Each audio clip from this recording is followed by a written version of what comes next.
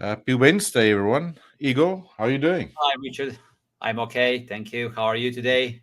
Not too bad, not too bad. We're just waiting on Nandan, so I think we'll get things going while we're waiting. He'll probably join us in a few minutes or so. So again, to all our viewers, thanks for joining us today.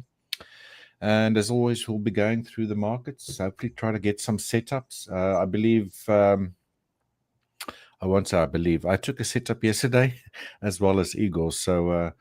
Yeah, hopefully we can get some more going. We do have Fed Chair Powell speaking a little bit later, so that might be quite a volatile time period when that occurs. Who knows? We'll have to wait and see. Um, until then, let's go through the markets thus far. While we wait for Nandan, Igor, do you want to kick things off on your side? Yes. I would like to give a little bit perspective for today, and Okay. maybe to show one trade that I want to take right now. Oh, nice. So let me see first to give calendar first. Mm-hmm. Um, I hope There we that go. yes. So today we had should have a busy day. Of course, we had a CPA report for a British pound dollar early in the morning, and then we had a core retail sales for US dollar.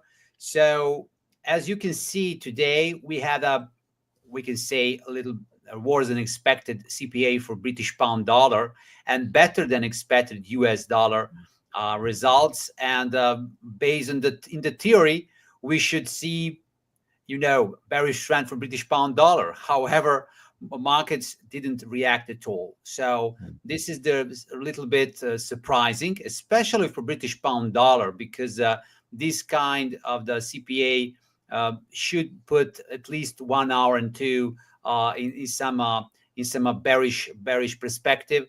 Um, either just to help traders to get the better positions. But what we have had this morning is that price started to go up before the news. During the news, we had some stagnation, and then price started to go up. So this is the clear proof that we have a really strong bullish trend for major currency pairs. And this is something that is not surprised in the last couple of weeks.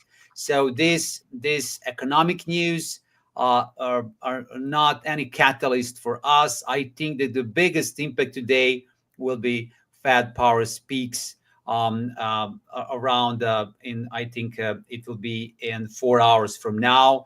I think Yeah, that at one speech thirty p.m. is somewhere. Yeah.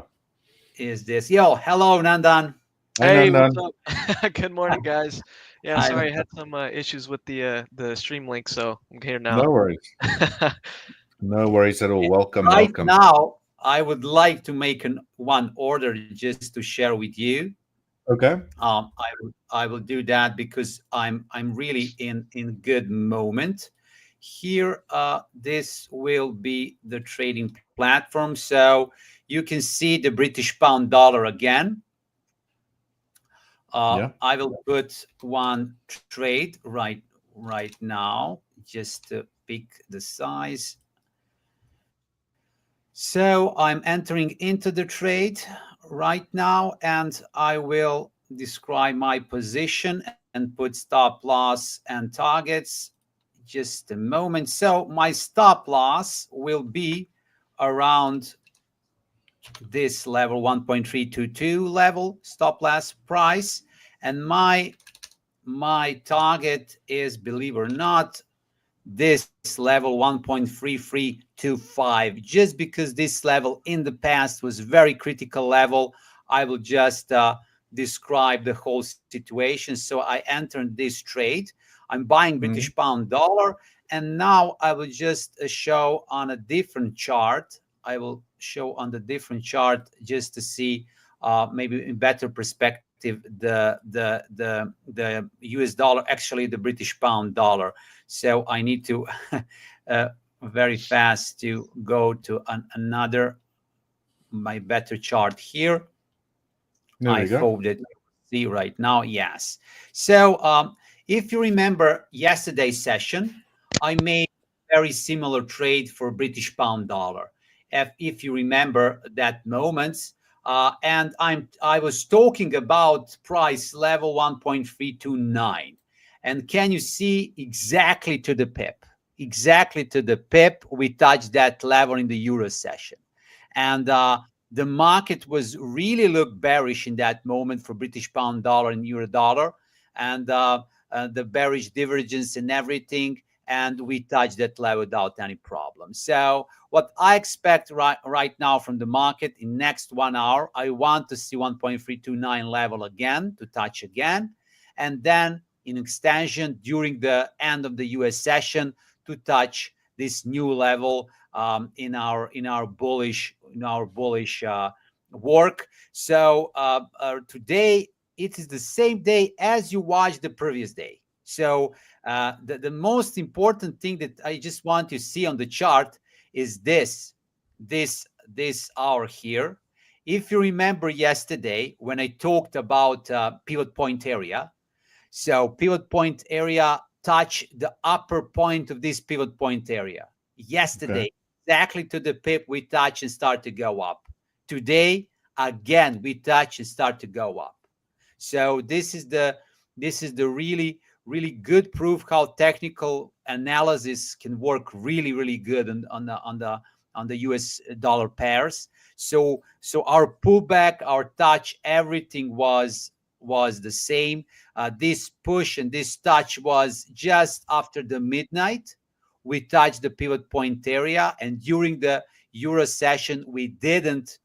When sometimes during the Asia session, we start to go up or down, and then we go again to touch the Asia low and start to go up. But that didn't happen. Even that we have very bad news for British pound dollar, price just start to go up. And today we almost twice touched the 1.329 level. One time just before the news, and another time just in the middle of the Euro session. So now we created the pullback after the bad CPA report. We touch the half distance between the low and high today. And there is a wick that you can see right now. It's some kind of the doji. It was the wick, I think, for the previous half hour. And now we're pushing higher. So, of course, this is not clear trade. Sometimes we can see, for example, during this opening range in next half hour, maybe this bullish candle can become a bearish candle and can touch this level here, 1.324. So if we go and touch this point level, it's not dangerous, because I saw that in my practice a lot of times. So what I expect is either we will go up whole US session, either we will have another pullback here and continue. We will have a continuation of the bullish trend. This is why I put a 40 pips stop loss instead of 20 pips, because I know that during the US opening range we can see these crazy moves, and if I want to trade during the whole US session, I need to be ready for that kind of moves. And I'm ready. I have a good risk-reward ratio. There's no problem with that. But I'm not sure what will happen here. If I wait too long, it can be dangerous, because we can touch this 1.329. And from this level, I will not have good risk-reward ratio. Yeah. This is why I entered a little bit earlier, because we have 5 minutes before the US stock markets open. So this is why my trade, someone can think, okay, I'm so reckless, I'm hurry a little bit, but I need to do that in these cases when we have this kind of the market. So right now we are in a clear bullish market with a very very small bearish lags, because this is the proof. When you don't go into the pivot point area, I know that the trend is strong and clear, and this is how I react. in any other circumstances, I would wait a lot of for pullback and then go into the trade. So this is the way how I think. So I just wanted to share this part of the trade. So if you go a little bit to watch on the different time frames, you see how this trend is really clear. Even the last 4 hours is a little bit bearish candle. This means nothing. It can be, but it means nothing right now. And as you can see on the daily chart, we are trying to touch above the ultimate resistance right now. And it's not the problem. Why? Because if you watch the chart, you can see that we had the same situation in September, in the end of the September. So we went up to a level 1.34 440, and this is the same level based on right now structure that we can touch. So if we in next 10 days touch this level, no problem, and it should be some kind of reaction here again, because this is the really strong resistance right now. But we will see, of course. But this is what I expect. I think that on a weekly basis, we should try to touch this level on the British pound dollar. So this is the trades that I watch. And right now, we broke this resistance on Aussie dollar. What I want to see during this session, I want to see reaction of Aussie dollar during the US market open, and maybe I will open the swing trade. So I think that this trade is ready. It's a really good push up here. I can see the good levels for the stop loss, and I will wait just half hour during this opening session just to see reaction, and then maybe I will go into the trade. New Zealand dollar, the same thing, but it's a little bit worse risk-reward ratio, so I will not enter there. And like I said, the US dollar, Japanese yen just sit on the lower channel. Nothing's happened here too, so I will just wait. And one more my trades that's active is the Dow index. I purchased, as you know, the last week. I have very good price right now too. We had 2 bearish days, but there is no bearish momentum yet. So I wait to see what will happen. What is possible to happen is Donald Trump using the tariffs, so he can go into the negotiation with China, and if he gets some kind of the good contract with them or something, maybe all this tariff war will stop, and then the U.S. market can start to be wild again. And this is why I would like maybe to use this moment, when I enter my position, maybe to maybe like investment position where I can keep it very long, because there are very rare situations when we have a 20% drop in the U.S. market, especially in Dow index. So I would just wait. If you see the chart, how that looks like on the monthly level, you will see how this is really rare. The last time we had this kind of the pullback in the 2022 year. So then we had the same thing during the COVID. And you can see you need 1 in 4 years and 1 in 3 years. You can have these opportunities to buy the deep. So maybe we have that kind of the position right now.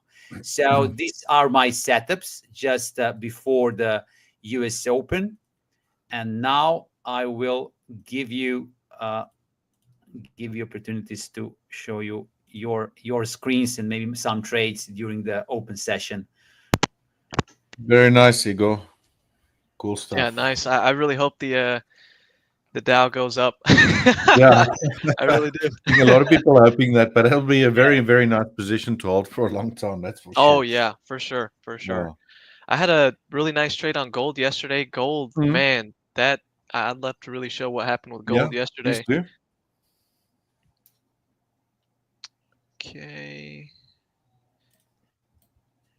All right, let me pull up my screen.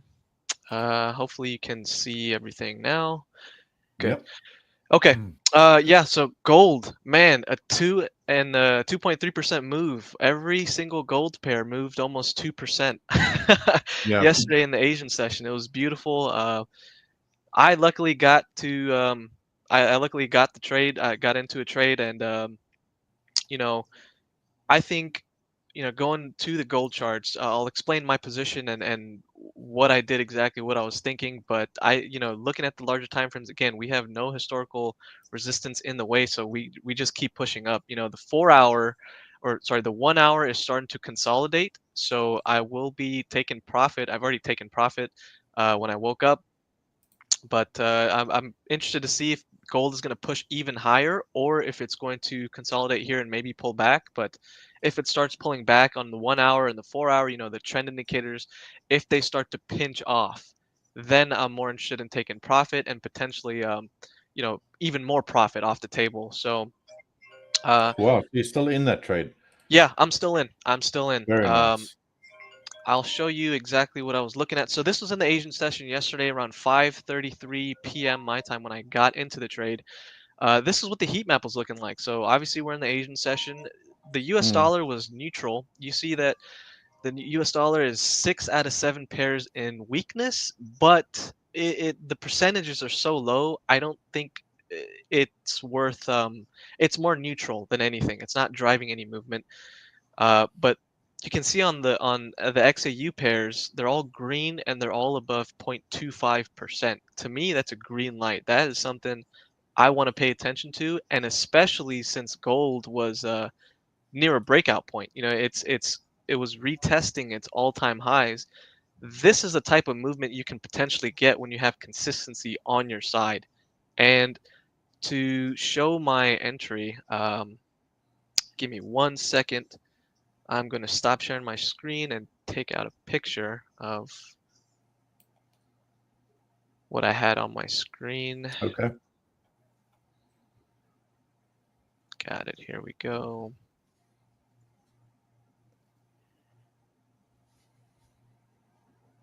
Okay, that's weird. It's not showing up again. There you go. Yeah, sometimes it takes a couple of turns. There we go.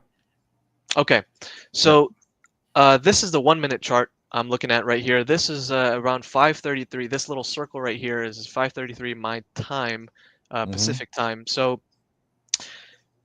I had the heat map signals telling me it was a green light. I could go ahead and enter into this position, and when I did, I set my initial stop down here at 3,229. That, I think that's about 120 something pip stop. I have it here actually.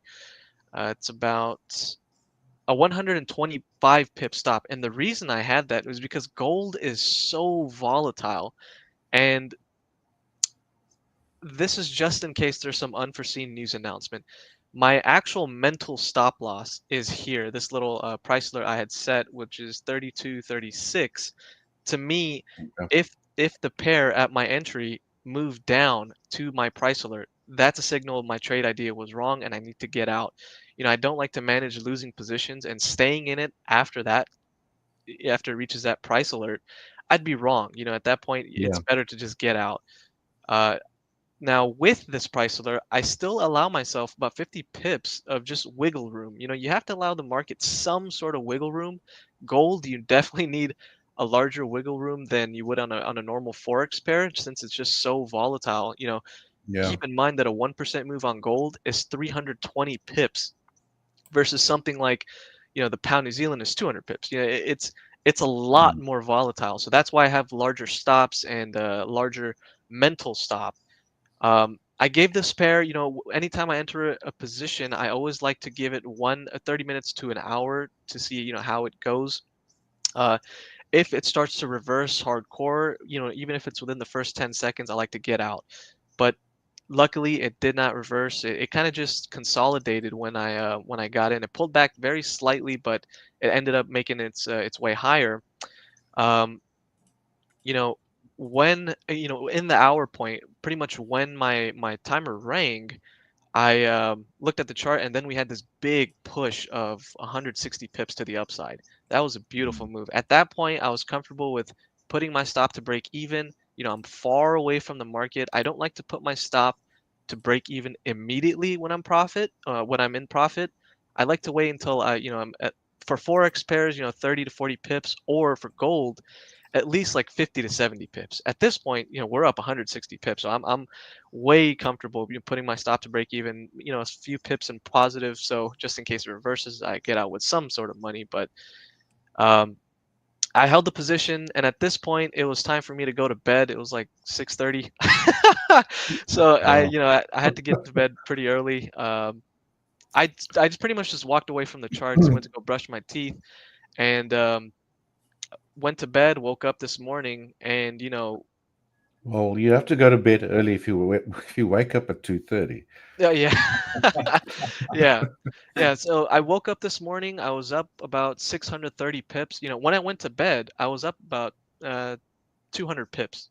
I went to sleep. I wake up, and we've moved 400 more pips. So at that point, Wow. I'm up 600 pips. You make money when you're asleep. That's the best case scenario. You get into a trend, let the money work for you. Don't chase everything every time. Sometimes it's best to just leave your position open. And I was Yeah. very aggressive with this entry because we were at a D1. Let me go into a different gold chart here. Um, let's see if I can. Yeah. So I was very aggressive on this entry because this is a consolidation on the 4-hour time frame. This is a really nice consolidation. I saw a potential to break through this consolidation and continue higher, and that's why I was very comfortable because I'm trading in, through a consolidation.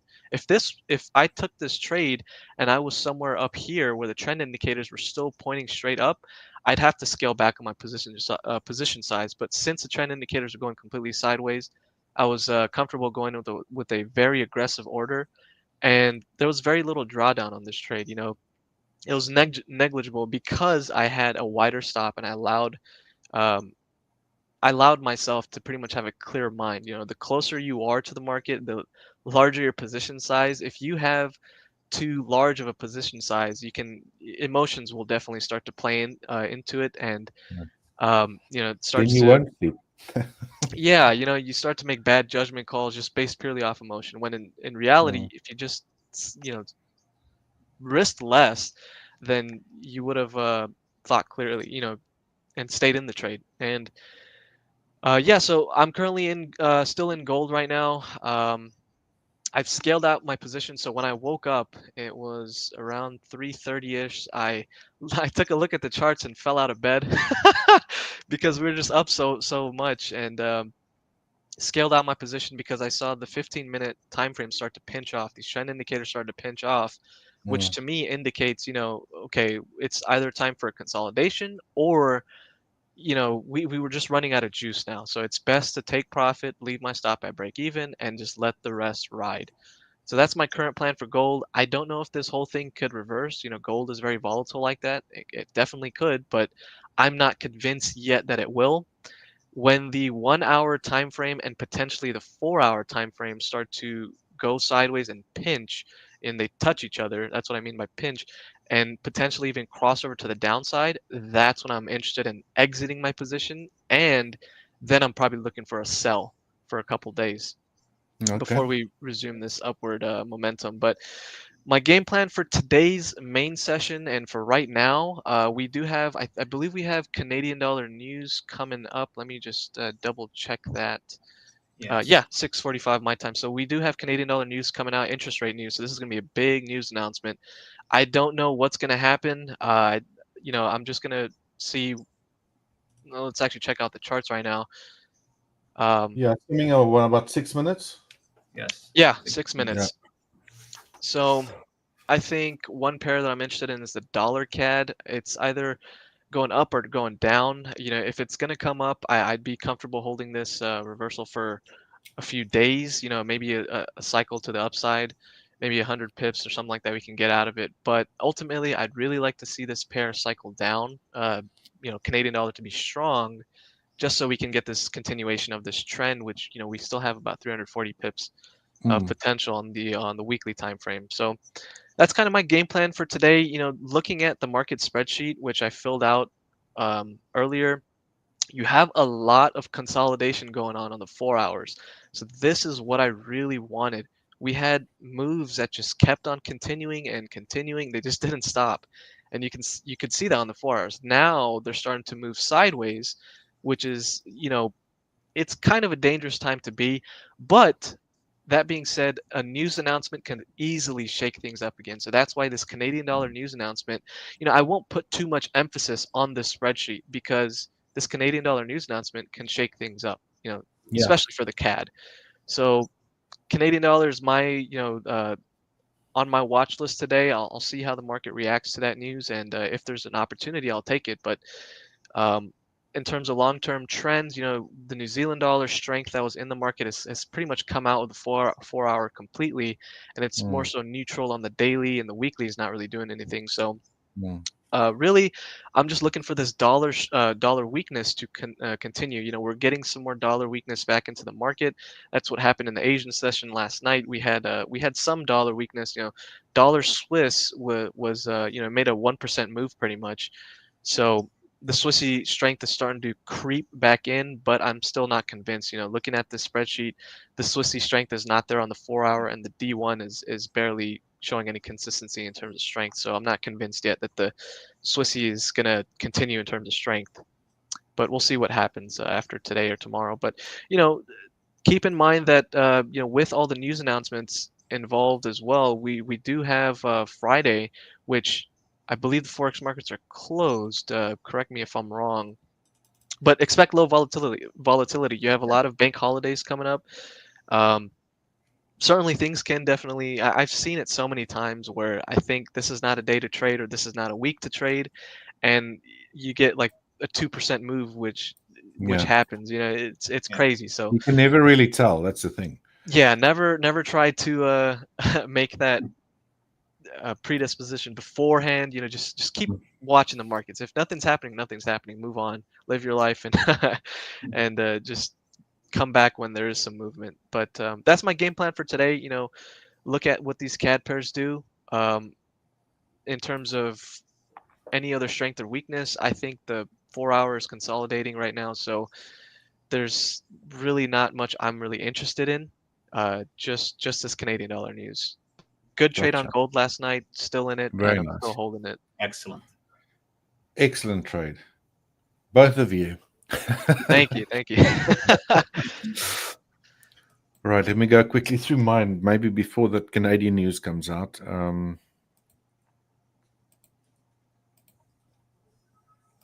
And it should come up now. Here we go.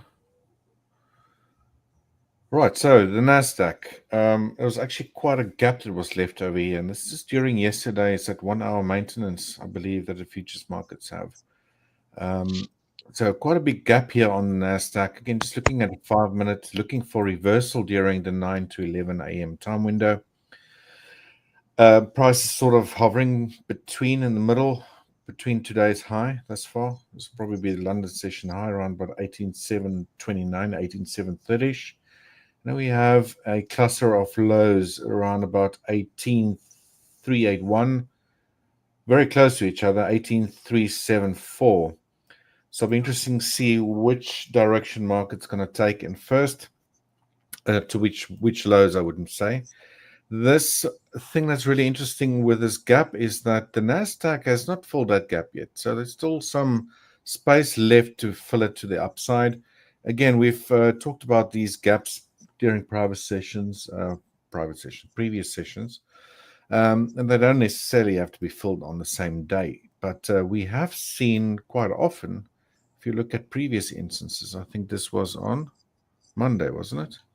Where we sat with that gap, price folded, and then price was sort of knocked sideways for quite some time. And then we sort of had a gap around about the same area, which is really weird. But price, what I'm trying to say, has not filled that yet during the overnight session. However, if you look at the S&P 500, it has almost beautifully filled that gap. So Does that mean that the ES was leading, filling that gap, and the NASDAQ's going to do a little bit later today?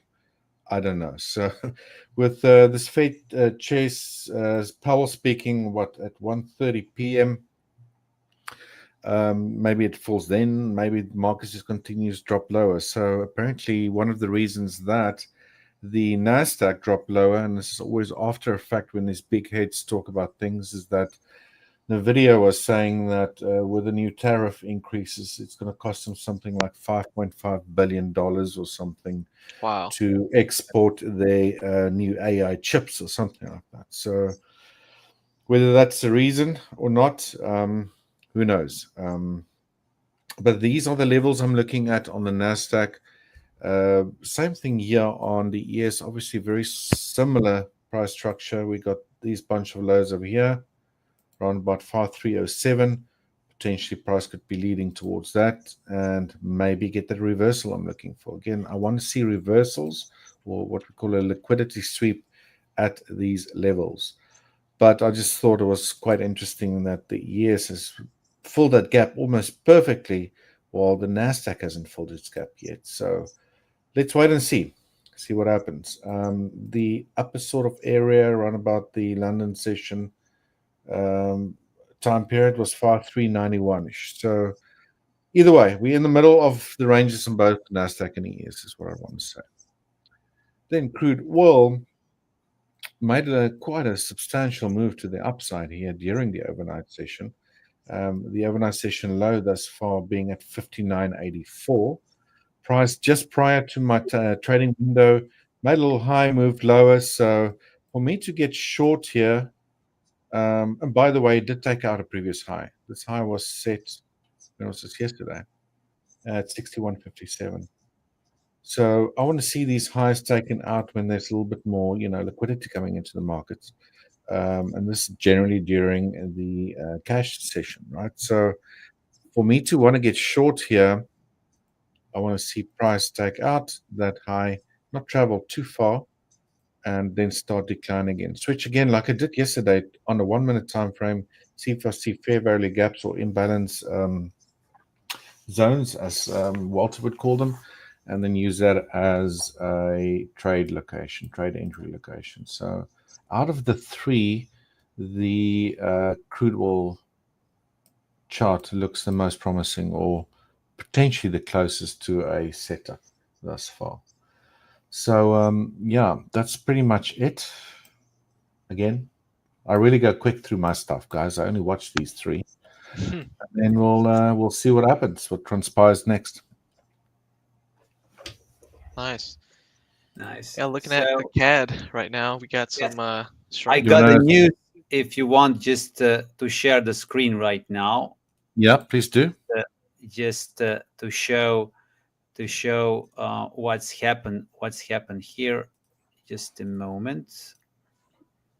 I hope that you see the US dollar CAD, a huge bearish candle right now. Yep. So right now I'm reading the summary, which pushed this market in this look. So very good strategy. This is something that I didn't see very often. This monetary policy report is really incredible, I need to say. So what they did, for first time, they didn't put the projections in one way. They put two scenarios in monetary policy report, and they watch in two scenarios. The first scenario: most tariffs imposed since the trade conflict began to negotiate way, but the process is unpredictable.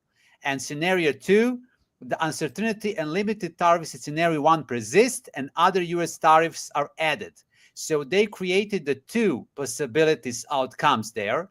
And for the first scenario, in their monetary report, they expect that inflation in Canada to be 1.5% for 1 year, and in the second scenario, they expect 3% and then to return to 2% target.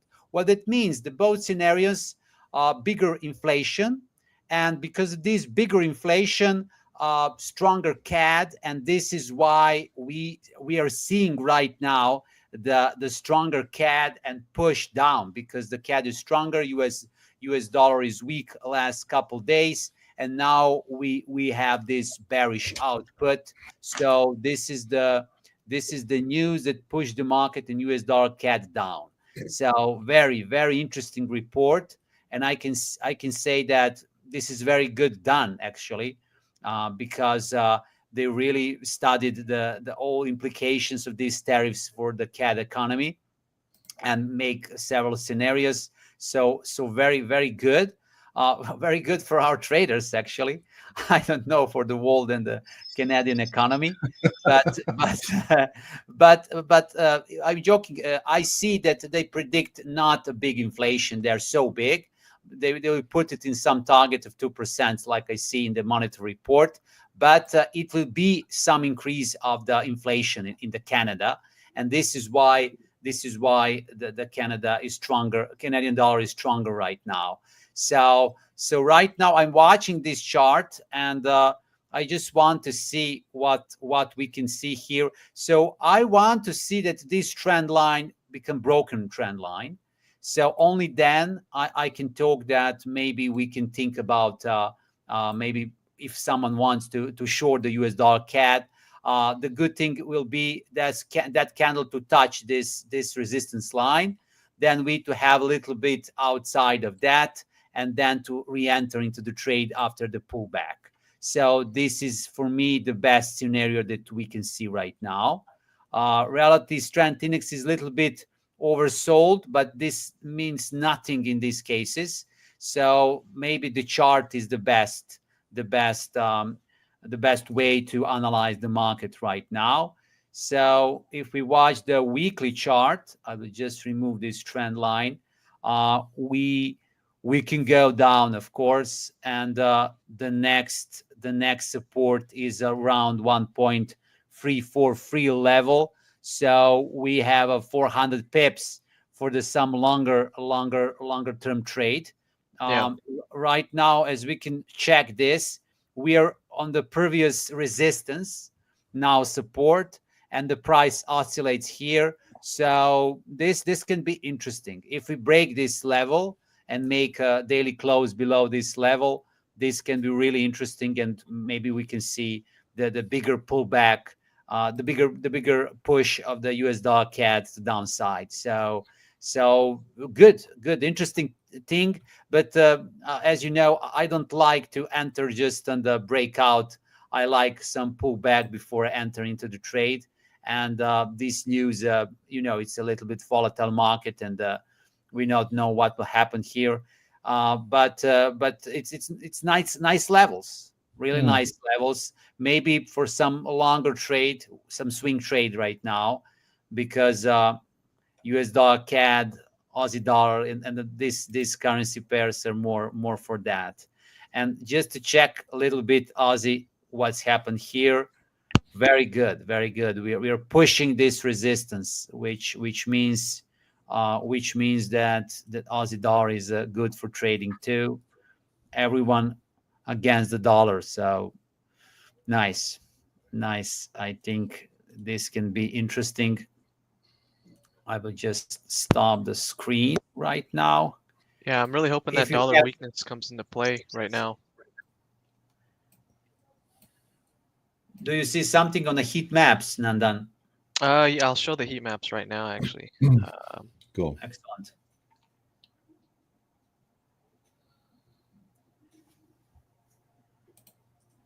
Okay. Yeah, so currently in the main session right now, there's not a lot of dollar consistency, which is something I don't like. If I wanted to trade anything against the dollar, I really want to see some dollar weakness in the market. We got it's more neutral. The percentages aren't really that consistent. You got 9% here, 21% here. I want to see all these pairs moving in the same direction. So all of these 4 pairs going green and these 3 pairs going red, which is we have 3 pairs going red, but the percentages just, all these percentages are not consistent and they're not going in the same way. So Looking at the rest of the market, that's why I really like this heat map tool. It tells me what's going on in the market within 30 seconds. I can look at this and see what currency group is the best to potentially trade for the day. Swissy, we don't have much consistency. Euro, same thing, no consistency. Yen, no consistency. Pound, very tiny amount of weakness in there, but again, the pound New Zealand is going up. So what does that indicate? The New Zealand dollar is weaker. The pound New Zealand is weak on the heat map, but pound New Zealand's going up. So if I take a look at the New Zealand dollar pairs, okay, well, hey, we have some sort of consistency here, of New Zealand dollar weakness. So we have the New Zealand CAD, and let's take a look at what the Canadian dollar is doing. Canadian dollar, that's not. It's obviously going in Canadian dollar strength, but these percentages are not consistent enough. I want to see more than 0.2% on every single pair going in either strength or weakness, which I don't have. So these readings are suspect to me. Obviously it's updating every 30 seconds, so we'll keep monitoring this market, but if nothing happens, nothing happens. You have to accept that. But right now, the New Zealand dollar is showing some sort of consistency in terms of weakness. If I look at the New Zealand dollar charts right now, and I go onto the daily time frames, just so we can get a good look at them all. Let me get rid of this. Okay. There's not really much opportunity I can see for the larger time frame trends. Either they're stuck inside of support and resistance areas and clusters, or they're not at a fresh breakout point. I think I need to go into the 4-hour chart to really see this. And this exact procedure is what I did on the gold pairs yesterday. I had all 8 pairs, because gold, New Zealand dollar is 7 pairs in the currency group, and gold is just 8 pairs in the currency group. But I had all the charts lined up just like this, how you see right here, and I was looking at every single one of these charts at the same time, because when they move, when they make strong movements, let's take a look at gold. When these are all the gold pairs together, when they make strong movements, they move the same. They're all going up when they're consistent. So yeah, let's go on to a little bit larger time frame, the 1 hour. All these pairs look almost identical. If I showed you one chart versus the other, you couldn't tell me which pair this was. They all look the same. So Jeez. that's what you get. That's what you get when you have consistency, and that actually played into my gold trade yesterday when I was looking at. When I was in the trade, I allowed it to go for an hour, which is pretty lengthy. Because gold is very volatile. Usually, I'm out within the first 5 minutes on a volatile pair like this, just because it just moves so much, and it's pretty obvious, very quickly if I'm going to go negative. so I just, luckily it didn't go negative within the first hour, but I had all of these charts. I was minus about 25 to 30 pips on gold, which is still within my mental stop area. My mental stop area was about 50 or 60 pips away, something like that. But I was still in the wiggle room for that whole hour period. And when I was taking a look at every single one of these other charts, I took a look at the 1 hour time frame. And on my entry point, I saw the 1 hour time frames and all these other pairs moving up. The dollar, the XAU against the dollar was the only pair that just wasn't moving up at the time. It was pulling back slightly. And to me, because every single other pair is moving upward, in terms of gold strength, uh, I was comfortable holding gold, and I was comfortable allowing it to go the full hour, or else I would have exited. If I saw every other pair on gold reversing on the 1 minute or 5 minute chart, that would have been an indication that it's probably best to look to get out. But I was still within my wiggle room of 50 pips, so the mental stop. If I'm risking, I don't know, let's just say 2%, and I'm 120 pips away, I'm not going to lose that whole 2% on this mental stop. That's not my goal. That's not my objective of setting initial stops. The mental stop level is where I'm really looking to, that's really what my risk is. But obviously, the initial stop, that's how much you're risking per the trade. So take that how you will. But, judging by these charts, even though the heat map does have some sort of consistency on the New Zealand dollar pairs, well, not anymore, but the charts aren't showing anything. Not only are the charts not showing anything, but the multiple time frame analysis I just did, I just showed you, on the spreadsheet. Look at this 4-hour column here. 1, 2, 3, 4, 5, 6. We have 6 out of 28 pairs that are showing an active trend on the 4-hour. Everything else is going sideways. To me, that's a red flag. We're approaching the end of the main session for me, and I'm thinking, it's probably just a day not to trade. I don't care what this heat map says at this point. We're approaching the end of the day. Unless we have some sort of breakout and some sort of a news catalyst, a breakout that shows clear potential.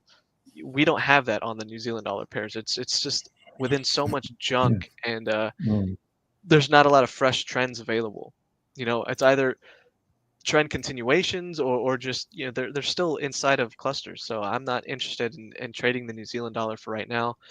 Now with the Canadian dollar, I want to take a look at that. What's going on with that. Yeah, Canadian dollar, same thing. I was really hoping the dollar CAD would break down, but judging by how far it was before the news came out, it seems like it's unlikely to happen today. I'm hoping that these next couple days or potentially this week, with these consolidations in place, they're going to set up really nicely for next week potentially.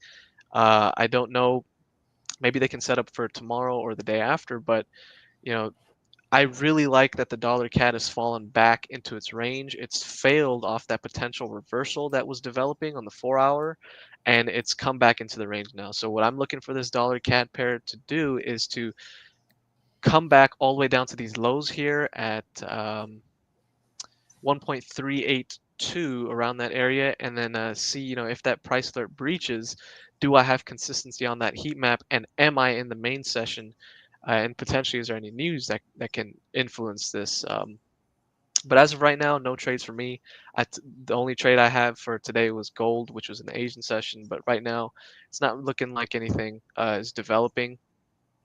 If anything does develop, though, on the heat map, I'll probably treat it as an intraday type of trade with a very scaled back position size. I'm probably going to be scaling back 75% of my normal lot size or risk, just because every single 4-hour chart is going sideways.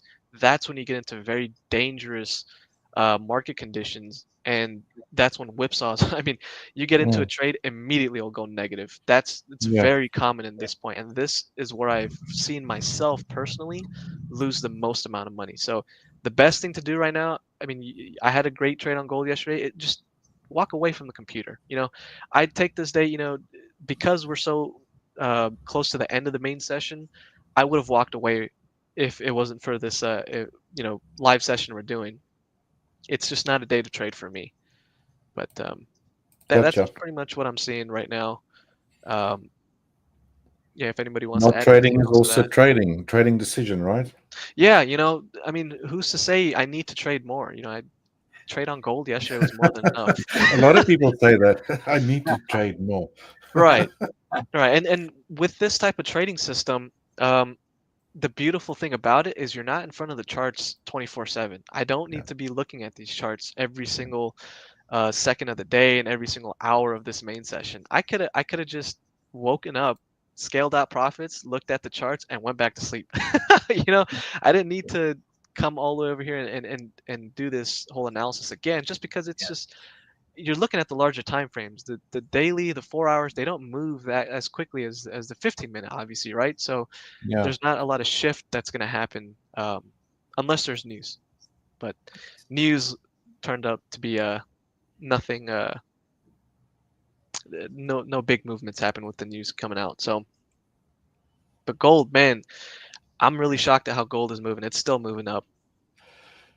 Yeah. I'm just hoping it's not some sort of blow off top sort of formation forming here. Because For gold. commodities, they typically do that, especially very strong bullish trends. They can just keep on going, going, going, and you have this really parabolic sort of like blow off tops, and then you go either very long term consolidations Right. or Yeah. quite strong reversals. And the commodity markets are well known for that. Just pull Nice. up a long range chart and go have a look. I mean, gold, So when was it? Between 2018 and I can't even remember. What was like almost a 3 year sort of sideways consolidation period. It's like difficult. Mm. Yeah.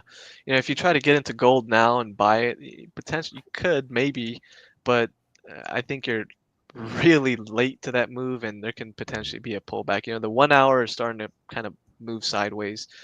Yeah.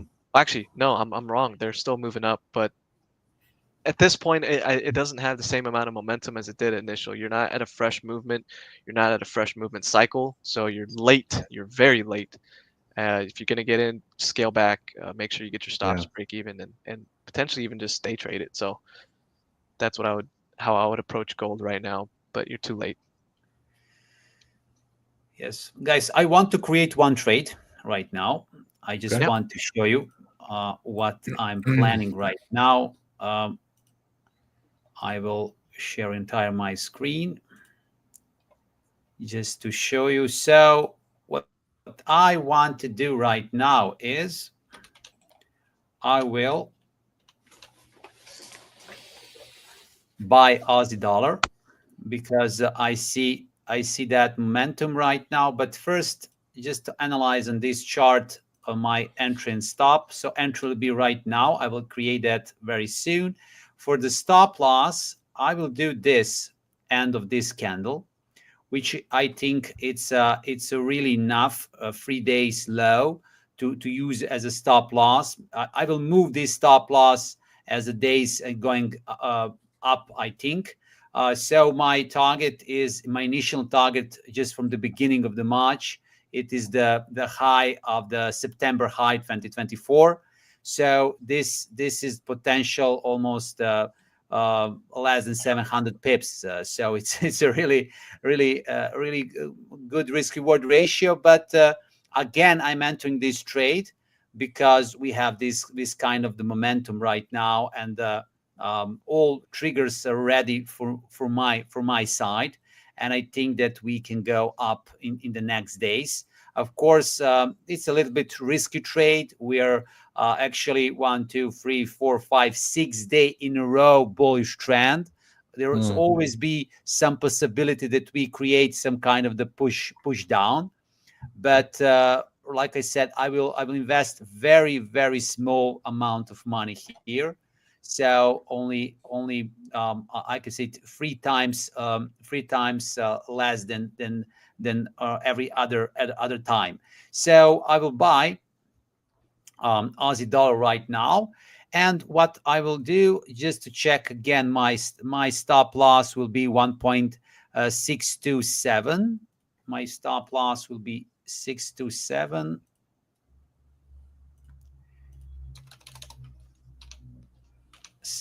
And I will take profit at,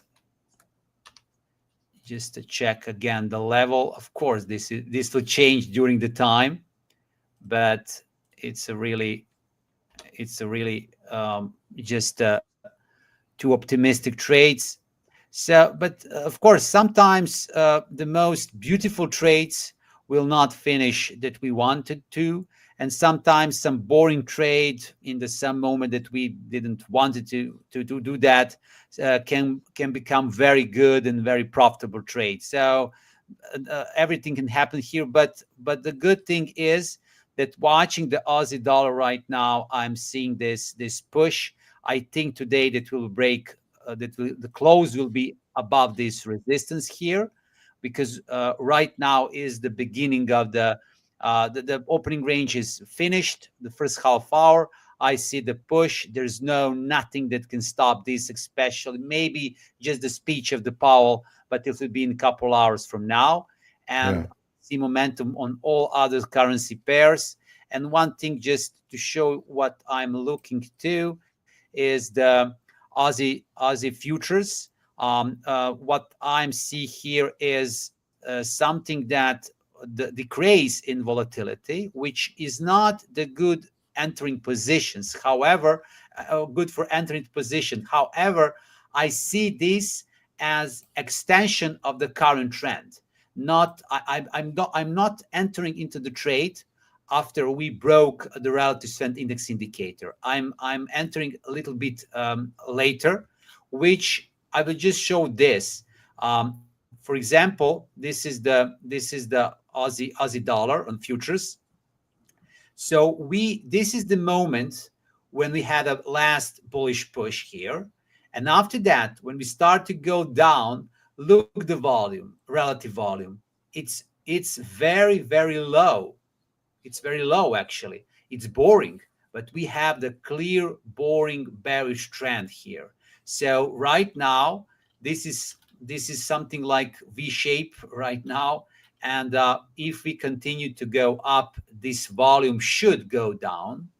And just a very slow burning move up to our targets. So I want to see very, very slow trend. I don't want to see up or down or some good push there, because if we got some crazy push right now, maybe I will exit from the trade, because after that we will it'll be like the price is capitulating, and usually after that there is a reversion process. So I don't like that. I just want a slow, very slow burning push with relative volume to go down. And this is what I want to see right now. And if I see something unusually, I will exit the trade.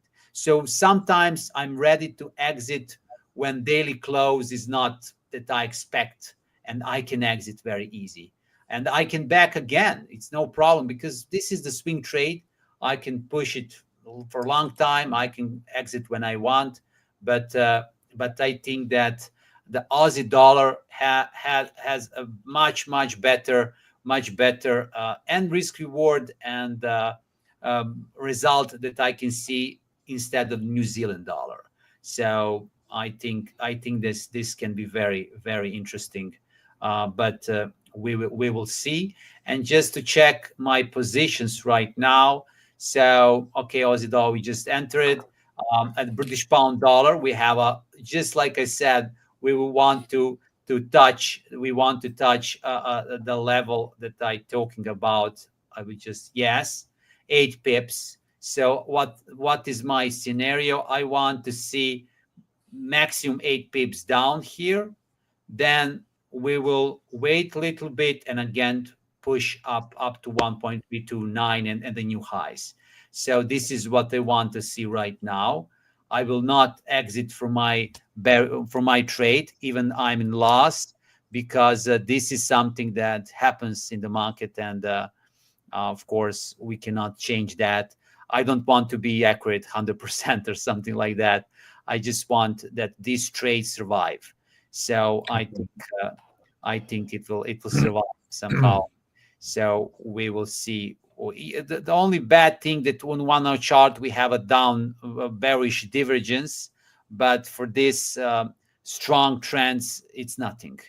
It's really nothing. So on our hourly chart, we are on the level 50. So it's nothing. It's nothing special here. So I think that this is not the end of the bullish trend yet. So Igor, if I could ask you, what was your initial stop placement on your Aussie dollar trade? My Aussie dollar trade, I will just go here. This level 0.6627. Okay, It's the last 3 days low. So I don't want to see more than that. Nice. Okay. Because after that, I don't want to watch that, low high that we want to see 50%, 61%, because it will not be the healthy pullback anymore. Because we had we started to go up, then we had this huge drop here, and now I don't want to see more drops. I just want to see the clear bullish trend, just a few hundred pips up, because this is not, if we see the bearish potential here and this stop loss trigger on this trade, it's not good. It's not good at all for me, it's a sideways market and no bullish trend then. Nice. Okay. Gotcha. So this is it. So I will just stop my screen. Right. Maybe let's do a recap on my side quick. Yes. Yeah, please.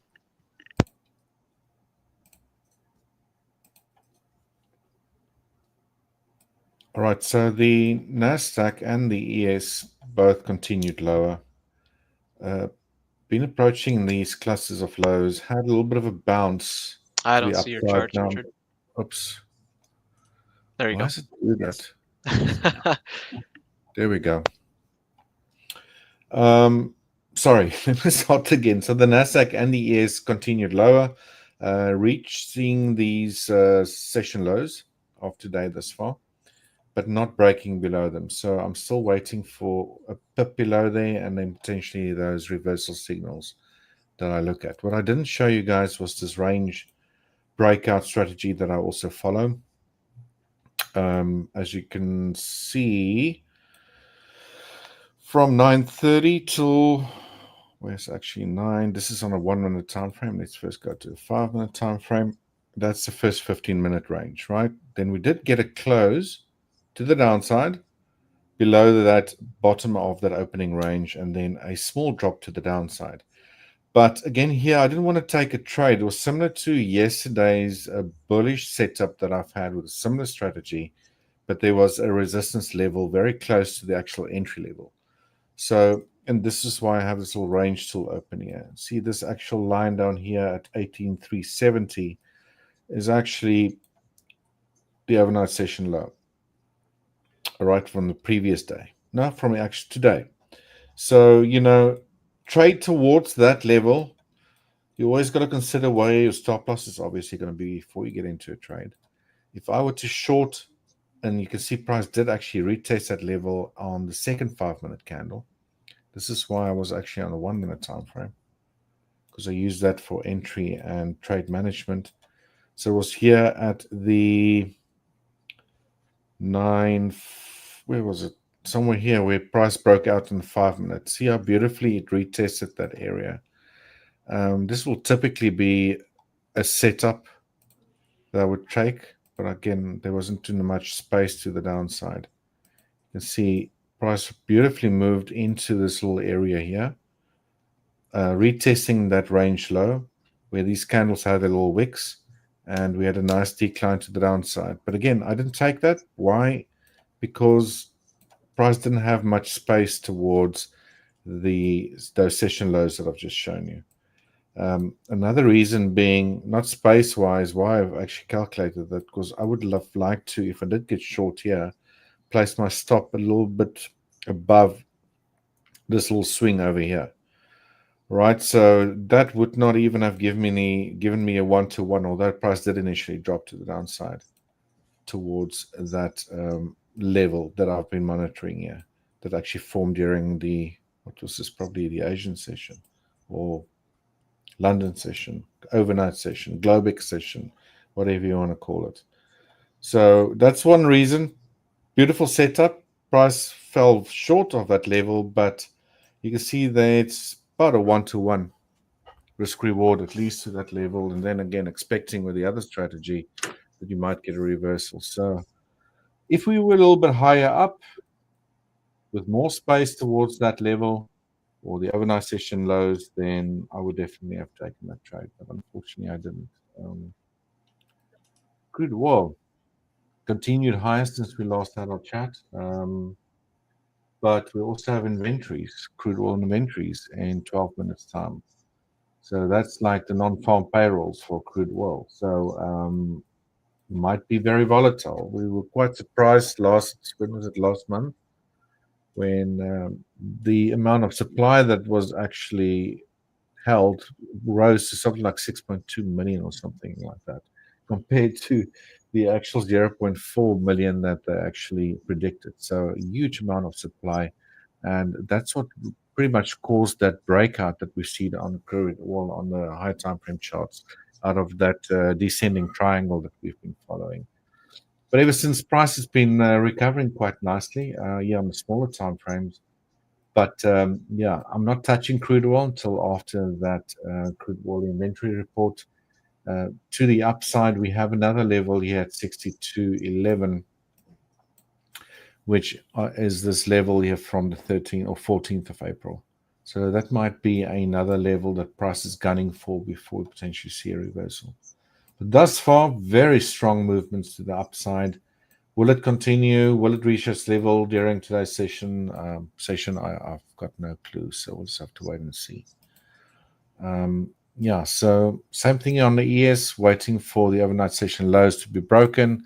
And as I explained, the same thing here on the NASDAQ. And then hopefully get a reversal to the upside. So just a quick update, guys. We'll probably have to wait and see. But there might be nothing happening until the Fed speech a little bit later. So yeah. Also, not really a day I wanted to be trading, to be dead honest with you. Yeah. Hopefully nobody. You know, I would say with the recent moves, you know, that we've been having in the Asian session, don't feel FOMO. You know, fear of missing out. People, yeah, that was one of my biggest hurdles that I had to cross over when I was, you know, earlier in my trading journey. Was I saw a big move happen, and then I would try to get into that move later on when I'm already too late into it, and then I'd lose money. You know, and then it was just a vicious cycle of knowing what's going on, and I'm doing exactly the opposite of what I know is happening. You know, of what my advice would be. If I'm too late into the move, man, I was going in with aggressive positions. Don't do that. You know, get off the hope factor at that point. There's always another trade around the corner. You know, especially what's happening right now in the forex markets. You're starting to get consolidations. You know, a lot of people, and me included, in the beginning, I was sad when consolidation periods happened. You know, because I wanted to trade. You know, who doesn't want to make more money? But what you need to think of is when these consolidations phases happen, a new breakout is right around the corner. So keep your eyes peeled. This is your job as a trader. Your job isn't to grab every single trade and every single position. It's just to grab what you can. And I think if you're, paying attention now, it's okay if you miss those moves. I've missed plenty of moves in my time of trading and dealt with a lot of stuff. I was up hundreds of pips and got my stop to break even. Never took profit because I was too greedy, and the trade came completely back down, stopped me out, and it went back into the original direction I was trading. So you deal with all that stuff. You're gonna deal with it, but keep a clear mind in this time period of the markets. Wait for something to show you a clear direction and a breakout. Don't chase things now. Just because you had market moves, don't chase. 100%. Wait for them to come to you. That was definitely one of the biggest drawbacks and hurdles I had in my trading career. So far, but a lot better at controlling it now. So hopefully, if anybody's struggling with that, find something else to do. Get a hobby or go to the gym and get rid of all that excess energy or anger, whatever. So or have kids, they'll teach you some patience. Oh yeah, definitely. Man, yeah, I'm too young for that right now. Just kidding, guys. That's definitely not investment advice for sure. Yeah, that's true words. That same here. Patience. The markets tend to reward those that are patient. All those things that happen when you FOMO, chase things, get angry because you didn't get in it. I don't know. It's like being through all of that, still make mistakes. I don't think that's ever going to disappear. But just learn from them at least and identify before you do that. It's like this and knowing yourself. Like maybe just chill out, get away from the screen, take a walk outside, come back, with a fresh pair of eyes, or once you've calmed down a little bit. So, patience is key. It really is. Yeah. Sit on your hands. literally Yeah. sit on your hand so your hand isn't on your mouse. You know, Yeah. if you're working, don't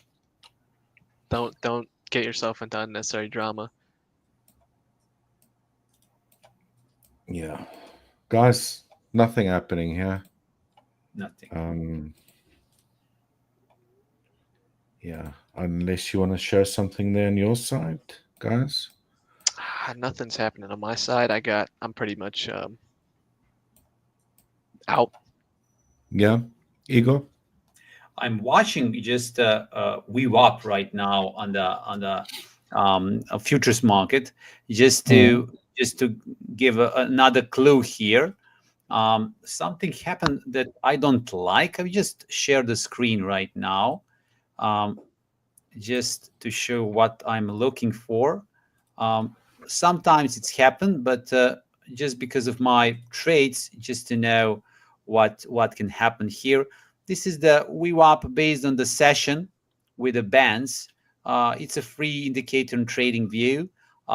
We have the real volumes in the futures market, so it can be used wisely, very very good. As we can see right now, the last candle that we are watching is above the VWAP. However, as you can see, yesterday we were below the VWAP. We consolidate and then we start to go up. The problem that I see right now that I don't like is that we are trying to break this lower band of the VWAP, which is not good when you want to have a bullish trend. This is the only thing that bothers me for my trade right now. But on the other side, this is the starting on the bullish bearish validation point. This is for me a starting point 1.324, and in next 20 pips, this is my bullish bearish validation area, which can happen to touch my stop loss, or which can produce maybe a bigger downturn here.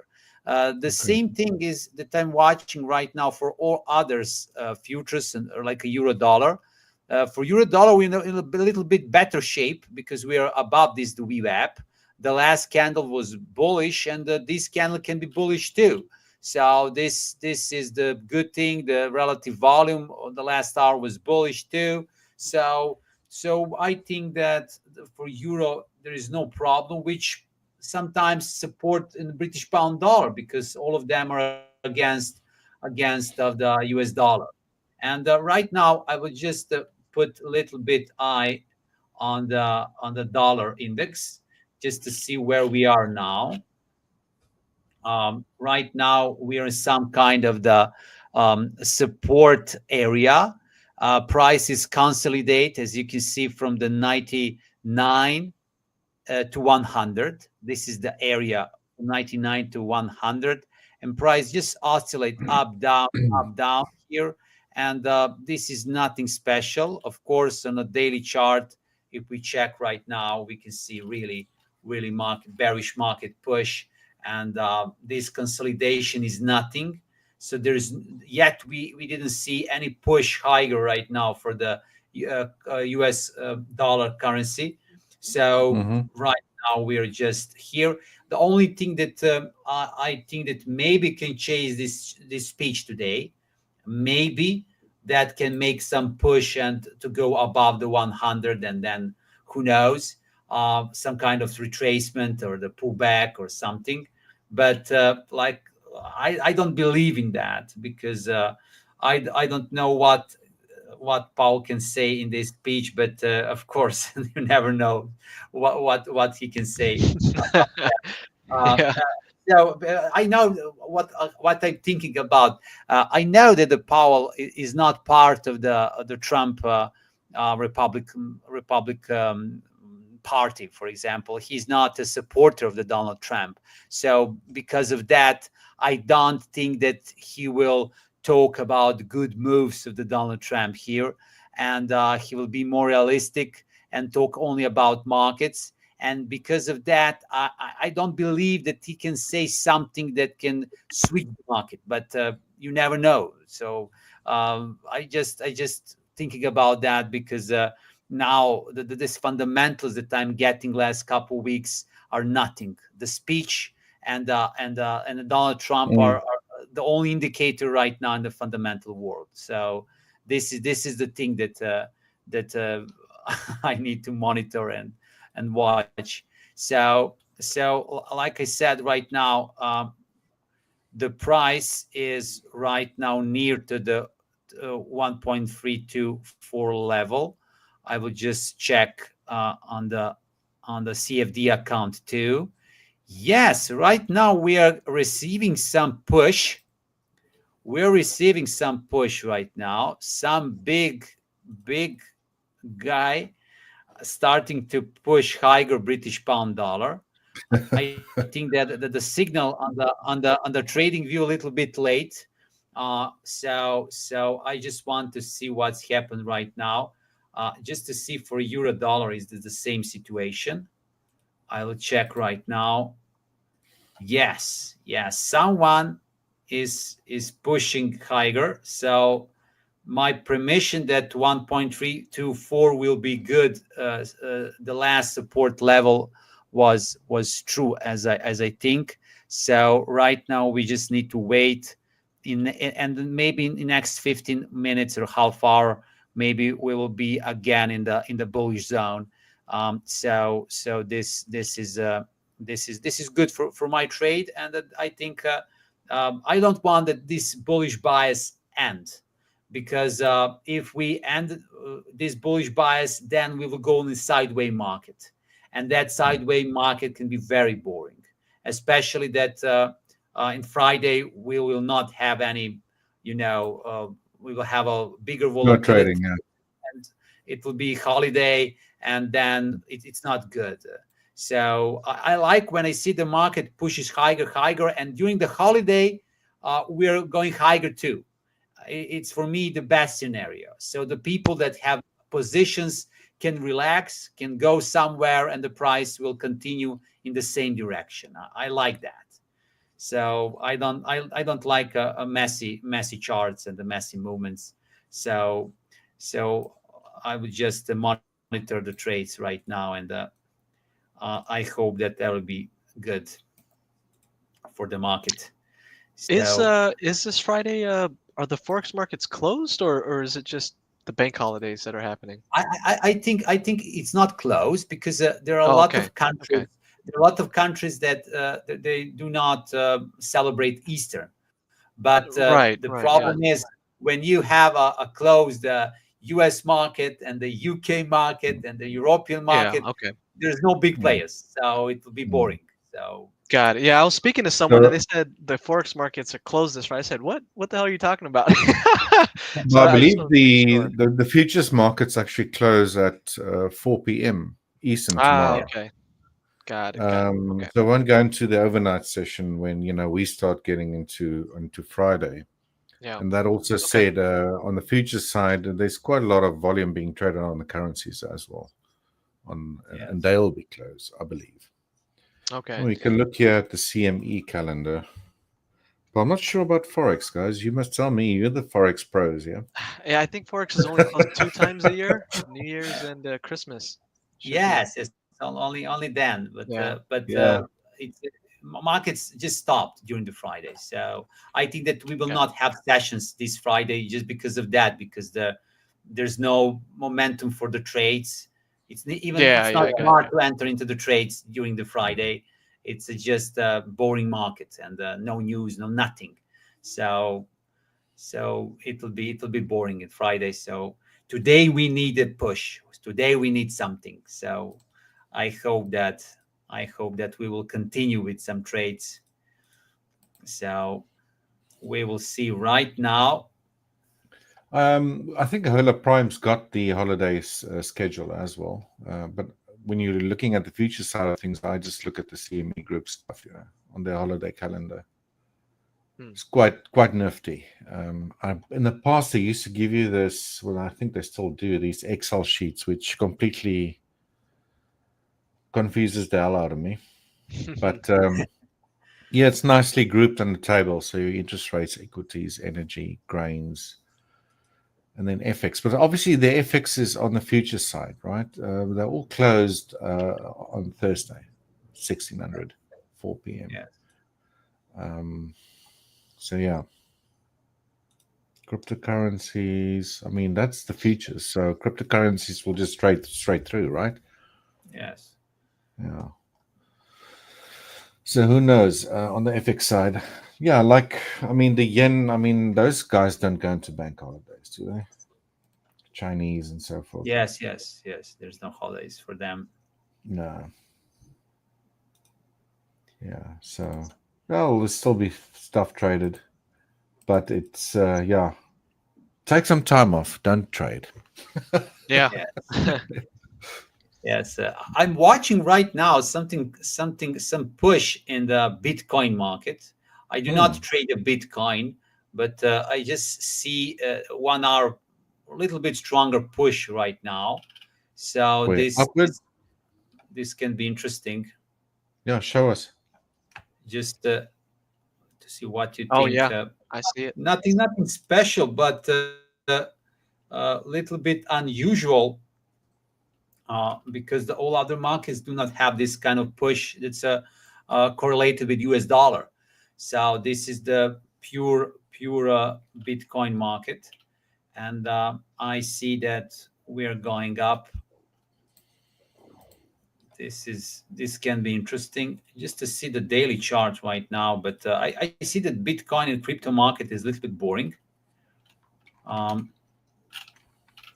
remember that we talked with Paul, and he said that only if we see the market above 93,000, something like that, we can say that okay, we're above the resistance. We are starting maybe a bullish trend, but right now we are still some kind of the bearish move. I will just try to draw a trend line here. Yes, this is the something interesting here. We will see what will happen here. But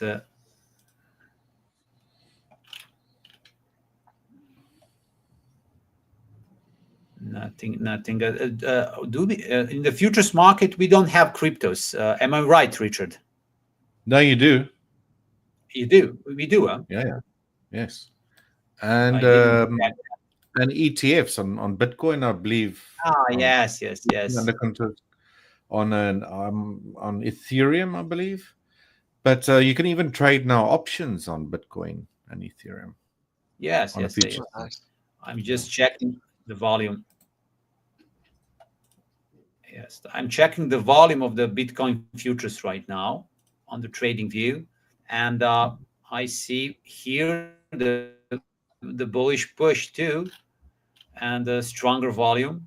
Nothing special, but I just want to see the bigger volume, maybe above the 2 or 3, which means that something happens there, which can be interesting. But we had I see the false breakouts here for Bitcoin like this. It was the Monday, April 14. We had a really huge volume here, bearish, and only 4 hours, and after that, continuation of the bullish trend. So,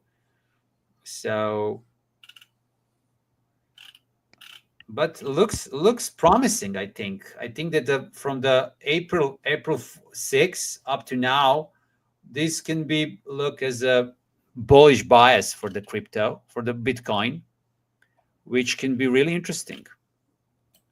Can be really interesting for the next days, and maybe we will again start to see new highs, and people will trade the cryptos. Trade cryptos at the highs. But I know that it's a different market than the Forex market, because when they're in the bullish mode, there are really no pullbacks there. It's just going up, like when gold decide to going up. So it's really beautiful for I mean, trend and trading. more of your normal like public like that do not really trade like us do, like actively, participate in crypto as well, whether they're holders or just buying it in exchange or dabbing in crypto. very few of them are actually, know what a platform actually is to trade the Right. futures markets or stock markets or whatever. Well, at least that's my experience with. I've got a lot of mates that invested in crypto, but they just bought it in exchange, move it to a wallet. Yeah. For Yeah. some of them might, try to, oh, I've seen it's gone up or it's going to go down, move to the side. And they're not Right. playing both sides of the market. At least that gives us a bit of an advantage. We can go long and short. Right. Both. Yeah. I was taking a look at the crypto heat map that don't have Ethereum is just more neutral. It's got some pairs going against. I can show it actually. Yes. Show you what I'm looking at. My screen. Okay, hopefully I can do this right this time. Okay. There it is. Crypto heat map. So yeah, Bitcoin is going up against every. Yeah, crypto, gold, currencies. Crypto currently, so the main session, European American session, Bitcoin is currently all green. However, what I do not like is Ethereum is not green. The way I trade cryptos are, I want everything to be green, and showing some sort of consistency. Ethereum is moving, making some weird choppy movements right now. So just waiting for that consistency to come in. That 1 hour range on Bitcoin, 30-minute, it was in that 30-minute range. It's kind of broken to the upside. We have fresh cross on the 30-minute chart going up, but I really would like to see the entire crypto heat map be green before I even consider a short-term buy position, just based off of intraday movement. So I mean, I've got a lot of guys who were saying, sorry for interrupting there. No, you're good. You're good. Sort of the guys that's really like a lot of people follow in the industry or, are really well known, say that there was quite a bit of a disconnect between the price action of Bitcoin and Ethereum. Obviously, they're different markets. But they used to, like ES and the NASDAQ, to some extent follow each other in direction and, little swings they would make and so forth. But right. But apparently there's been a disconnect. I'm actually trying to pull up a comparison chart here, and I can't really see what they're on about, to be dead honest with you. No, they're still moving same direction. Actually, Bitcoin peaked a little bit later than Ethereum did, which peaked a little bit earlier. Maybe I'll just show you that quickly. Sorry, I'm interrupting you again there. No, you're good. But maybe they were talking more about market cap and stuff. I'm not an expert in any of this sort of stuff. Let me just move that out of the way.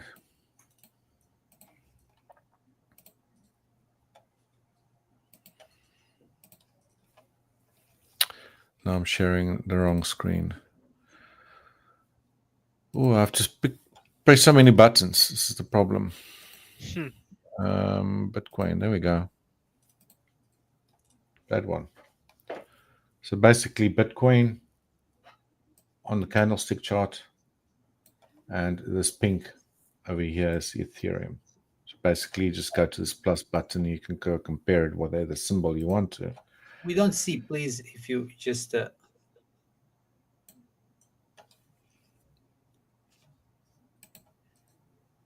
I don't know why it does, because I add it and then it drops. Anyway, there we go. Sorry, guys. So Bitcoin candlestick chart, line chart here is Ethereum. So very similar in price action. That's what I'm saying. But they must have been talking about market cap or something like that. I'm not sure. I'll look into it. By the way, for our viewers, we do have, which is the other coach that's really into crypto. He'll probably be on a little bit later. So I haven't presented with him yet. So he's very, very clued up in the crypto world. Anyway, I'll figure out what I was trying to say. I'll find that article. Yeah, I was potentially looking to get into a trade in crypto, but in Bitcoin specifically, but I haven't pulled the trigger yet. Just waiting for a little bit more consistency on this heat map. See if things will all start going green and potentially Okay. catch 1 hour range back to the upside onto 85, 835. That's pretty much it. It's my game plan for crypto if it proceeds, but we'll see. Okay. Yeah, I mean that would be my yeah. Do you want to share it quick or? Yeah, sure. Right, we have also reached the end of our session, but it would be nice to Right, I'll make it quick. share that quick. Okay, yeah, so I'm looking at this 1 hour That'd be nice. range. I want to see this 1 hour range continue back up to 85, 835. I think that's our next major target. That's what I'm looking at. For the heat map, I'd want to see Ethereum, all of these pairs going consistently in one direction. The Canadian dollar is still, Ethereum against the Canadian dollar is still red, but Ethereum has been, it moves very fast. So, the percentages can change very quickly. So if I do get a green light, the percentages don't really matter to me on on Bitcoin unless it's like a 5% move that's happened. 1% move is actually generally pretty small in my opinion on Bitcoin. So I'm not too worried about percentages being too low. And the 1 hour range, it could move to the upside onto 85, 866. Oh, I realized I wasn't showing the crypto heat map.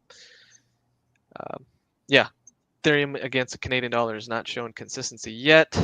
Percentages on Ethereum against the Aussie dollar are a little bit low, so I want to see, everything at least 0.5%, which is not what I see right now. And then if that happens, I'd probably be looking for a buy on the intraday cycle. Try to see the 1 minute, 5 minute chart, see what's going on, and then potentially buy into it. But yeah, that's what I'm looking for right now. I understand we're over time. Well, not by far, just a minute. But yeah, we've reached the end of the session. Unless you guys got anything else to add, do we have any questions from our viewers? If not, then we'll just end things here. And then please stay around if you're watching. We got our next group coming up in 15 minutes or so's time. And yeah, as always, guys, thanks for joining. Igor, Nandan. Yeah, thank you. If I don't see you tomorrow, then I'm only going to see you on Tuesday next week because I'm taking Monday off as well. It's a public holiday in South Africa. Ah, nice. Okay. Yeah, All right, so a fellas. little bit of a long weekend. Yeah. Right, guys, have a good one. Thanks for the insights. Take care that side. All right. Great day. Enjoy some time off there. Okay. Cheers. Bye. Bye-bye.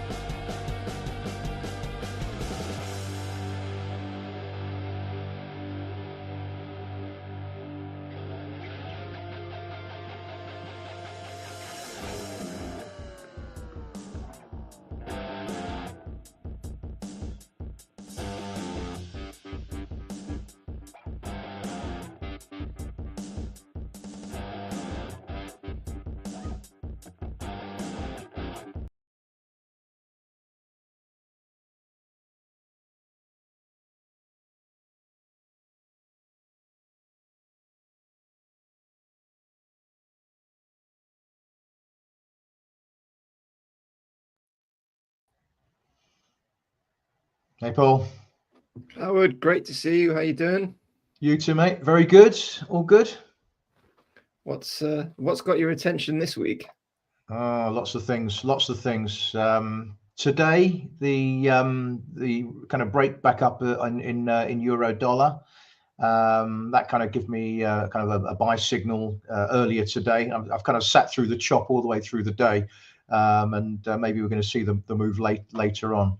Let me just show you my screen. Yeah, let's do it. Jumping straight in. Sure, let's do this. Okay. Yeah, so what you're looking at is 50-minute chart euro dollar. This is one of the things that I do is, as well as kind of the Elliott wave stuff, which is a bit more discretionary. I do some systematic stuff as well for some of the short term. And this is an algo that I created for euro dollar and dollar yen, which is a day trade algo. It trades on a specific kind of criteria. If it's there, it trades. If it's not there, it doesn't trade, kind of thing. So basically went long at 113.68 or so. And I've sat through the chop all the way through the day. The stop loss is just under the pullback lows, and the profit target. It gives you like a profit target and a stop loss. And the profit target is just a little bit above the session high. So hopefully we get a little push late into the US session today, and we can cash in on that one. Yesterday I had a similar kind of trade, although I didn't have to sit through too much chop. On the short side, it actually went short here, a little bit of chop for a few hours, and then it went broke down and hit the target, kind of thing. So it's one of those algos where I don't know if you can see the. Hopefully I can show you the performance summary. Just 1 second. Okay, with a bit of luck, you should see an equity curve come through very shortly, or not, as the case may be. No, same chart as before. Same chart as before. Okay. Let's stop sharing, and we'll try that again. Let's see, present share screen. Okay, how about this one should come through that's entire screen with a bit of luck.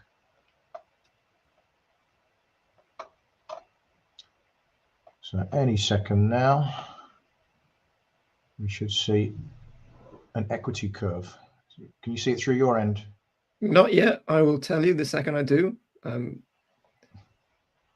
On that equity curve to appear.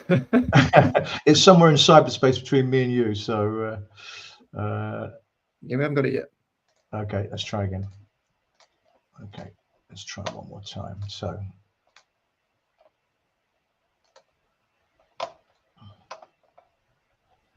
okay, let's see if it comes through. No, we've got that same, one.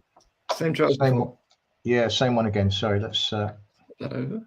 technological issues. Right. Okay, let's see. Okay, 1 second. It's like one of those AI videos on YouTube, which just keeps trying to sell something, but it never gets to the point. Yeah, yeah. No, it should come through. It should come through. This is a tactic to keep everybody watching. Yeah, it's one of these. Yeah, just keep everyone guessing. Okay. Are you in charge of all the stuff that comes through? Are you the kind of moderator, if you will? Not today, no. I think. Okay. Okay, that's the problem. Okay, not a problem. So suffice to say, there is it's a good it's a nice equity curve that goes back 10 years. The system itself, it's 66.6% profitable. So 2/3 basically hit ratio. The worst case scenario in terms of run of losing trades was 7 consecutive losers over a long period. But on balance, it does pretty well, and it's literally a kind of a smash and grab type thing. So it's just something that I use a lot alongside the more discretionary stuff that I use. So the target for this long euro dollar trade is just a little bit higher, up at 113.94. So it's not a million miles away. So hopefully we get a little push higher on that one. So that's that one. Yeah, do you want to hand it back? I'll hand it back to yourself for now, and I'll just get my other stuff ready. So for later, if you want to have a crack at it. Well, let's check in with some altcoins and see what they're doing. That's fine. Okay, so let's have a look. So if you're new to the crypto stuff, we have Holoprime X YouTube channel, which has Bitcoin coverage and top altcoin picks and crypto news, amongst many other things throughout the week. So head on over there if you haven't subscribed. This was a top altcoin pick this week, I believe. This is SEI, and of course we're still in a downtrend. Let's not lose sight of this. Most of these altcoins are in a downtrend, right? So as traders, we know not to paddle against the tide, but nonetheless, if we're trying to catch the reversal from a downtrend to an uptrend, well, some traders have got to form those reversal patterns. So you might as well be one of them. This is we've broken out of this pattern. We're not above the 4 hour, so this is a bit of a perilous trade because really we want to be.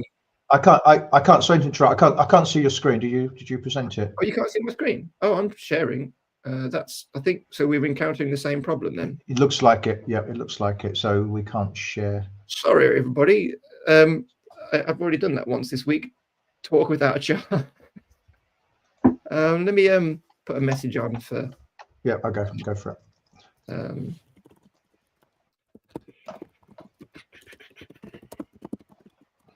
Sorry, everyone. Thanks for joining us. We'll overcome these technical issues. I was really getting into that. And I just realized no one's paying attention to the chart. Wait a minute, something's happening now. Okay, what do you want to continue, Howard? Do you want to continue? Are you ready? Yeah. Are you good? Yeah, let's do that. I'll stop sharing. And we'll again tease the audience with some altcoin action for the later. Okay.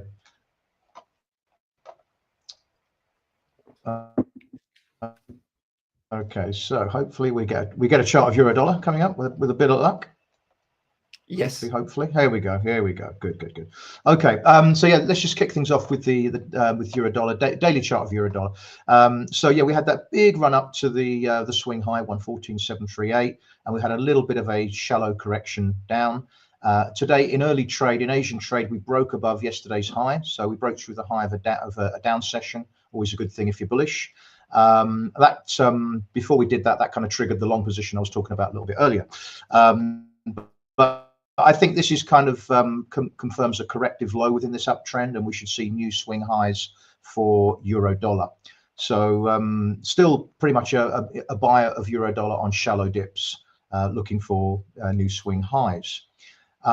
Just looking at the intraday chart there, just to give a bit of an idea. So the system trade that I did before really was kind of on this breakup here. I got in just as the market was starting to ramp a little bit earlier on during the European session, and it just it kind of hit a bit of a brick wall just above when it broke that high, and it's just been sideways ever since. But obviously with a bullish bias now, it looks like we've completed the correction, the sideways correction, 113.383, under which is my stop loss for this particular trade. So looking for a bit of late action to hit that target just below 114, the figure. Cable sterling dollar. I got in a little bit early on that one, a little bit early. I think 10 pips above where we are now. I bought this one because we're getting these kind of shallow dips all the way along on this this uptrend. You know, we keep looking at it and thinking it's got to have a decent correction at some stage, but every time we you know we see the correction, it bases at kind of relatively higher levels. So within the context of that, I'm basically I've bought into this little pullback into consolidation here. My stop is down around, I think, 132.15 towards the lower end of this consolidation. Again, looking for another push to new highs for sterling dollar for cable.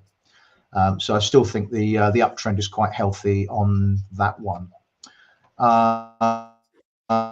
Moving across to dollar yen. This one has really kind of gone sideways of late. We had the breakdown on the daily chart. We're in a confirmed downtrend, obviously, but we're starting to see narrowing ranges. So we're just literally sort of consolidating, I think, ahead of the next accelerated move lower. So looking to sell into that one if we can start to see a little bit of weakness on dollar yen. It seems to be finding support around the swing low. So I think it's just a little bit of chop.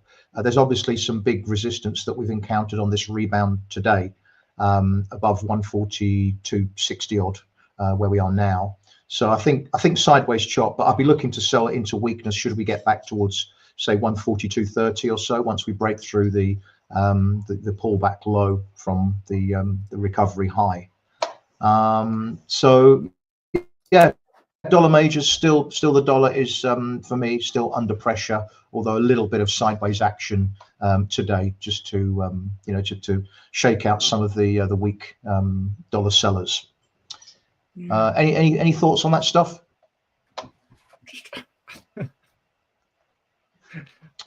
When I'm looking, obviously looking at when you're talking about like it's consolidating. I think that's just become code to waiting for the next piece of news, which is, which direction are we going to go in next? I mean, how much, I mean, I want a really simple question. I mean, when do you think the pressure is going to, I mean, is there a level which you're looking at for where you think that there might be a tide change for the pressure to ease? I mean, is there a level, a line in the sand where you're looking at now? Or is it just, you're not sure how low?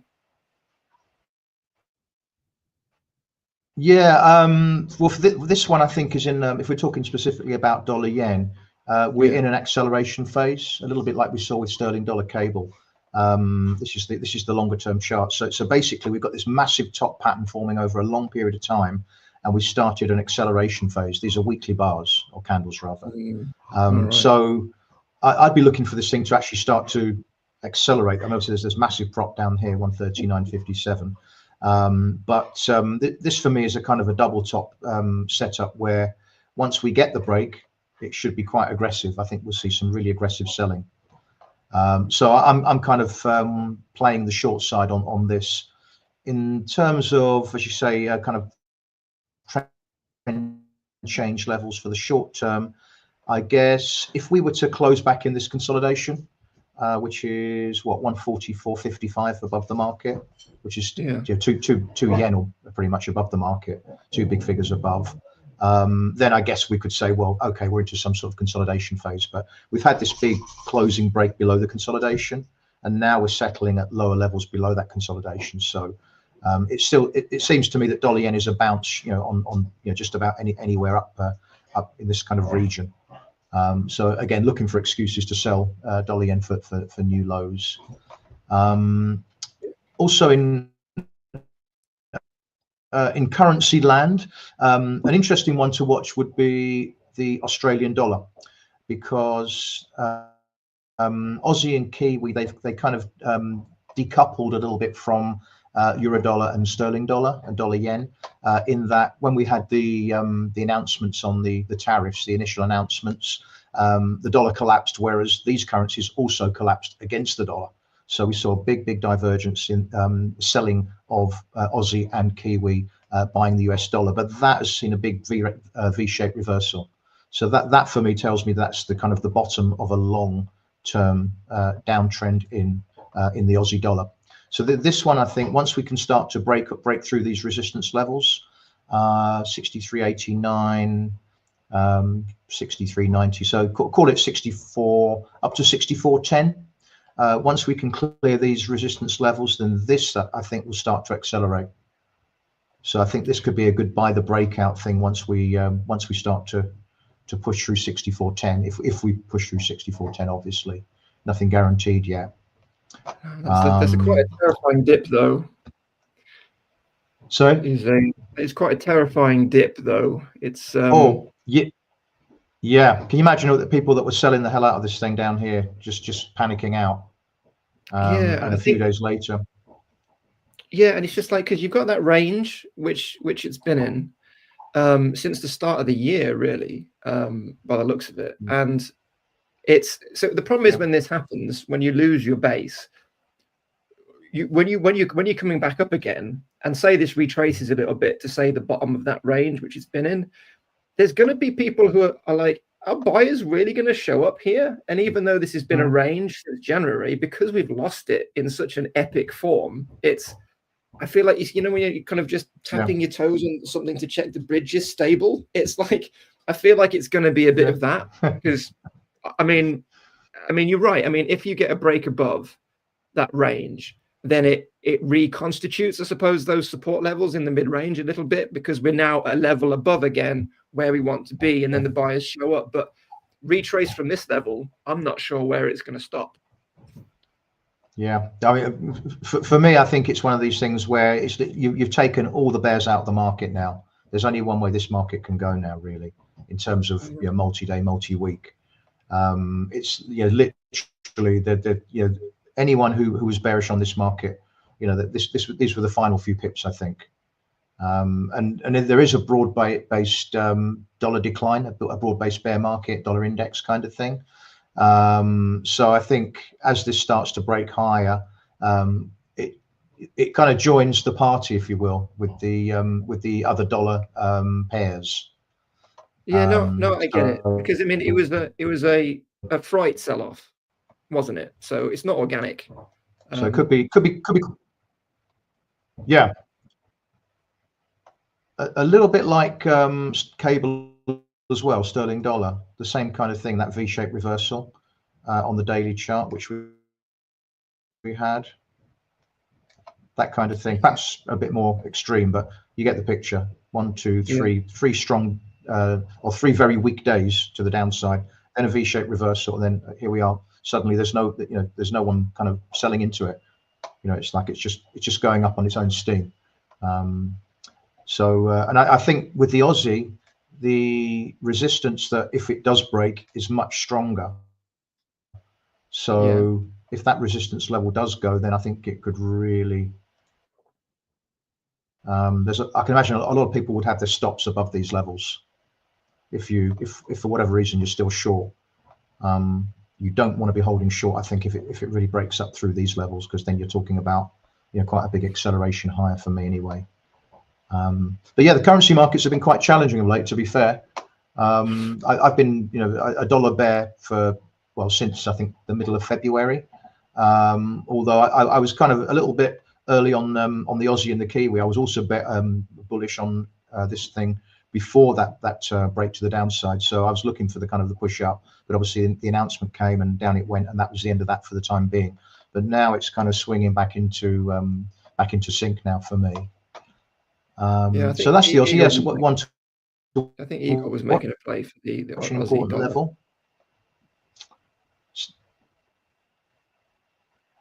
Yeah. And Kiwi does the same kind of thing as the Aussie, although the Kiwi seems to be doing what I think the Aussie is about to do. So you had the the bungee jump kind of thing, then in they come, and now here we are breaking through the levels, and it's just kind of heading up. So same kind of idea. This took the last few bears out the market. I hope you're right. Yeah, I think New Zealand's quite. I think New Zealand's quite a popular place for bungee jumping, isn't it? Apparently. Yeah, that's what I was trying to. I was trying to bring confluence to the conversation. So that's the kind of idea I've got for the Aussie, but obviously the Kiwi is a little bit ahead of the game there. Dollar Canada. We were looking some time ago at that descending triangle, which broke on the daily chart. Let's see. Yeah, so back here, I think we were looking at it before, where it had that kind of first move down, corrective move higher, then back in, settled into a range and made lower high kind of thing, and eventually it did break. That was a nice one. And then we had the kind of the classic retest of broken support, as the textbooks tell us should happen, which was there. And then obviously it starts to break down, and here we are again. We're in a kind of an acceleration phase for me. We've seen a bit of a bounce last couple of days, but today we're starting to break down, a little bit like euro dollar breaking up. So this could again be the early stages of the next leg down for the dollar CAD. We're in a pretty clear downtrend for me. So yeah, that's really where I stand on the dollar majors. Other things, I'm pretty bearish on the US stock market. Reason being, just going onto the weekly. Obviously, we had a weekly chart. Then we had the breakdown, and then the retest of the double top, which was there again, straight out the technical analysis textbooks. Little retest there of broken support, and then we had the outside week, which led to the big acceleration lower. And then we've seen this big bounce, but has stalled at broken support again. Now, it's quite a big old bounce, to be fair. And a lot of people will be looking at that thinking maybe that's the bottom of the market, which it could well be. But for me, the fact that it's stalled at broken support is a bit of a warning, and which is why I'm kind of playing it from the short side. Difficult to argue with that. Yeah, it's interesting because the bounce was pretty fierce, to be fair. But for me, like looking at Elliott Wave, Elliott Wave is all about breaking down structures into 3 and 5 wave sequences. If the move is a 3-wave sequence, a clear 3-wave sequence, then it's corrective against the trend. Yeah. And I think that's what we've had here for the S&P. We've had the first leg up, a correction of it, then the second, then basically the third leg of that. And since then, we've not managed to get back above that high. So that's kind of labeled A, B, and C in Elliott Wave terminology. We've had a kind of a retest of the swing high, but it failed below it, and we started to kind of trend a little bit lower. So I'm kind of playing it from the short side for the time being, assuming that that's the end of a bear market bounce. But I may be wrong. Obviously, if we start breaking up here, then that's going to blow the whole thing out for me. But for the time being, I'm playing it from the short side, looking for this thing to start to trend lower again. News-wise, that was the good news, I think, on the tariffs, which affected many of the markets, including cryptos, didn't it? Bitcoin, and that kind of stabilized things for the time being. Yeah, I mean, well, look, I think we're going to do a podcast. At least me and somebody else is going to do a podcast on the tariffs. As obviously it's difficult to, and certainly, Howard, I think your advice throughout this entire ordeal is sound, which has been just focus on the charts. But, when you're trying to assess like what's going to happen with the stock market, it's difficult to ignore like what's going on. And obviously that recovery pump was kind of like okay, so we haven't got worst case scenario, but we're still in trouble. And I think that the price action, as you suggested a couple of weeks ago, is reflecting that perfectly. So yeah, I mean, I think if we get some bullish impetus, maybe something good on the side, and we start to break these levels, then on the upside, then for me that'll be game over on the bearish side. But until that happens, I'm kind of looking at this as a kind of it's topping out, it's starting, it broke through, it's starting to sort of make a bit of a series of lower highs and lower lows on the intraday charts. It gapped down. Today's bounce kind of stalled in the gap, and then we've broken down again. Finding a little bit of support around there at the moment, but yeah, for me, as I say, until we can start to get back above these highs, I'm going to remain bearish on this one. Yeah, I mean, and it is trying. I mean, it's trying to find. It's having a go. Yeah, it is. It is. Yeah, it's definitely a case of we're not sure which way we want to go, kind of thing. We're a little bit. We've had the horrible news. Now we had some not so horrible news, and it stabilized it, and now we're kind of in a bit of a limbo. The ranges are contracting a little bit, so I guess we're just waiting for the next impetus on the news front. Yeah, and it's not helping, obviously, risk assets either, which we'll see in a second. You're okay if I just jump into the altcoins again, and we can go for it. Yeah. We've seen the bearish scenario on S&P. We can maybe see if we've got anything positive, which we don't. We don't. I'm not spoiling it. We don't. This is. Well, let me just go back to SEI. So obviously, this is what we're trying. We're just talking about with the S&P.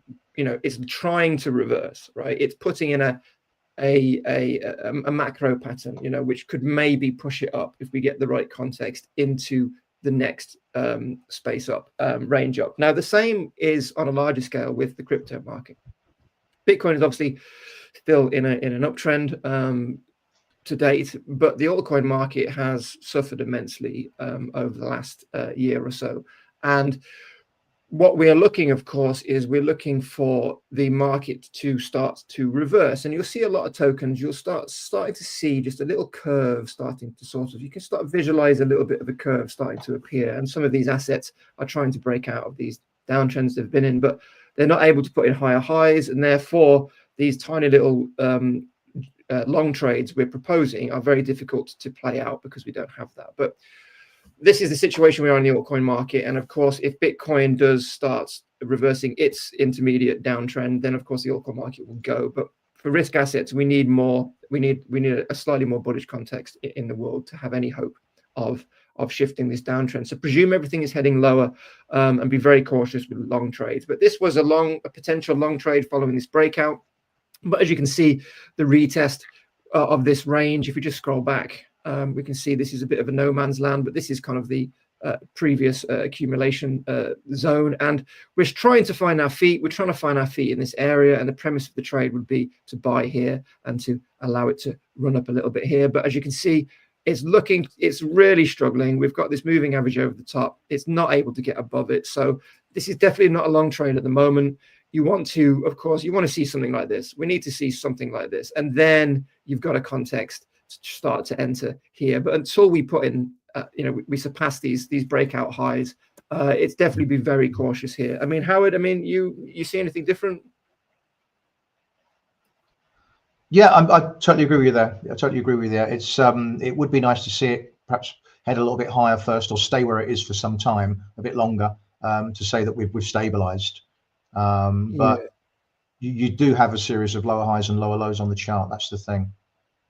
Yeah, and I think the premise of this was we have a breakout and then we want to see a move, right? And then you buy the retest, but we really haven't seen a proper move. It's really struggling, and if buyers aren't showing up for this breakout, it's most likely going to roll over. So again, this trade was invalidated pretty quickly. But again, the issue with shorting from these areas are that if Bitcoin does reverse, because we are so low in the crypto market is so low down in terms of its market cap and where these tokens are sitting, the reversal could come. But do you want to be the canary in the coal mine, or do you want to be waiting to see the pattern form first before you entering? But difficult long scenarios, and I think Mantra had a very bad week, which we talked about on Monday. This was a yeah, Wow. yeah, exactly. We still don't have a concrete explanation from the project as to exactly what happened here.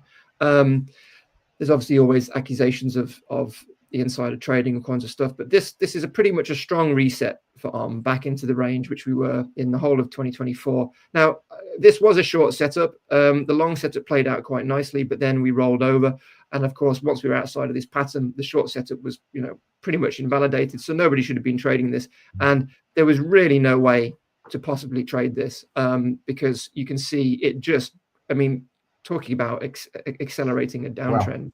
You know, yeah, I mean, it didn't even give it anything, no entrance whatsoever. So your best bet would have a candle body close, a straightforward buy the breakdown, and then just ride it all the way down. But that's foresight nobody had, or maybe they did, and that's why they're going to get into trouble. But ARM is obviously a long now. It's one of the few long opportunities in the market, simply because we have come down a tremendous amount, about 100%, and obviously the reversal, if we can get a reversal, that brings us up to 700% if we retrace. Now, this is frighten the market. We're not suggesting you should be trading this, but if you keep an eye on ARM over the next few weeks and you see a reversal pattern and then you see a breakout into the upper range, then it would be potentially a good opportunity to long, as long as you can get some answers from the project. So pay attention to that. But this is crypto. This is the crypto market. You have to learn to trade sort of things like this because they're insane. But again, you know, don't jump in now. We're not suggesting that. Figure out what's going on with the project. Let the dust settle, and then if you can get price action, you know, around like it was here, then maybe it's a great buying opportunity. But crazy time with ARM. Same deal, algo, similar sort of setup. It has slightly stronger breakout than SEI, and it's difficult to say to come in here. So the potential trade for this is to enter in the low volume node on the fixed range volume profile and come in at long-term support. And because this had a slightly more bullish move out, this might be an okay area to look to enter, but it would be an aggressive support buy really, because it's not a range. And just make sure, of course, you're aware that if we do lose this level, we're probably coming down into this bottom range. But you know, a better setup than SEI. XRP was a short that hasn't played out yet due to the ambiguity of this inverse head and shoulders neckline. But again, I think we established yesterday that we were looking for something like this out of the price action. But look, we're running straight into the 618. So again, not an obvious trade with XRP. But this one, Yasmi, was a top altcoin pick. And this played out perfectly. We had two potential scenarios. If Bitcoin gave us a bit of a move upwards, then the idea was to enter for a short here at this point. Really straightforward. It's a descending triangle. The probabilities in our favor, but we didn't get that, and it's come straight back down. And then the next shorting opportunity was, of course, a breakdown of this level. And just to clarify what I did to enter this, it was really straightforward. We get a candle body close. I looked at previous kind of closes and recognized that I really want to see something on the 15-minute to start with. We got a candle body close. I then put a buy order dead on the breakdown level. This comes up, and about 45 minutes later, I've entered and riding it down. Really straightforward, but bearish retest trade. And now we're in this bottom range, and I haven't escaped the trade yet, but I'm probably going to, as we looks like we might be coming up to retest this area. But nice little short trade, nice to have something working out. And I don't think there's anything else to look at altcoin wise. Let me just double check. Obviously we can check in with Ethereum, and it's having still a very bad start to the year. This is the sentiment still. Unless we see some life out of Ethereum, altcoins are going to struggle with the longs. But yeah, that's the altcoins at the moment, and this is essentially what we're looking for. Sorry to interrupt. I've got Ethereum sitting on a downtrend line on the daily chart. Yeah, let's have a look.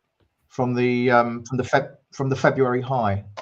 Yeah, let's have a look at that. Let's see. I do occasionally look at these ones. So let's see. Yeah, if you're trading crypto and you still haven't got your head around things like, you know, total 3, total 2, Bitcoin dominance, just looking at Ethereum can give you an idea as to how the crypto market's performing compared to Bitcoin. Right, let's have a look. Ethereum, yeah, there it is.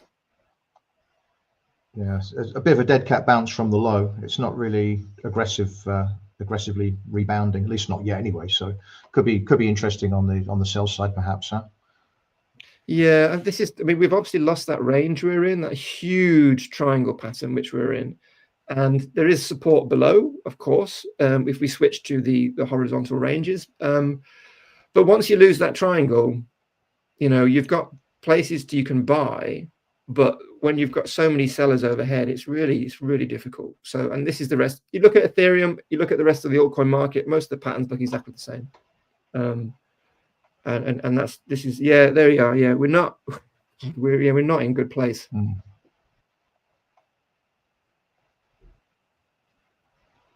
Yeah, I guess we got quite a lot of support down there as well, though, to be fair.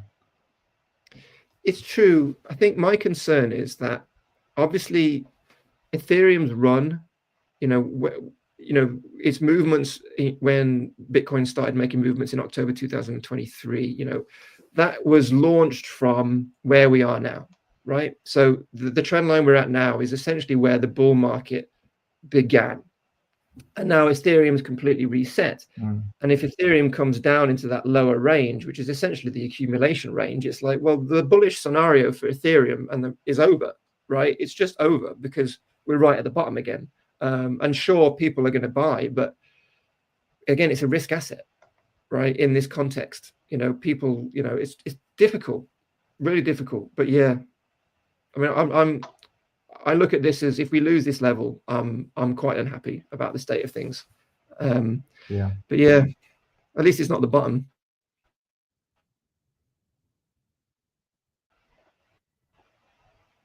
Yeah. Is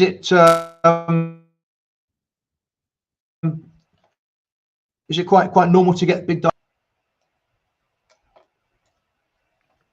Sorry, can you run that again, Howard? Your connection was a bit spotty. Sorry. Yeah, sorry. Is it quite normal to get that big divergence between Ethereum and Bitcoin? Is that quite a normal thing? Happens quite a bit, or? No. Well, yeah, I mean, yes, of course it is. That is normal. Because of course we've got Bitcoin, then we've got the rest of the crypto market, and Ethereum is kind of the queen sort of thing, right? Now the issue is, of course, the reason why I said no initially is because typically at this time in the cycle, no, we shouldn't have this level of divergence. We shouldn't have it, because Bitcoin, the rest of the market should have been following Bitcoin up, right? And Bitcoin's been going for almost a couple of years now.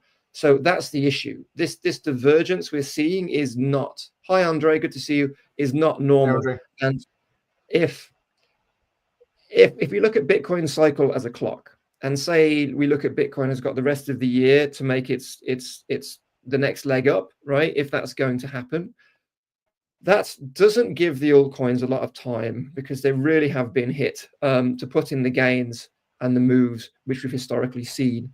So it is not normal, and I think what we're going to see this bull cycle is a lot of precedent thrown out of the window. And I think what we might expect to happen next year, which is a bear market, we may see a delayed, you know, an extension of the bull market. I'm not 100% sure, but no, it's not at all. And I think this is the problem, and this is why Bitcoin is the standout asset in the crypto industry, because it's de-inflationary, whereas the others, they're all in the risk asset basket, which gets hit really hard when there's global economic issues.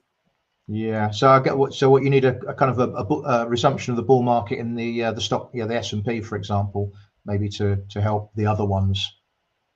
Yeah, exactly, because you know there's no reason to think, based on how the market has been behaving since October 2023, that we're not going to see anything different, other than it's going to follow Bitcoin up. Some of the top cryptos will put in serious gains, but then they will reset, and they will not be able to put in the tens of thousands of percent, which we typically do see in a bull cycle. And that's what's concerning me. So Bitcoin may carry on, but what conditions do we need to see? I would typically say we want a cool dollar, but we've got that, and it's not helping. So like you said, you know, the S&P will reflect the sentiment perhaps a little bit for investments, generally speaking, and then maybe the rest of the market will follow. But honestly, we're in uncharted territory, and I can't really comment other than this is what we need to pay attention to see if the market's going to reverse or not. Yeah. I mean, this one, it seems it's just gone back into its range. I still think it's negative while we're below this this line, which is what, 88.7 or something. We had the double top here. I guess you could call it 89 plus to be on the safe side. I think as long as we're kind of like holding below this kind of pivotal level, for me, it still seems to be the pressure on the downside, despite this little rebound that we've seen. But yeah, time will tell. Again, as with the S&P, if we start to break above these levels, then that will turn me around the other way. Until we do that, I'm kind of. I've got a couple of charts which can build on what you've just been talking about, I think, if that's okay, and just some data which has come out in a cohesive form as a news article, which we can look at, which kind of might support the case you've been talking about, maybe the splash of cold water with Bitcoin. But let me show you what I'm talking about. So we just finished with Ethereum, then we can turn to Bitcoin. So this is, can you see that okay, Howard? Just coming through now. Here we go. Yep, got it. Okay. So on the top, we've got Bitcoin dominance, which is essentially, when it's going up, Bitcoin is growing in proportion to the rest of the crypto market. And typically on an intraday level or on a medium-term level, on a long-term level, whatever time frame we're talking about, when it's trending upwards, that is not good for the altcoin longs. Simple as that. And it's been in an uptrend for 2 years. We've talked about that before. On the bottom, we've got Ethereum versus Bitcoin, which obviously, if Bitcoin is outpacing Ethereum, this is going to be going down, which it is. So we have this divergence, which we're sort of talking about. This is Bitcoin season. And in order for the altcoin market, the crypto market, aside from Bitcoin, including Ethereum, to make any moves, and we are in support, right? We are in support for sure, right? But we need to break above this line, and we've got to switch to an uptrend, and this has to switch to a downtrend. Right now, this is pointing in the wrong direction for good altcoin movement and for investments to play out, and this is going in the wrong direction as well. But let me just see if I can find this this image. That's not the image yet. I need to chart that. Let's have a look. So this one. So I'm not an expert in this area, but I've just got the text written down, so forgive me for just reading off it. I think it's important I do it justice. So this was a news article I caught yesterday. The market risk remains elevated with Bitcoin despite its price decline. So while Bitcoin has experienced a notable price correction, on-chain data suggests that the market risk remains elevated. And the reason for that is currently only 24% of the circulating supply of Bitcoin is in unrealized loss. So a relatively low level historically associated with early stage correction. So that means people are holding on still to Bitcoin, maybe for dear life. So furthermore, these unrealized loss components are clustered with historical bottom zones, so indicating that downside absorption is primarily occurring among long-term holders. This behavior typically precedes prolonged consolidation or further volatility rather than immediate recovery, which is, Howard, what you just said with regard to your charts on Bitcoin, right? It's stuck under this area, which has a bullish context. So the idea is that the lack of widespread realization of these losses, with these hodlers maybe bought in at around 90 or 100K, there is the risk, because if Bitcoin then heads lower, we're essentially going to have a lot of reactive trading, and we're going to have a lot of those people trying to realize those losses, which of course is then going to put immense pressure on the market. So what you would potentially want to see is a lot of all of those kind of, all of those losses people who are going to sell realized already. So the sellers have done their thing and everything's over. And then we look for new buyers to come in and refresh the cycle. But when people are holding and they're not quite sure, that means that we have a potential cascade on our hands. And that is a little bit concerning. I mean, any thoughts on that, Howard? Because this is not in my area of expertise. Yeah, go back to the chart a second. I just wanted to the distances between those panic sell-offs, they look fairly kind of similar in terms of time. So the spikes to basically the panic sell-offs, they look pretty even. in terms of years. Was it a 5 year, 5 year cycle between the lows, or? Yeah. So from the last one, which was what, back end of 2022. Yeah. So we're talking a bit longer, aren't we? Before it, but obviously it does take time for the bear market to unfold, doesn't it? Those spikes are at the end of the bear market or the end of the correction. So maybe, I mean, for me, in terms of my long-term picture, I think that the high that we've seen, the all-time high, was the end of this particular bull cycle. And what we're seeing now is just kind of choppy stuff ahead of the panic sell-off. So that's kind of, but as I say, if we break above those levels I mentioned before, then that would kind of see some sort of retest. But for me, the risks are to the downside, I would say, longer term. Oh yeah, I mean, let's just, I mean, this is the game at the moment. Okay, simply put. So this is Bitcoin one day, and I'm talking about this all week in the coverage and on the streams. And every time Bitcoin has had, now obviously, you know, Howard, what you're saying is that this is the cycle top, right? Yeah. So that's what you're saying. So and so everyone pay attention to that in the context of what I'm about to say, of course, because this pattern can't repeat itself indefinitely, right? So we've had a break of the 200 MA, we've had a new low, then a lower low, then we have a reversal pattern with the higher low, and then we retake it and continue on our way. Then the same thing repeated last summer.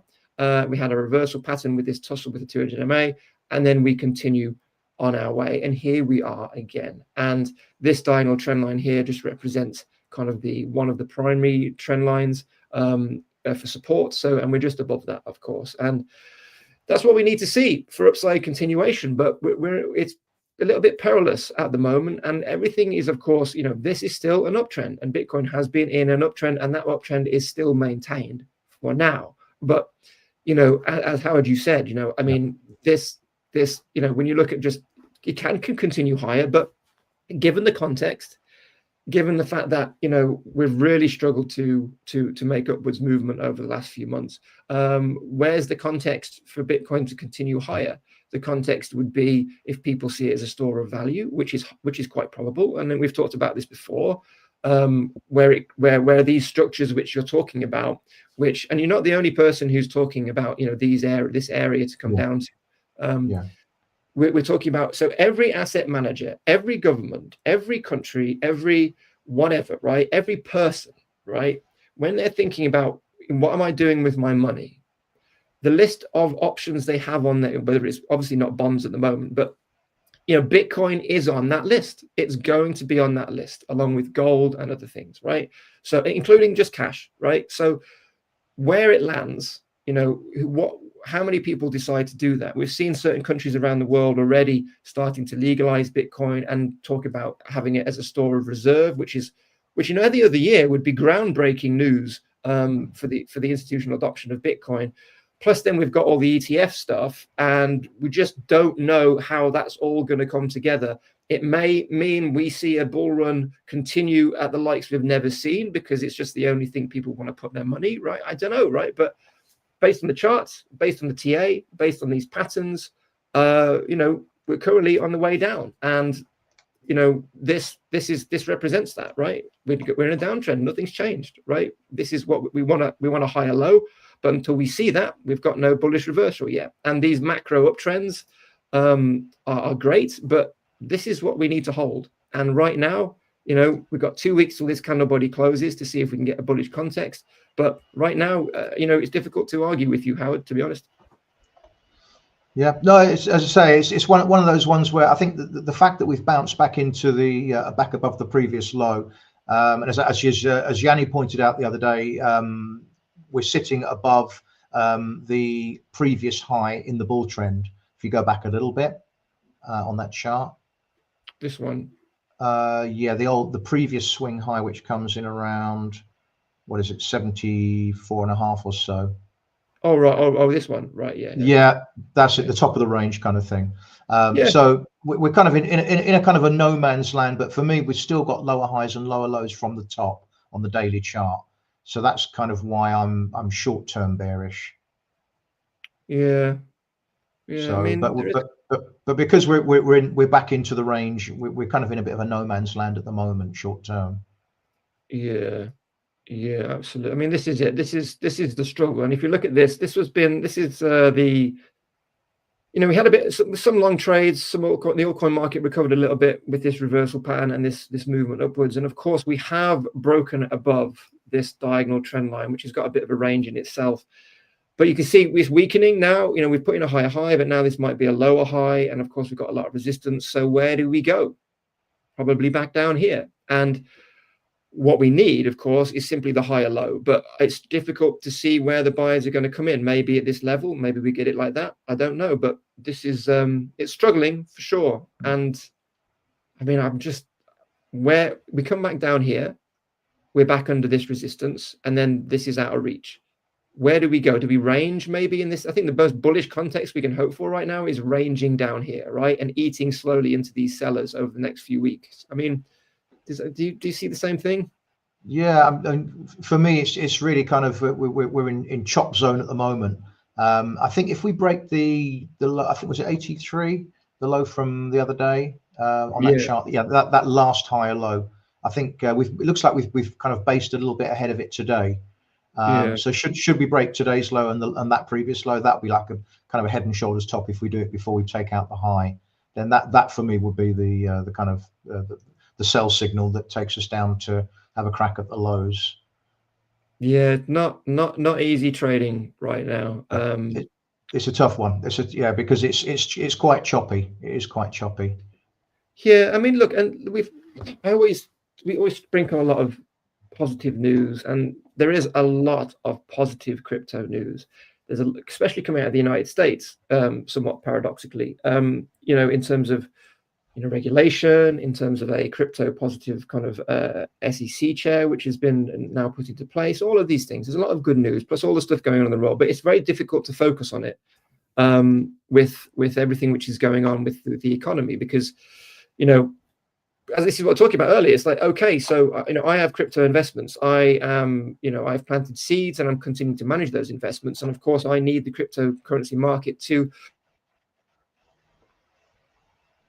I know that where Bitcoin can very much reverse from this point, but I'm not seeing the same with the altcoin market, regardless of, you know, Bitcoin's a store of value. Great. Everyone wants to do it. It's the next goal. That's great. But I'm not seeing it for the crypto market. And if Bitcoin is struggling right now, then of course the rest of the altcoin market is in a bit of a hellish environment. But yeah, I think that we need to wait till the end of the month. We need to focus on the candle body closes we're getting in this area. And then the market will probably react to that. So that's my best guess, really. But yeah, that's crypto. That's kind of where we are at the moment, which is, you know, not dissimilar to everything we're seeing in the rest of the market. Well, yeah. Hi, Yonatal. I hope I got your name right. Good to see you. Thanks for coming on board. Paul, what is your vision for BTC in the medium term?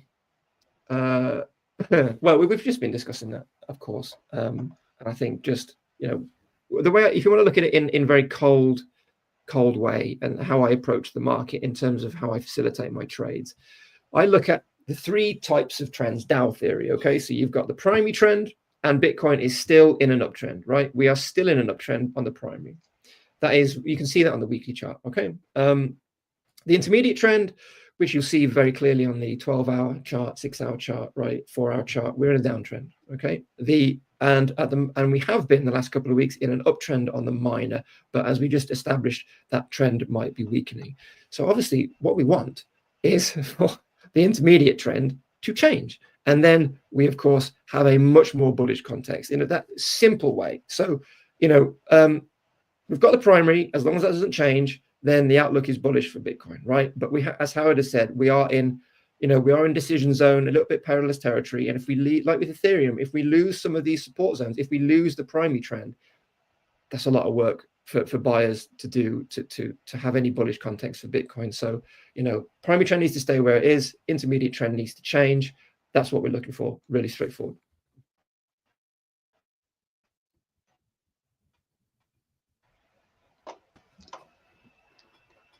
Yeah, I know. Do you cover Litecoin as well? That one seems to be topping out at resistance on the daily chart. I haven't looked at Litecoin today. Have you got a chart, or do you want me to look at it? Have you got a chart, or would you like me to look at it? Yeah, let's. I'll whack it up just to show you what I can see there. Yeah, here it comes. Okay. Yeah. So basically, we had the big breakdown through the support level, and now we're doing the retest. And it's stalled. With long upper shadow there, it's starting to nibble down. That could be another one to have, like Ethereum, could be telling you something about the non-Bitcoin cryptos, perhaps. Yeah. Oh yeah. I mean, it's because it's like, I was reading something to. I mean, yeah. This is the issue, right? You have to look at, you got to look at price action sometimes as like climbing a ladder, right? It's work, right? Work has to be done, right? Each range you're in, of course, has to be, there is a battle between buyers and sellers at each movement point, right? And that is work, right? You imagine, kind of, having a sword fight, and then you win, and you've you've just defeated 5 people, and then you've got to go up to the next level, and you've got to do it again, and it's exhausting, right? So the lower these altcoins go down, the more work they have to do, and the less bullish context we have in terms of, say, there's no bad news for 3 months and the market has an opportunity to have sustained growth, then even then it's going to take time for them to recover to a point where people are looking to enter again, because these things are either in negative price discovery or below local support, and it's making it very difficult, because altcoins are climbing the ladder and then they're just getting hit on the head by a hammer and they fall back down again, and they're like, but Bitcoin's up there, and they keep trying to climb up, but then they keep getting hit down again by the dollar or whatever is happening, and then they have to. And this is the situation. And Bitcoin's at the 2/3 of the way up the ladder, saying, "Come on, guys, what are you doing?" And nothing's quite happening. And Litecoin, poor Litecoin, it feels like it's been forgotten. So, yeah, terrible state of things. Difficult things to trade off at the moment. Okay, yeah, I'll just put that chart up again. So still sitting long on euro dollar. It's trying to break up again. Hopefully we hit my target by the end of the session. If it doesn't hit it by the end of the session, it closes out automatically anyway. So just looking for a final pop up to complete the move on euro dollar. All right, yeah. So okay. So that when did you enter that trade, Howard? Oh, way back, early on this morning, 8 o'clock or so my time. So I've sat through the whole day on that one. Sometimes you have to sit through the whole day, but the stop has pretty much held, and just looking for that little push higher. The targets are quite doable. It tends to be 20-30% of ATR, so well within reach, I would say. Yeah. So it's just something that I run alongside the discretionary things. So yeah, no trades for me today, that's for sure. Yeah, sometimes when you're doing discretionary stuff, you can get your bias comes into it, and that can be a good thing a lot of the time, but sometimes it can be a bad thing. So it's nice to have something a little bit mechanical and systematic, that where you don't question it, you just shoot first and ask questions later. Yeah, it's interesting talking to some other traders and students of mine, which are what it's like. They're all at different stages, but there's in the crypto we're looking at that ARM setup, we're looking at that mantra setup, which just sold off 100%. Like we were looking at earlier in the session, right? Now the crypto market has lots of stuff like this happening, and pumps as well, like in a more bullish context, right? And there's only one way to trade those things, right? With just aggression, just blind aggression, right? And almost you have to throw your rules out of the window in order to succeed. So it's called, like, I suppose I call it in my mind, the Hail Mary trades, and they're the ones where you have a very unique plan which almost breaks all of the rules of all your other plans, but it's a plan within itself designed to benefit from breaking those rules. And I only roll it out every now and again, and it's because it's just very emotional to trade, right? And it's always typically scaling in small amounts and stuff, but it's yeah, I mean, this is the crypto trading, right? It's you can't just have 1 or 2 or 3 strategies, because the market weather, the different types of things you get on a daily basis, you know, you've got to have some pretty out there strategies to take profit, because the whole benefit of the crypto market is the volatility. So, but you know, there's no way to trade that mantra sell off, of course. That's just if you got lucky, but yeah. So what else are you looking at, Howard? Is there anything else you feel like is maybe lining up for later? Just a quickie back on the S&P. I think we've made the basically the corrective high, or the lower high on the chart.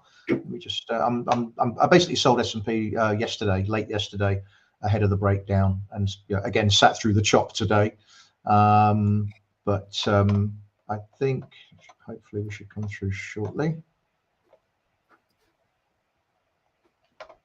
Any second now. Or not. Okay, trying to present. Yeah, let's try again. Present, share screen, and okay, let's go share. Okay, here we go. So yeah, intraday S&P. So we had the bounce in the European session, kind of overnight, if you will, long upper shadow into the gap, retest of the low, and then the US session, obviously, the real session, we've had a push higher, and it's stalled again around this broken support level and into the gap as well.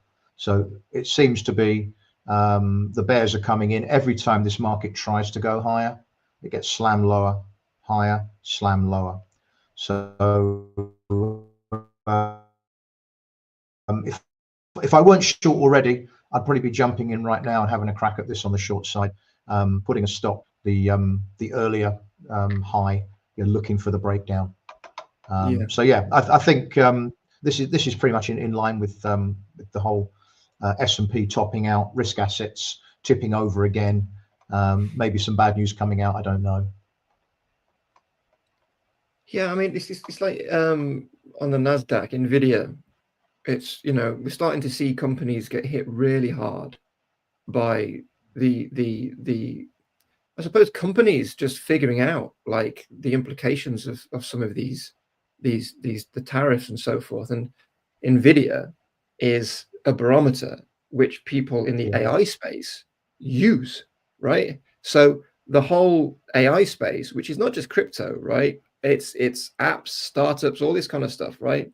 Is spooked. And this is one of the biggest industries, arguably, up and coming industries. And that's really worrying, because NVIDIA has been, on the march for a couple of years, and it's not stopping. But seeing a company like this start to really suffer, and I think we look at like the Apple and what was happening with the concern about Apple and the complicated, implications of tariffs with China, right? Everything is connected to a degree, right? The Silicon Valley people are connected to the service industry and the ecosystem and all of these things. And when you see these companies get spooked, it's not just risk assets. It's even the cryptocurrencies, which are like the top players, the Fetch AI, the Renders, the Victoria VR, all of this kind of stuff, right?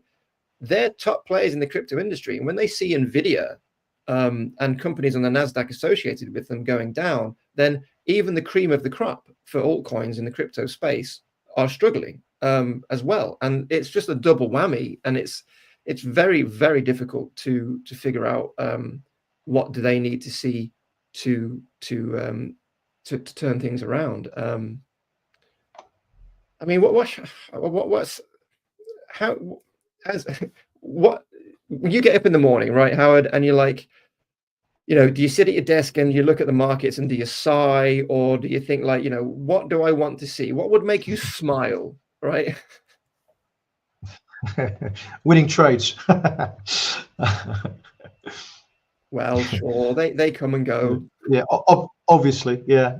Yeah, at the end of the day, look, I think you've got to see trading as it's literally, you know, you don't worry too much about, you know, why the markets are going up, why they're going down. You know, events are going to be driving markets, news events, positioning is going to be driving markets, lots of different things. I wouldn't kind of sit around feeling guilty because I'm making a killing on a short S&P trade because the news is bad. So unless something really bad happened, in which case, you know, you'd have to reconsider. But at the end of the day, you know, it's a whole bunch of people around the world. This is one of the hardest games to play, and you get yourself a decent you know, way to do it, methodology, modus operandi, etc. And you know, you come out on top. So I think it's quite satisfying. I think if you can win this game. Yeah, yeah, and it's finding that edge.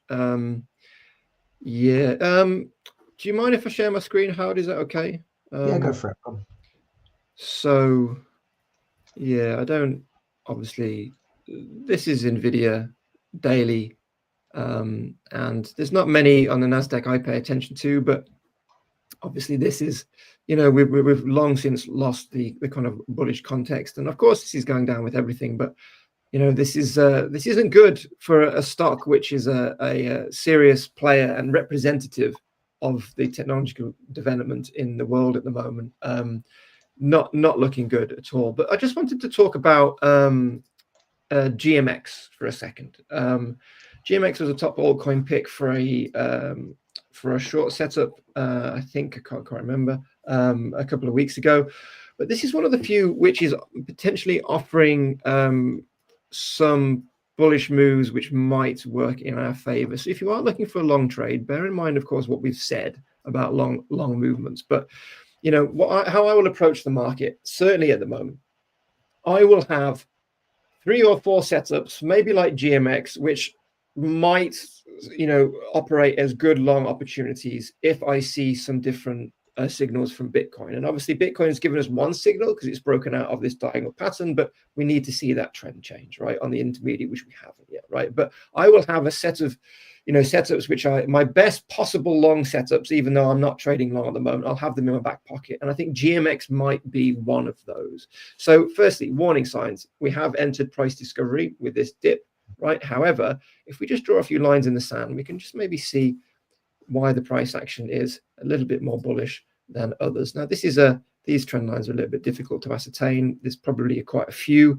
You want to be witnessing the one which the most traders are looking at, but you can see we've broken out of this very steep downtrend. But looking at these recoveries, right, there's quite a lot of volatility coming out of GMX. So these recoveries are, you know, 60% in gains just on its way down. So GMX has made some moves. It has surpassed this range, so it's moved back up to the range, but we still haven't really broke the intermediate trend. We need to come up here for that. But this is long-term support, right? And we've had a nice strong move. So if you are looking for a potential long setup, not to trade now, but I'm looking at this to maybe come in at support if Bitcoin gives us some of the signals. And then this is a great opportunity to scale in this area as we kind of find its footing. And I think GMX is one of those longs which potentially has an opportunity here if Bitcoin plays along to reverse. And we talked about having to climb up that ladder.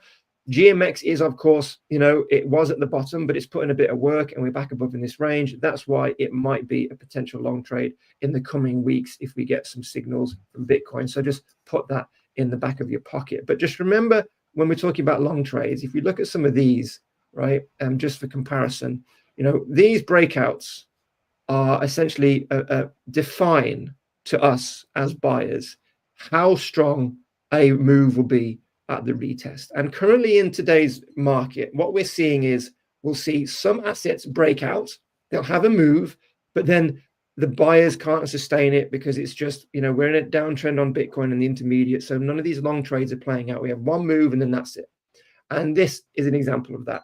If you get such a pathetic little move out of SEI on this, you're not going to expect the second move to be much bigger. And as you can see, it's pretty weak and we've got a bearish context. But with GMX, it's a little bit different, right? We've had quite a strong move here, and coming back in off negative price discovery as well, right? And that's quite difficult for buyers to come in here. They're just thinking it's a bear trap, which it maybe was. But then coming in here, we can hopefully then looking to front run a larger move, because we might have established, of course, a more bullish scenario. So this would be a better trade to choose over SEE and SEI. So obviously, all of them are high risk at the moment for long setups, but this is how you should approach your trading in crypto, because the advantage of crypto is that you have, certainly with Order Prime X, hundreds to choose from, right? You have over 100 to choose from, which means you don't need to be like, well, I usually trade the Aussie dollar. It's been really good for me. You've got more to choose from. So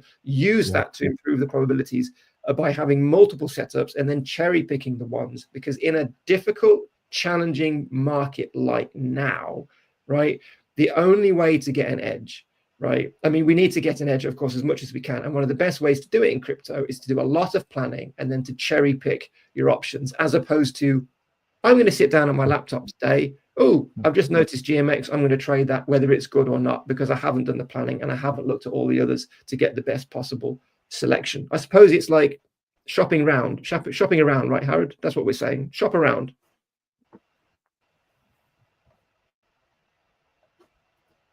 Look for the best possible prices. I mean, anything to add on that, Howard? Yeah, just looking at that one, I guess if you get a similar kind of pullback to what you saw back in, what is it, September, October of last year, when it, last year, not 22. So we had, that's it. So we had the rebound from the low in, I think it was August of last year, and it hit the average. Yeah. And then it came back down, retested the low, and it basically had a labored decline. It was trying to break down, but it was like overlapping and wedgy, and it wasn't in a hurry to go down. And then it formed the base. So maybe something like that could be your setup for this one, where you get an attempt at breaking down, doesn't make a new low, and starts to base out above the low, if you will. Yeah, and I think you've got the time with this one. I think we're probably, if we're looking at, I'm looking at the end of May. We've got Bitcoin with the candle body close. If we're thinking about how much time does Bitcoin need to make its way out of this mess, either up or down, it's a couple of weeks for sure, at least, right? So, having this come down and settle here, maybe you give us a nice solid foundation, then this is something we can enter at, because of course, we're back testing, we're having a look at the volatility, we're having a look at the size of the recoveries, and they're quite sizable. And this is of course what we want to be trading, as opposed to assets with price action, which is a little bit more on the bearish side.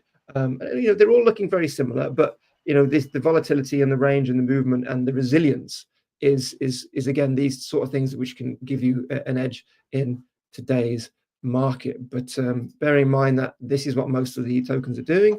They're topping from Bitcoin's recent moves over the last couple of weeks, and they're starting to sell off again. So just be very cautious for now, I think.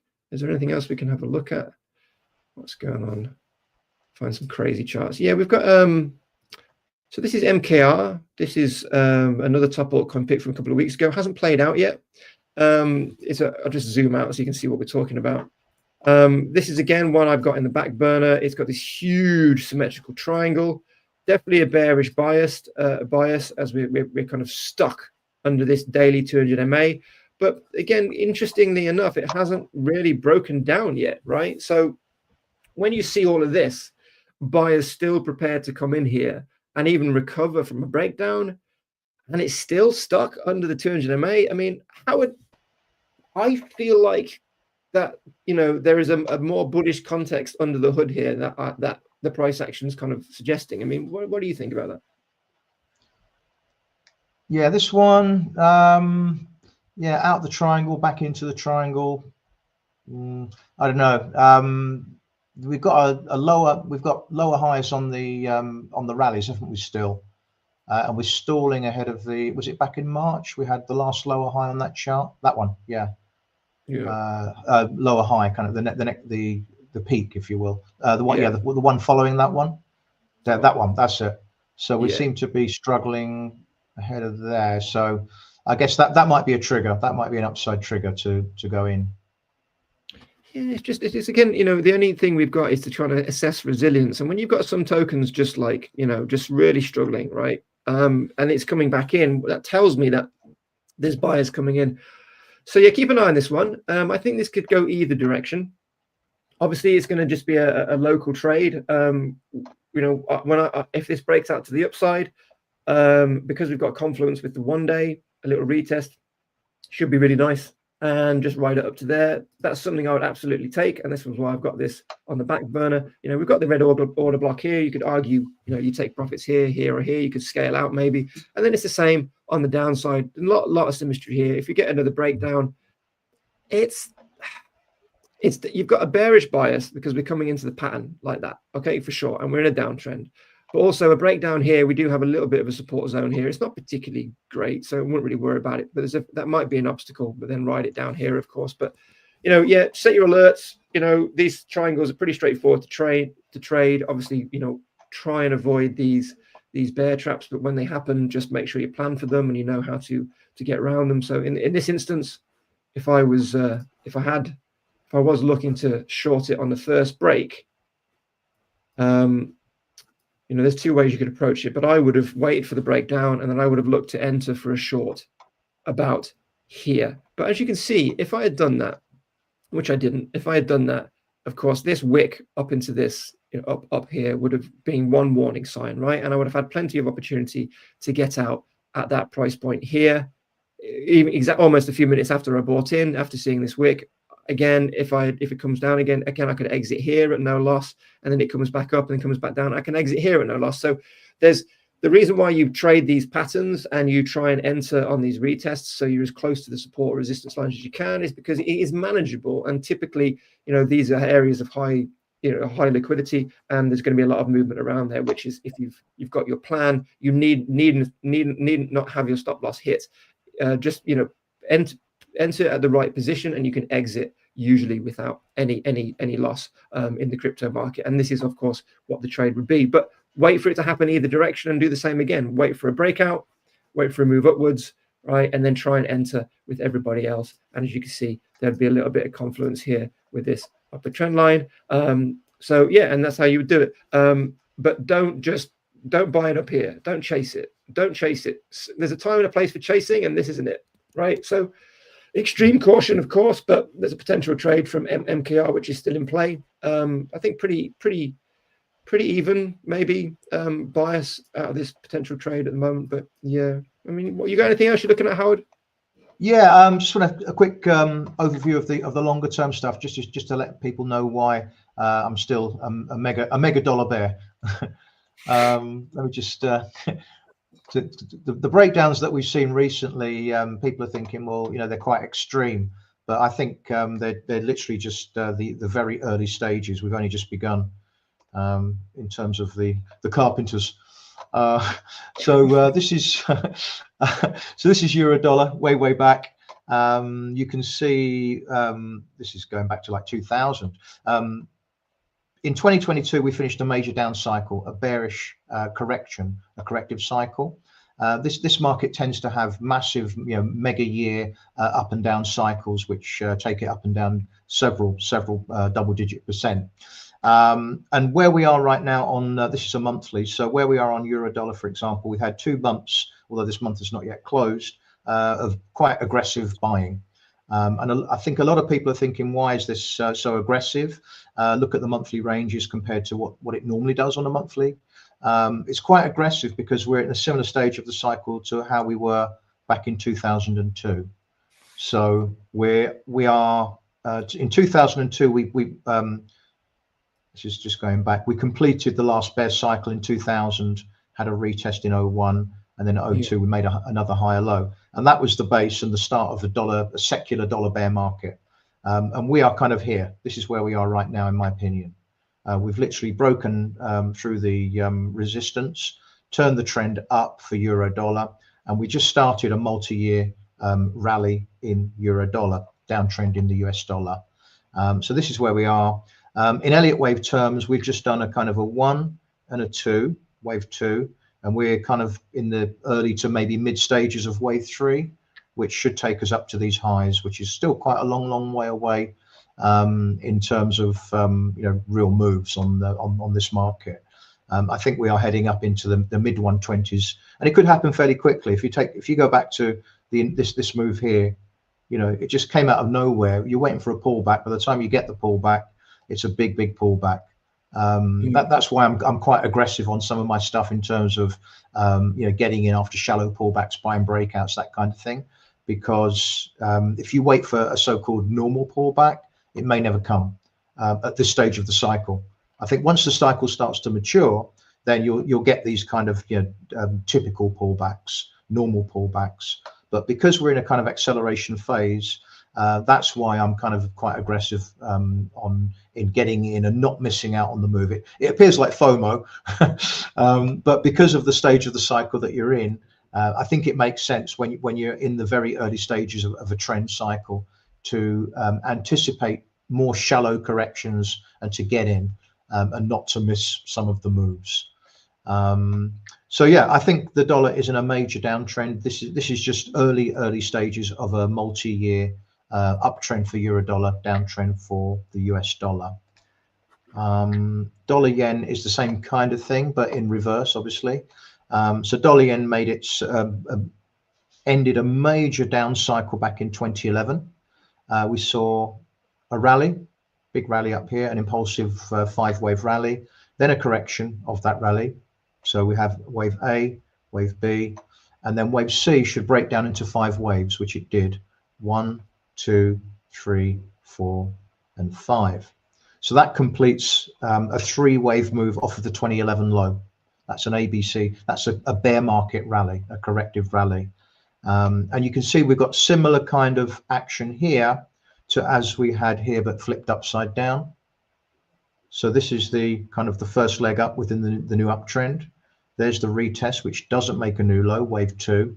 And then we start to see that acceleration higher in the new trend. And I think that's where we are now. There's the first leg down. There's the retest, doesn't make a new high. And now we're starting to see this kind of acceleration. And of course, once we break through that first wave low, we start to see this. So again, that's why I'm really aggressive on my trading, because I'm anticipating very shallow corrections because of the stage of the cycle that we're at. Does that kind of make sense? Yeah, I think a lot of people paying attention is that they're making notes. That's really good tips. It's just, it's I look at some of this price action with a little bit of envy. just a little bit. There was okay, so look, since we've been doing these live streams, I've seen some price action which to you guys might seem like every day, right? And so the price action, not clean, but what you're talking about, the rules and the things you're putting in place to define your trading, right? For me, a lot of those considerations in the crypto space do go out of the window, because certainly with Bitcoin, because the market manipulation, sure, there's manipulation in all markets, but it's the regimented kind of, this happened, therefore this will happen, or we've had these, it's the way it works for me is I'm looking for those patterns, right? As I'm looking for those, the historical, it's, the volatility, and its previous movements and how far it's regressed previously. But I use that data to try and make sure I'm not tricked by the market, because the second in crypto you see a pattern, it changes. So it's a different kind of negotiation for crypto. I'm always much more wary of these patterns. So you will see something on Bitcoin and say, yeah, that's going to 50K, right? That's doing that based on the current TA. I will just, in my mind, I will remember all the times when I've seen Bitcoin do that, where it's kind of like, oh, I'm really bearish, and then it'd be like, no, I'm not. Yeah, just kidding. Yeah. So I find this really interesting, and I've also think, like, in just generally speaking, just looking at the price action of all these different assets and indices and all kinds of stuff over the last few months with you guys, I think there's like a lot of new names we need to come up with certain types of patterns, because yesterday I saw price movement which looked like when you extend a tape measure out as far as it can go just before it's breaking, and we're like, let's call that the tape measure. And I think once we're through and we're done with this complicated world economic environment, I think we may have a few additional pages for some of the trading textbooks, perhaps. I think things are constantly changing. There's a lot of things that stay the same, but there are every so often every new cycle there's something new that comes along and people go, that's what I should have done. And I'll do it next time. You're right. I mean, the only thing which is guaranteed is change. Yeah, it's the only thing. I'll be honest. I use Elliott Wave because that seems to be quite a good tool in that it ties in a little bit with your Dow theory that you were talking about before, where you get through your three trends. You basically get three movements in the direction of a trend. So you get a wave 1, a correction of it, a wave 3, a correction of it, and a wave 5, and that's the end of the sequence. So you get three kind of parts of a primary trend. And here you have 1, there's your first wave up, there's your correction, there's your third wave up, there's your correction, and there's your last wave up, and that's the end of that cycle. And then we go again, we correct it. And I'm seeing a similar kind of thing on Bitcoin, which is out of it, which might be of interest. So Bitcoin, this is going back to 2019, 2020. That why I think the end of the cycle is nigh or was occurred was because we have that 5-wave sequence up from this low. So we have 1, there's the correction, there's your wave 3, that choppy thing corrected wave 3, and then this is the final leg of the sequence. That's why I think this move is going to be longer, not just one of these little corrections. I think this is the start of the correction, which takes us back into the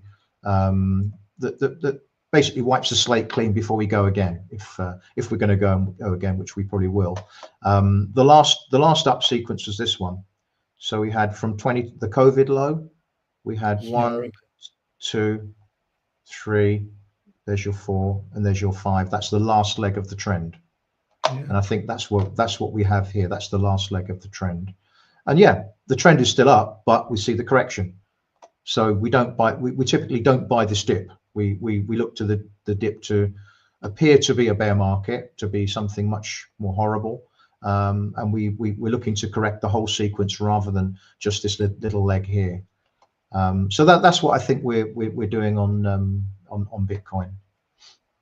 Yeah, because I mean, it's so yeah, and this is what I was talking about with time. Bitcoin's clock is ticking, right?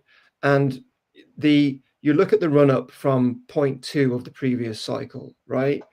It was, those were the gains between 2 and 3 the previous cycle, right? Now here, right, it's much more muted, right? We haven't had,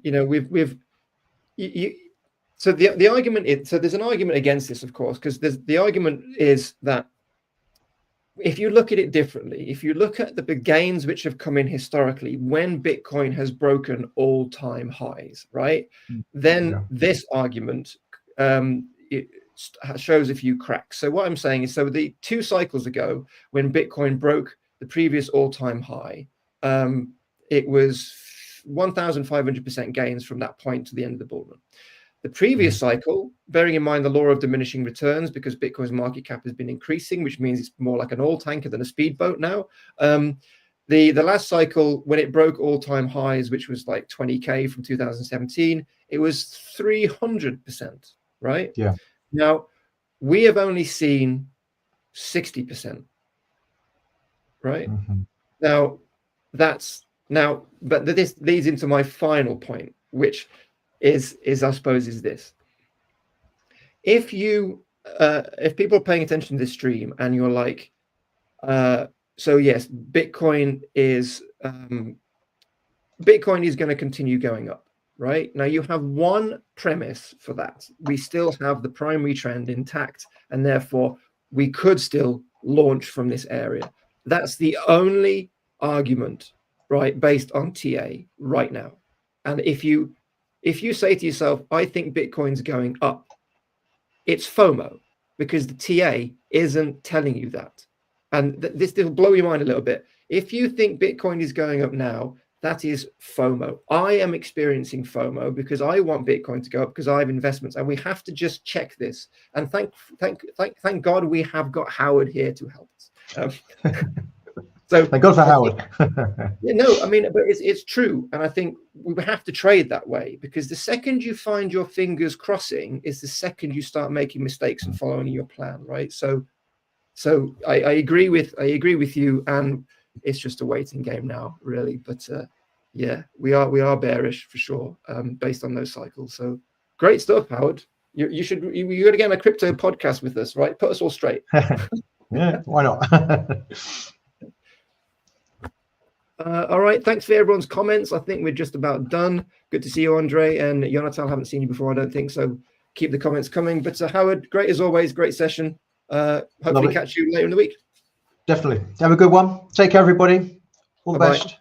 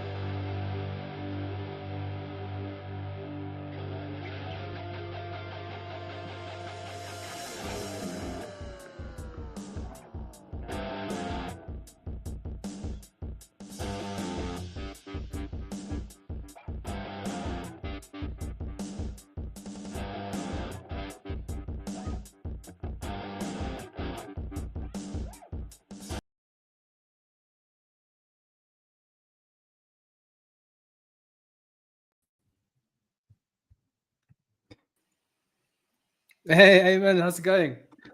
Hello, Coach Jannie. How are you? How are you doing? I'm very well, thanks. Very well. How was your day? How was your trading day? Actually, stop loss today. I hit one stop loss. Today it's a Hey, it stop happens, loss. man. It happens. It happens. Yeah. Today was It- like, sorry to interrupt, but like if today for me was, it was basically also very rangy, right? It looks like it wants to find direction and then it just kind of struggles. And then, it's just very difficult conditions. But at least the Yeah. ATR is tradable. It's not. Oh, there's Michael. Michael. Hey, what's up, guys? Yeah, good, man. How's it going? Awesome. Kind of a great. interesting day today. Not too much going on. Yeah, it's been pretty quiet. I just said to Aymane, it's Aymane, right? Aymane. Sorry, like your mic is muted, I think. But yeah, I'll just quickly share my screen so that people can know what I'm talking about. I think there is an issue. Yeah, we can hear you now. Okay. Yeah, you just muted yourself. You just muted yourself. Okay. So this is basically this is the open. Sorry, this was the open. Okay, on the 15-minute time frame. So you get that push right just past the point of control. Actually, I don't know where the point of control was at the open. I don't think it was there. So and then you had this bearish candle, but you get the support level right on the 15-minute time frame. Is that also what you looked at, Aymane? So I had I was sell actually. I took a sell, not a buy. So yeah, but it's because of this support that it's hold the price. That's why it was rangy day. Yeah. Yeah. So see, I think for me, more buying. Mm-hmm. I wasn't. I mean, the buys on the daily. I think Howard was his buys were short, but that wasn't the S&P. But they're very similar to the NASDAQ anyway. But when I get to like on the 15-minute or even the half an hour or 1 hour, either one of those three time frames, if I can see, even though the bias is short, and I can see we're approaching a support level on the 15-minute or any one of these three, I'm like, no, thank you, thank you, but no, thank you. It's like I would rather wait for like a confirmed close below the level, and then I want to see a pullback on the 1 minute to a resistance level like a static level or the VWAP standard deviation 1 or 2, or even point of control sometimes. It just depends. But even right now, you can see on the 1 minute, we just kind of, there's a proper flat range here. Proper flat range here. Very low ATR as well. There's like, what's the ATR here? Like 3 or something. It's very, very... It's very, very flat, and it's quite evident on all the time frames. Look at the 15-minute, half an hour, and the 1 hour. So it's just pretty much impossible right now. I mean, anything can happen, but right now, like now, you see it's getting towards the resistance level. But for me, I've got nothing lining up on the longer time frames. You see, that's a bearish candle getting close to support. I would rather wait for a short, if anything. Mm-hmm. Right, because I'm bearish here on the 1 hour, half an hour, and the 15-minute, and I've got some space here towards the support level. So if we can just break out of this resistance level, maybe I just need to make this a little bigger so you can see, right? So if I can just get a little break out of this resistance level and then a failure, then that would be, I'd say that would be a pretty good opportunity. So sorry, Jannie, like the resistance level in red and blue, is it the value area of the volume, like the moving? Yeah, So you can see this. It basically looks at the last 20 candles. So it's just a built-in indicator. I'll show you. It's a support resistance period bars 20. So it looks for the support resistance level based on the last 20 candles, and it's one of those. It flows with price action. So yeah. So you can see this resistance is obviously based on this candle. Yeah. So that's how it does. That I hope that answers your question. Yeah. So that's on the 1 minute, but it's the same on the 15-minute and the half an hour and the 1 hour. exactly the same settings on the support resistance. Obviously, it's just on a longer time frame, so it does go back further. Yeah, in terms of time. Yeah, and I think like every session, like you have a new value area like resistance support, or I'm mistaken, because I think so the support resistance keeps moving as price moves. So if I just move this, you see this, you see the blue line here? See it, like the support level keeps going higher and higher because the latest support gets higher, or the latest low is higher, so the support will automatically be drawn higher. The same with the resistance. I can't trade without this. Like it's very, very, very important to me. Yeah. Okay, so I just quickly want to go through a couple of things. So this is the NASDAQ today. Obviously, it is a down day. I think most of the action actually happened pre-market. There's a lot going on. We had news. Yes, yeah, we had the news. But look at this was pre-market. This is 10:30. This is in the morning. What news did we have this morning? It was CPI like GBP at 2 Eastern. Actually, this move, it happened because of China. They said that the ball is on US hand. We are open for negotiation, and then we saw this push to the upside. Like all the markets, Bitcoin also, we saw it pump a little bit in at 10:30. I remember when, and also as Michael said, we had GBP, but CPI. We had that. Okay, so anyway, that's the NASDAQ. Aymane, you can obviously talk a little bit more about that, about your trade that didn't go as planned. They happen, isn't it? They just get this part of it, man. It's just part of it, right? But yeah. So sorry, it was actually a good trade. Let me show first trading view. Share this screen. No. So sorry, I'll hand over to you just now if you don't mind. I just quickly want to.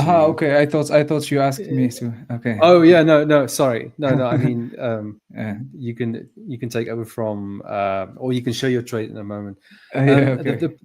The pound US dollar we spoke about in yesterday's session. Same session. Aymane, you were in the session, and with Howard, and this bearish candle was forming. So at this resistance level, so we identified these levels as a potential pullback area. So overnight, that's not what happened overnight. It just pushed higher. So at this resistance level, Michael, we may have been in the session together when I mentioned this. I don't like it when we're at that resistance level. It needs to kind of either pull back or break through. Right. And then from there, it's much clearer. So we did get a breakout here. So now this 1.32 level, this breakout level will be interesting to me. Maybe not tonight. We'll see what happens tomorrow morning in the London session. But that would be an area of interest, okay, if it can hold there. But ideally, I do want to see it moving on a pretty strong time frame. So the 4 hour would be great. Maybe even the 1 hour. It just kind of depends what it looks like, right? But not this evening, because we are in the doldrum stages.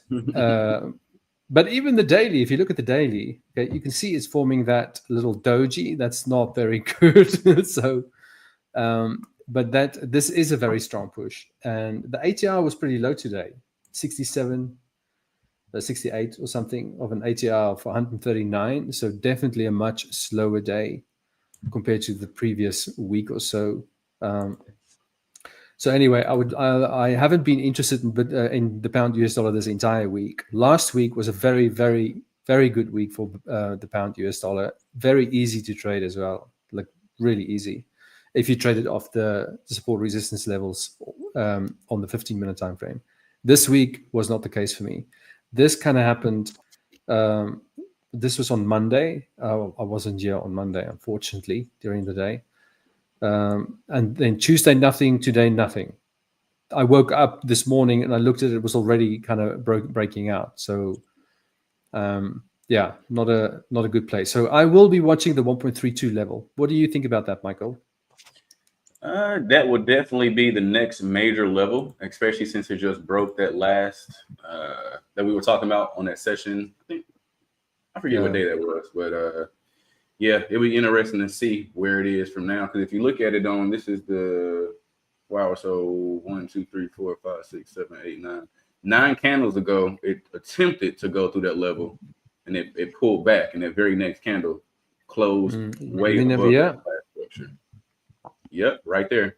Yeah. This actually happened. This was busy forming towards the end of the session yesterday. But the problem is, you know, especially for intraday trading, if you open a trade close to the New York close, then you get those huge spreads. You know, at the New York close. So it's so it's not a good time. It's really bad. So unless you're around, you can stay there, depending on where if you're in the US, you can definitely check it out. And I mean, you can wait for that 1 hour after the New York close, just for the spreads to settle, and then you can maybe look for opportunity. But for me, this is overnight. I'm asleep here. I'm fast asleep here and there as well.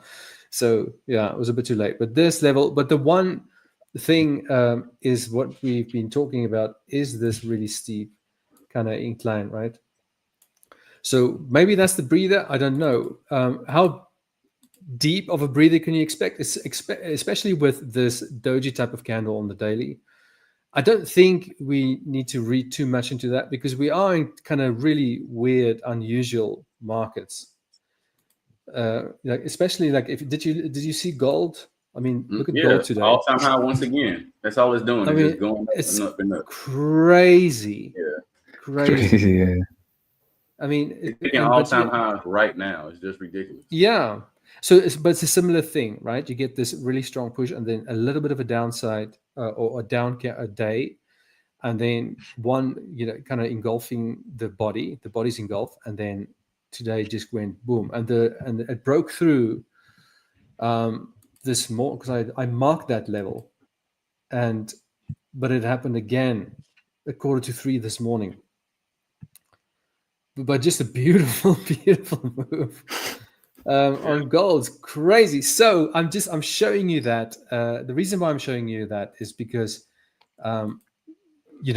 it's a very kind of similar situation here. Don't think just because it looks like a bearish doji that you're going to expect a pullback.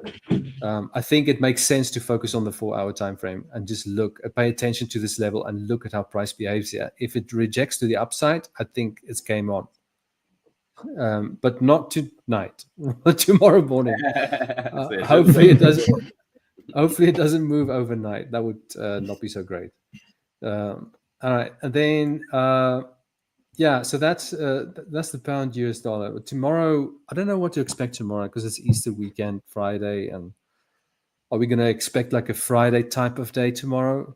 Right. Even on the NASDAQ, is it going to be like is it going to be a case of just trade the first hour and a half, and people will treat it like a Friday, because obviously Friday is a holiday. Right. So I think we just got to like keep that in mind, especially for the NASDAQ as well. If we scalp that. Yeah. So then, and what's the other one? It's Bitcoin. Yeah, Bitcoin pulled back into the support zone, and now it's like piercing back up. So we very clearly in the range after we broke this trend line.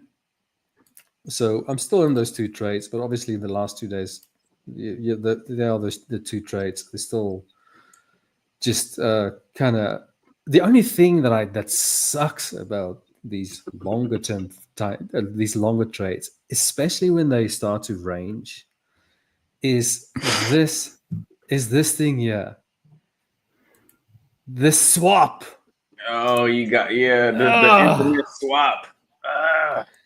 Literally, that's exactly why I close my trades intraday. Like, it's already hard enough to trade anyway. You got to pay an extra fee for holding a position too. I don't like that at all. That's why I don't Well, that's why I don't like to get stuck in a range. Now you can imagine on the pound US dollar. Remember this 3-week range? Wow. This was this is basically actually the range. If you count like right from the beginning, that was on the 5th of March, and it broke finally out on the 2nd of April. That's pretty much a month of like ranging and all those swaps. Is this a positive or negative swap? I don't even know. I haven't like traded the pound US dollar overnight for a long time. But if it's a negative swap, oh man, it eats your profits. It does. Eats your profits. Yeah. It does. But really how is. they calculate the swap, like the broker? Like, is it the like fixed percentage or? You can. They do it by lot size.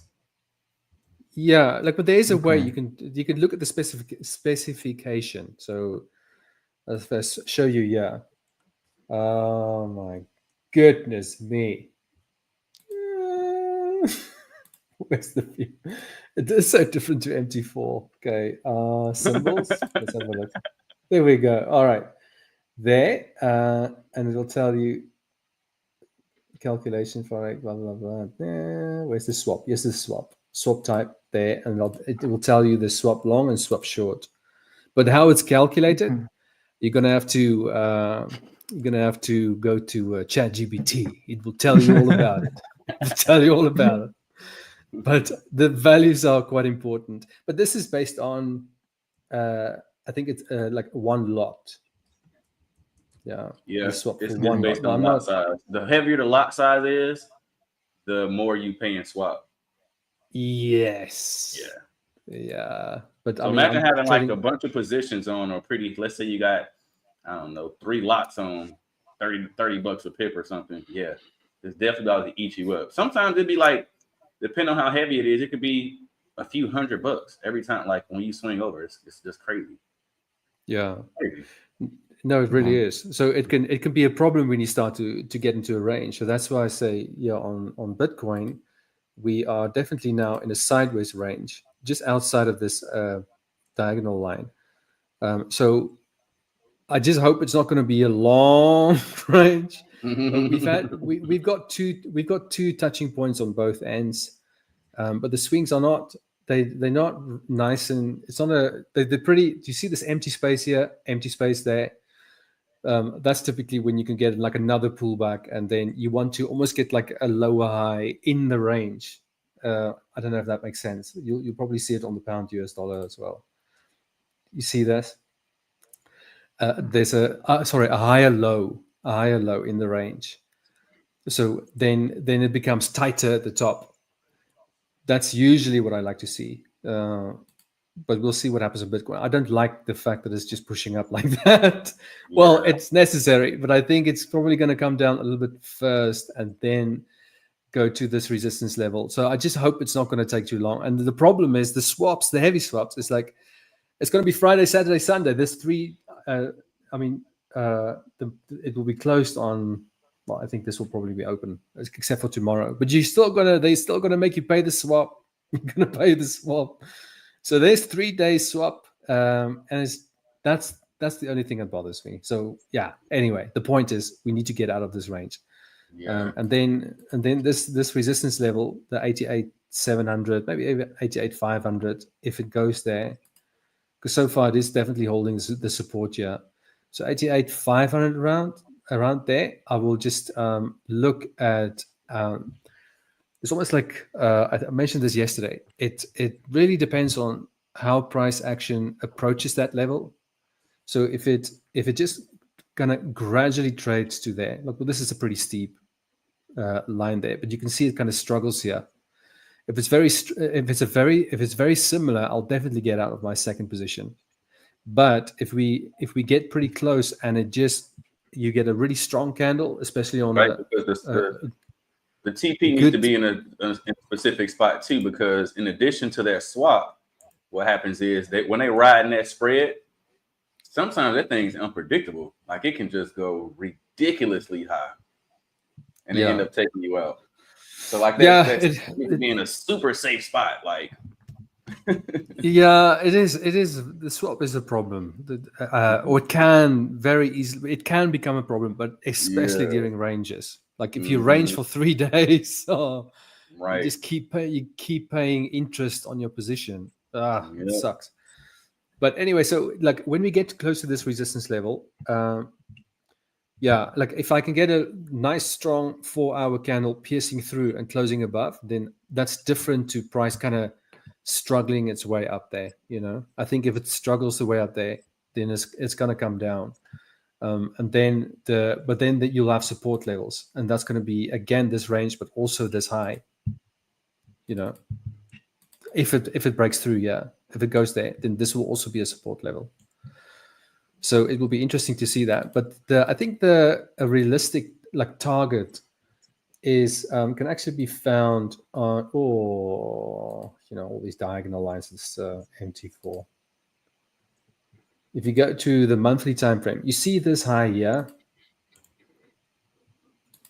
of that candle. So about 94, close to 95. That is a resistance area, pretty strong resistance area, because on the monthly time frames, the candle itself serves as support resistance. So if you look at the half an hour time frame, that's not that one. Sorry, not half an hour, 4 hour. It's over here. That to me is the major resistance, and from there it can potentially come down again. But I don't know. We need price action to tell or identify the levels. You know, does that make sense? Like you need, as price unfolds, so does the support and resistance levels. It kind of comes with it. Right.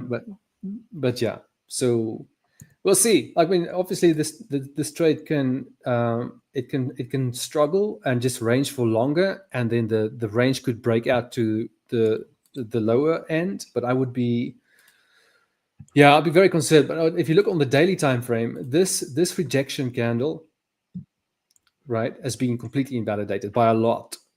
It's like the daily. I mean, it didn't completely engulf it, but it's definitely rejected this kind of inverse hammer, if you like.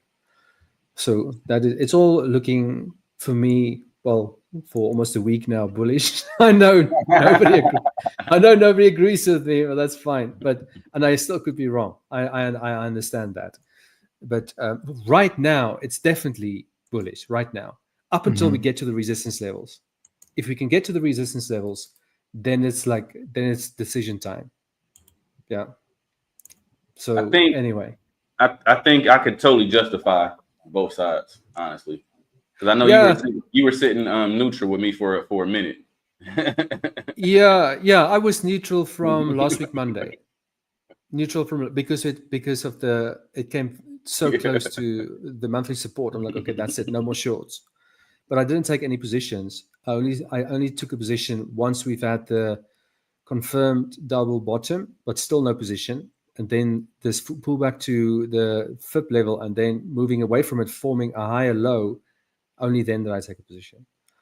Right. But there's definitely like contradictions, you know. But in the longer term, so for example, if you look at the daily, for example, or maybe we need to go out one to the weekly time frame. Yeah. So I do think this is a very, very strong resistance area, but I don't know if we're going to make new highs. I don't know that. So it's too far in the future. But the thing that concerns me, and it does concern me, is we've been now through some really uncertain times, right? And we've seen during uncertain times we've got the trade wars, and where's that?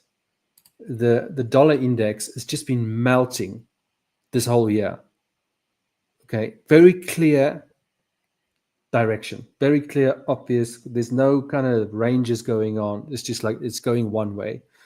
And on gold, if you look at gold on the monthly time frame. So this is the January candle. Okay, this is when the new administration took office, and there was a lot of uncertainty. Investors don't like uncertainty, and so gold is a safe haven. But this has just moved in one direction. It moved straight up in a straight line, right? And it's clear. And the same with the dollar. It's clear. And a lot of Forex pairs also, we had very clear trending moves. They were trending for a long time, and they were bigger, like twice the size of ATR, like big moves. And then you go over to Bitcoin, and it's just nothing's happening. Bitcoin is struggling against a super bad, poor, struggling dollar, because Bitcoin is trading against the dollar, right? It's BTC USD. So that is like a little bit concerning. It's like this is the perfect time for Bitcoin to really shine. It's definitely right on the cusp of it all, for sure. Yeah, so it's struggling, but it's also not, breaking any support levels. But the other thing that I listened to some Bitcoin guru, right? And he said he reckons there's a correlation between gold and Bitcoin, and that is that there's typically like a 90-day delay. So when there's a rally in gold, then you can see it in Bitcoin. But it's been about 90 days, right? Maybe a bit longer. Right. So I feel it was like, well, okay, well, we'll see if I take that with a pinch of salt. I don't know if that's true. I don't think it's highly correlated like that. But yeah, we'll see. Like, to me, this is Bitcoin's last chance. If this fails, because the problem is, like, if this does break, and it won't break now, it will need to break from a resistance level, not on the way to a resistance. I think there's opportunity to go long to a resistance level, right? But yeah, if it does break, then yeah, Bitcoin is going to be in big trouble. If you look at the monthly, just delete all these lines. I'm talking too much. I'll hand over now. Sorry about that. No, I mean, I agree. No. To me, it's almost like it has to, for this to keep this momentum that it's doing, it can't get too much lower than this, because people will definitely lose confidence. All these people who bought all of these thousands of coins each month, they're gonna have to start reassessing their portfolio. Like, hold on now, did we make the wrong decision here, or what's happening? Yeah, the thing is, traders, retail traders are going to see that too, and they're going to hop all over it. It's going to make it even worse. Yeah. So I feel like it's make or break time. Yeah. For Bitcoin, because if we do lose this level here, and we close below it, man, I'm telling you, you are going to be stuck in Bitcoin for a long time. Right? Like, it's going to take maybe, I don't know, it's obviously guesswork, but like a year, 2 years, perhaps even longer. Because if you look, we can just look at previous cycles. This is the monthly time frame. See, this was also a big, like, a support level, and it did make new highs, but it rejected, and then it came back lower. And this is typically when people like us go, oh, it's going to go up. No, it's going to go. Well, if you look at the trend line, if you look at it, all right, we talk about all these things. And now you're at the support level, and you get a bounce, and everybody gets excited. And then there you get the close below. You've lost that support level. You are stuck here for 1, 2, 3, 4, 5, 6, 7, 8, 9 months. 9 months just for it to get back to the support level that it broke. And then another 1, 2, 3, 4, 5, 6 months. Right? You're talking 15 months. We're talking about nearly 2 babies. Yeah, and then 2 babies. Now, if Bitcoin, like, this is why I said, like, if it does lose this level, it needs to recover quickly, because if it's not going to recover quickly, and it does go lower to, I'm not sure which levels people are identifying, but that's a pretty obvious one there. Maybe all of these little pivots, all of them can be support levels, right? That can be a support level. All those lows can be support levels. Okay, so there's a lot of levels you can potentially trade to, but if it goes that deep, oh man, because this is range messy territory. Like, and you're going to be stuck in there for a long time, because there's going to be, I don't know. It's really important that we do that Bitcoin kind of pull its socks up and move up. But anything can happen, right? Anything can happen. So for now, I'll just focus on what I can see and pay attention to these resistance levels. Well, I'm just curious before you pass over really quick. Where you don't have the 50 on here? Where's the 50 EMA on the daily chart? I want to see that on here. Let's have a look. Because that's really what I'm waiting for. Because I'm still neutral on this. I'm not really bullish until this breaks and closes above the 50 on the daily. What the hell? What's going on? Let's go in money flow index. That's not what I asked for. Specifically. What's that? They manipulated your charts, Jannie. I do what? They manipulated your charts. Yeah. I don't know what's going on because why is it not working? Maybe you'll just have to put it on your chart if you don't mind. Okay. I may have to reset or just close and open the platform again. No, that's cool. Moving average. It shows money flow index. Okay, I'm sorry about that. You're gonna have to take over and just show that. It's cool. It's cool. I know, Aymane, you want to jump on next, and I didn't have much going on, guys. So I'll kind of show it at the end here, but yeah, you can take it from here, Aymane. Yeah, sure.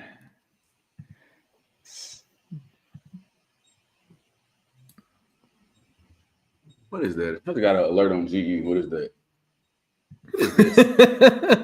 It's a margin call. You're hilarious. So now we are breaking down. It's you see, Jannie. Now we are breaking down. Oh yeah, I didn't see it. Let's have a look. Oh my goodness! Oh, you see? Let me show. Can I quickly show you my screen? Can I quickly show you my screen? Sure. Okay. I'm talking too much, man. This is the problem. Look at this. Let me show you. This is exactly what I told you. I'm waiting for a resistance level to reject from there. So that one definitely would have taken profit. There's a second one. Yeah. Perfect trade. Yeah. Okay. Anyway, just take over. It's happened. Yeah. We know all about it. Yeah. Today NASDAQ did dirty to me, but it's all good. Yeah. Oh, sorry. Can you? Sorry. Can you see my screen? It's nothing like seeing that. Like, I know they didn't do that. Like, oh yes, they did. Andre, thanks for the feedback. Okay. Yeah. Okay. I'll change the background. Yeah. I was wondering if that was an issue. Because for me it's clear, obviously, but I wasn't sure how it came across on the live stream. But thanks for the feedback, Andre. I'll change the background for the next session for sure. Yeah. So today actually I took one trade. The bias for me was bearish. Let me show the video right here.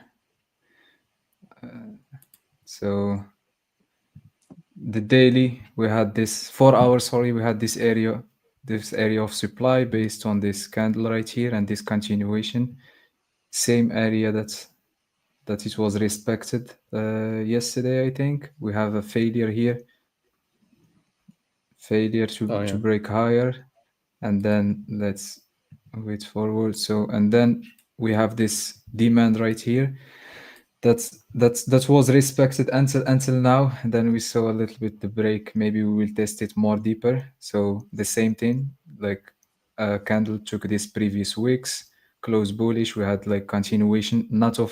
It's not a strong demand zone for me. It's not a strong area of interest because like we fail here to break this high right here. So yeah, the price rejects from it, but it's not that strong. That's why I was more bearish today than bullish, even though we had a demand zone right here, because it's not that powerful zone.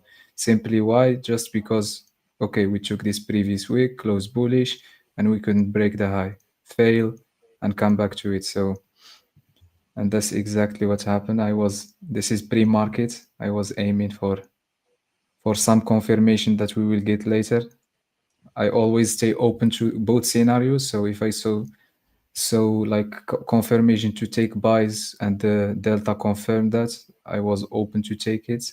So let's move this is just me seeing what is happening. Okay, so we had, yeah, here it is. So we had this 15 minutes and also 30 minutes supply zone, and we had this let's say it was a news, if I remember well, it was a news about China. And then when I will show later the footprint chart how it looked like. There is just empty candle, like there is no orders, just a bunch of like a lot of zeros and 10, 20. So it's like empty. So I was expecting this all move to like a reversal based on this. And oh, sorry, Aymane, to interrupt you again. Yeah, I just quickly want to take a trade on the pound US dollar quickly. Yeah. It's just gonna be. We'll see what happens here. I'm gonna. Okay. And I'm also going to show you, for those of you who don't know how to calculate your risk. It's actually a little bit early for this trade, okay? But ideally, I'd like to wait for the candle to close. Okay, can you see it? So yes. On the 4 hour, you see on the 4 hour we're bouncing. You can see it clearly. Yeah, we're bouncing right off that level we have identified. Now ideally, you want to I'll wait for the London session, but that's a pretty strong rejection. Where is my Hola Prime account? Okay, so if you don't know how to calculate your risk and you want to take a 1%, take the smallest trade you possibly can, which is 0.01, and then you place your stop loss. Okay, and then so it shows $2.19. If you want to take a $500 risk, you say 500 divided by, what was that? $2 and what? Can't remember now. $2.19. $2.19 that you need to trade 228 times bigger. So there's going to be a lot size of 2.27. Does that make sense? It should be a lot size of 2.28. Well, I've already got a 0.01. So I need to trade 2.27. So that's how you can calculate your trade size manually. So 2.27. Okay, so there we go. And then I'll put my stop loss right there. And then I'll just monitor it. I can't see any obvious resistance here. We'll see. We'll see. Anyway, so I just wanted to take that trade because we've been waiting for that level, but this 15-minute rejection is pretty strong. I like it. I like it. But I definitely won't be leaving this trade open overnight. Okay. Sorry, Aymane, you can continue. I'm just curious. Do you do that every time, Jannie, to calculate the? No. I've got a I've got a calculator, okay. Like an EA calculator. Like, I just type. No. It's just that would be a nightmare. Like, wait a second here. Yeah, look, ideally, you know how I said if you don't use TradingView, you're not a real trader. If you can't calculate your risk, you're not a real trader either. Yeah, well, you know, I'm not a real trader. You know that. No, yeah, but the calculator definitely help also to take a trade faster, like you said. For sure. Yeah, calculator. Well, I have a it's a lot size EA, so it works like an EA. So you just type in your percentage, so 1%, and then you click on buy, and it, like a line appears on the chart. You just drag it to your stop loss, and then you click on execute trade, and it just does it. But yeah, that's how I do it. I don't. I don't sit there with. Yeah. No, that will not work. Sorry, that's it. Yeah. All right. I can't see your screen. Oh, you haven't shared it, right? No, not yet. Yes. So as I said, like we had our supply here. This is the 15 minutes. Also the 30 minutes we had supply here. And also when I check the delta charts, like here there is no big orders. So there is this big move to the upside. We had here, we had the how to say it, like the gap. We had a gap here. Here it's not, it's shown that there is big candle, but normally there is a gap. We opened in a gap yesterday night. So it was a lot of confluences to be bearish, let's say. So in the, I don't know what time is it here, we had this candle right here. So we took this previous week, closed bearish, and we had continuation. So I will draw this area here. So this is the area what I was based on my trades here. So I was waiting here for the price to come, see if there is some sort of absorption, and then take trade. And that's exactly what's happened. Let me, so we, yeah, the thing is I answered really early, and it hit my stop loss again. It happened to me last week and this week. So I have to, it was an A+ setup. So I was aiming for the lows to here. So supply zone, I had absorption on the 15 minutes, 5 minutes.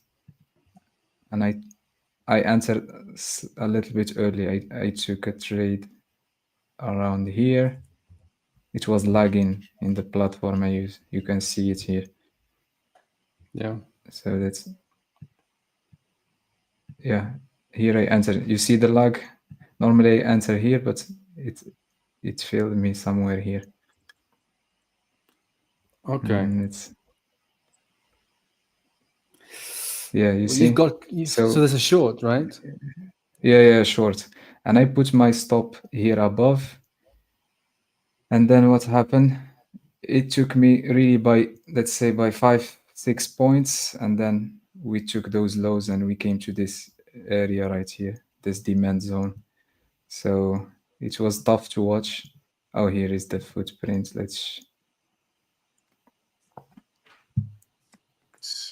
But I answer early. Normally I have to wait.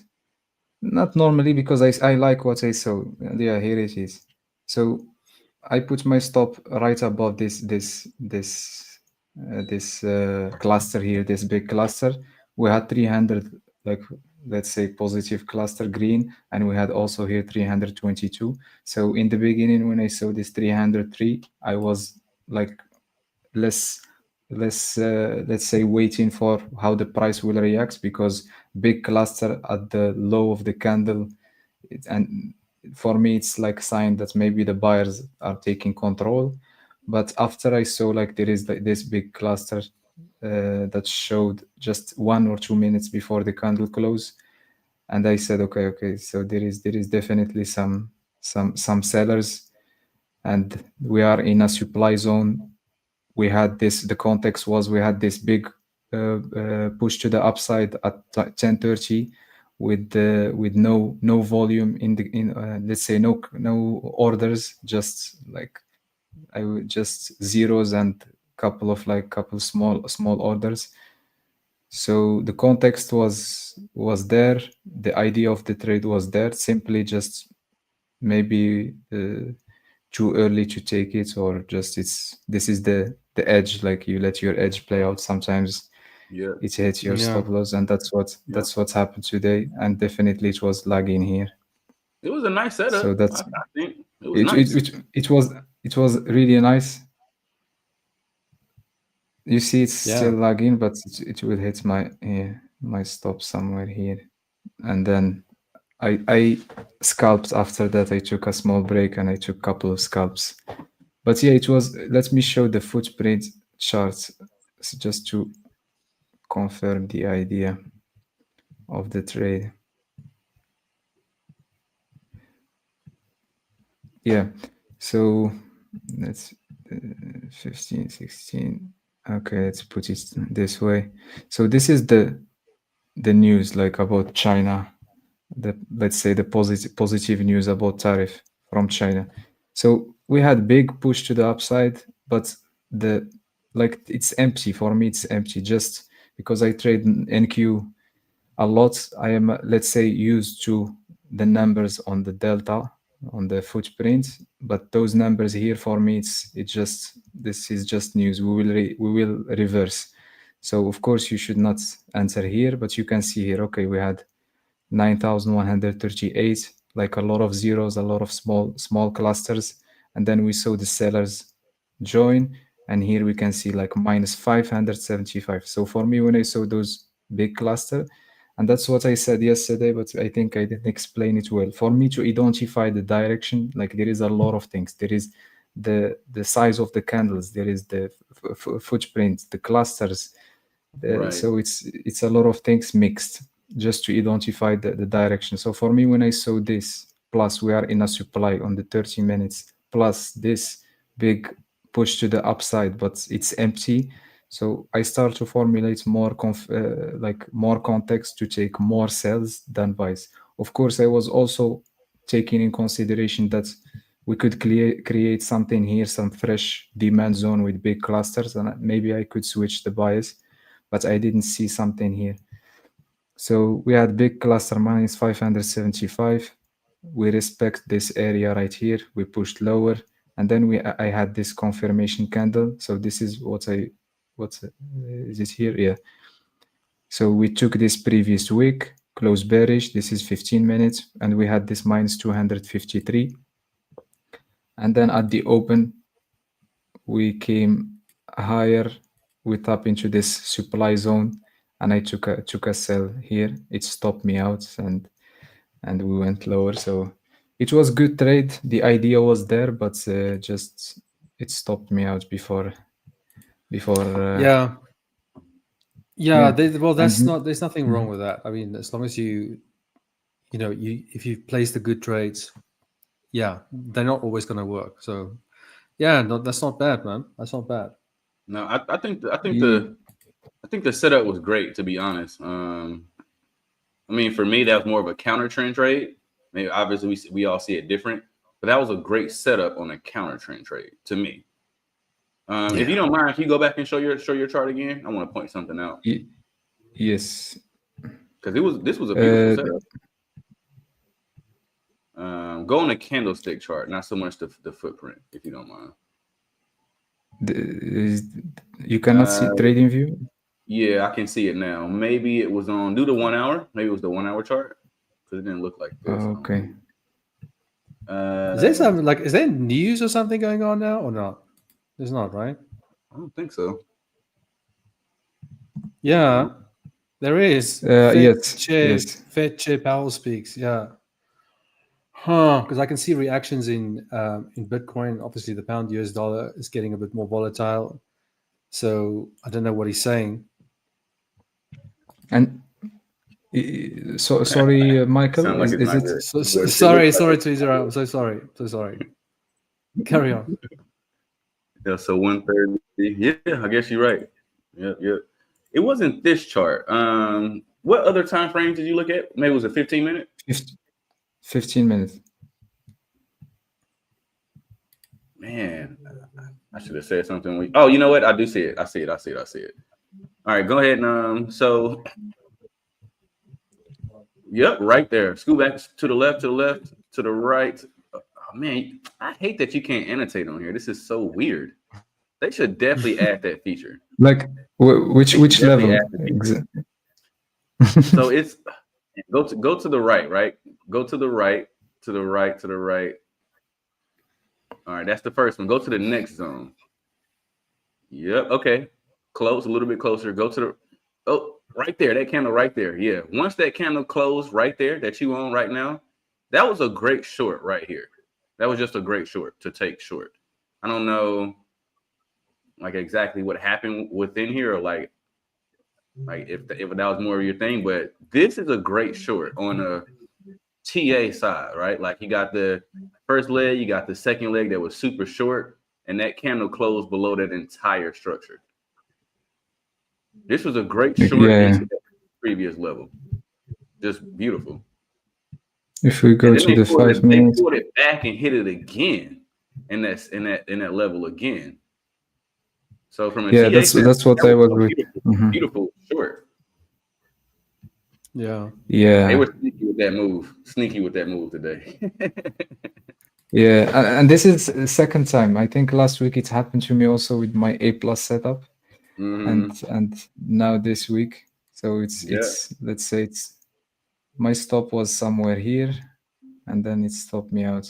Yeah. And the funny thing is when I check the ES, sorry, Michael, like that, it's horrible. Like if you're gonna stop me out fully with some body, right? Like Yeah. don't stop me out on the to the pip. That's lame. That's so lame to me. Yeah, I feel the same. I feel like that when I feel like that when I'm stuck in a trade. I'm like, just stop me out. Just stop me out. Yeah. It's like losing a game or something, right? Like no loss feels worse than losing by a point or two. It's like, ugh. You know what I mean? It was one, maybe two decisions or moments away from winning the game.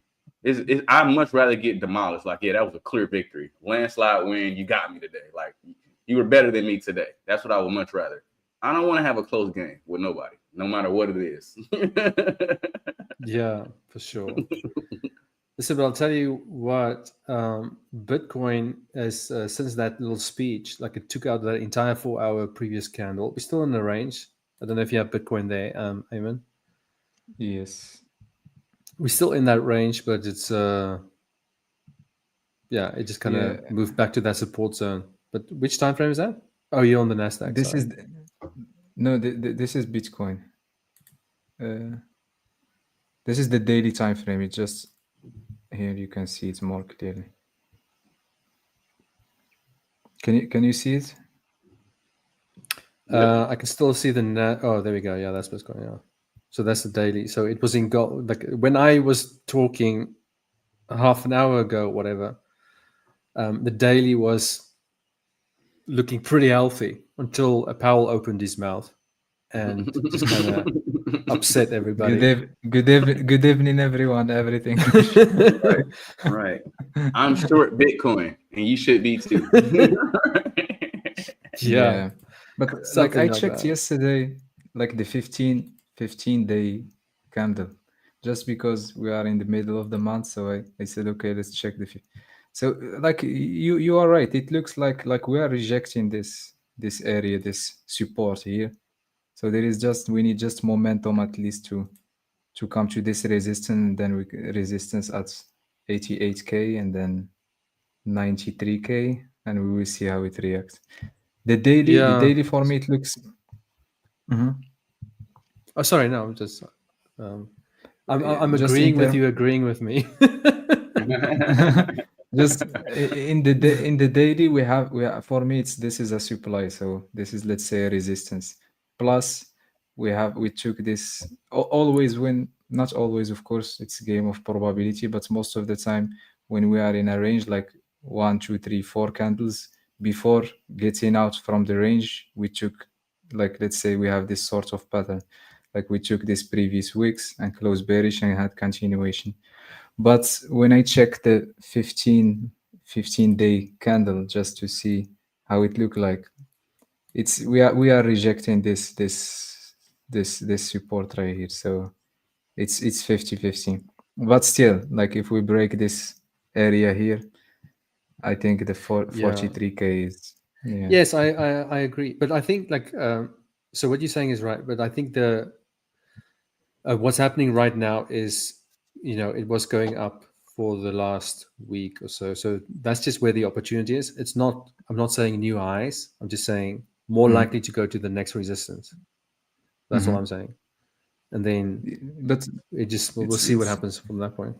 It's true. Like you mentioned when you were explaining, I think GBPUSD, you mentioned that like the price action, how you see the price action, like tap to some areas. Sometimes like we have a clean move to the upside and then we reject. I think you showed something related to this.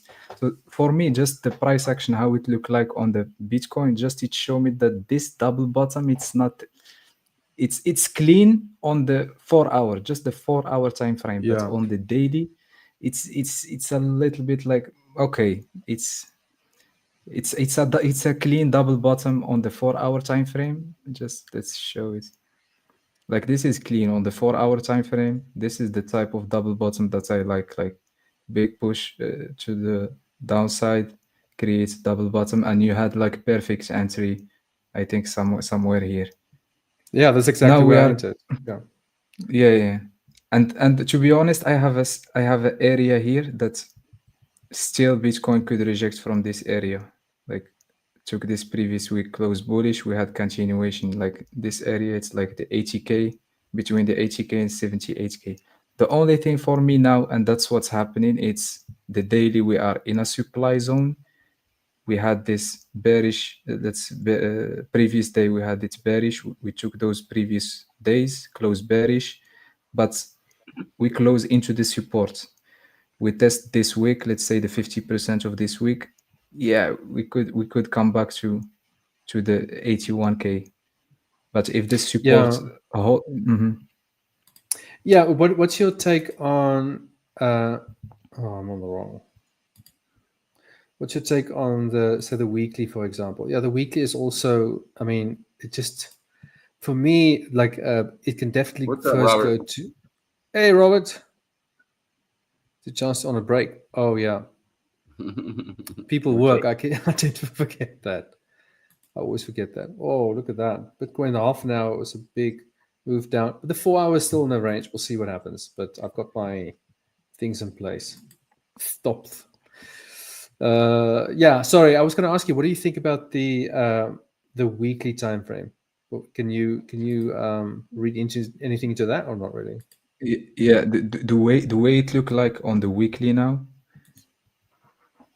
like this fresh what's it like last week candle. This is the last week candle. Last week candle, it shows that there is buyers, let's say. So we had this big push to the downside, took this previous week, try to come to the 88,000. We took again this previous week, close bearish, test the week. Let's show it here.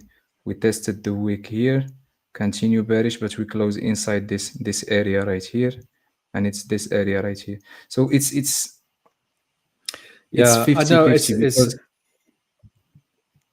yeah, look, because there's definitely, it's not clean and clear as you would like to see it, but for me, it's like if you stack the probabilities up until the point Powell spoke, it was for me, it was like it was just the probability was quite high for it to at least go to that resistance up there, based on the weekly and the 4 hour and the double bottom and the higher low, all of that, it can at least go there. But I mean, right now it's reversing. It look I don't know if we're going to lose this range. We'll see. And just see Robert mentioned something.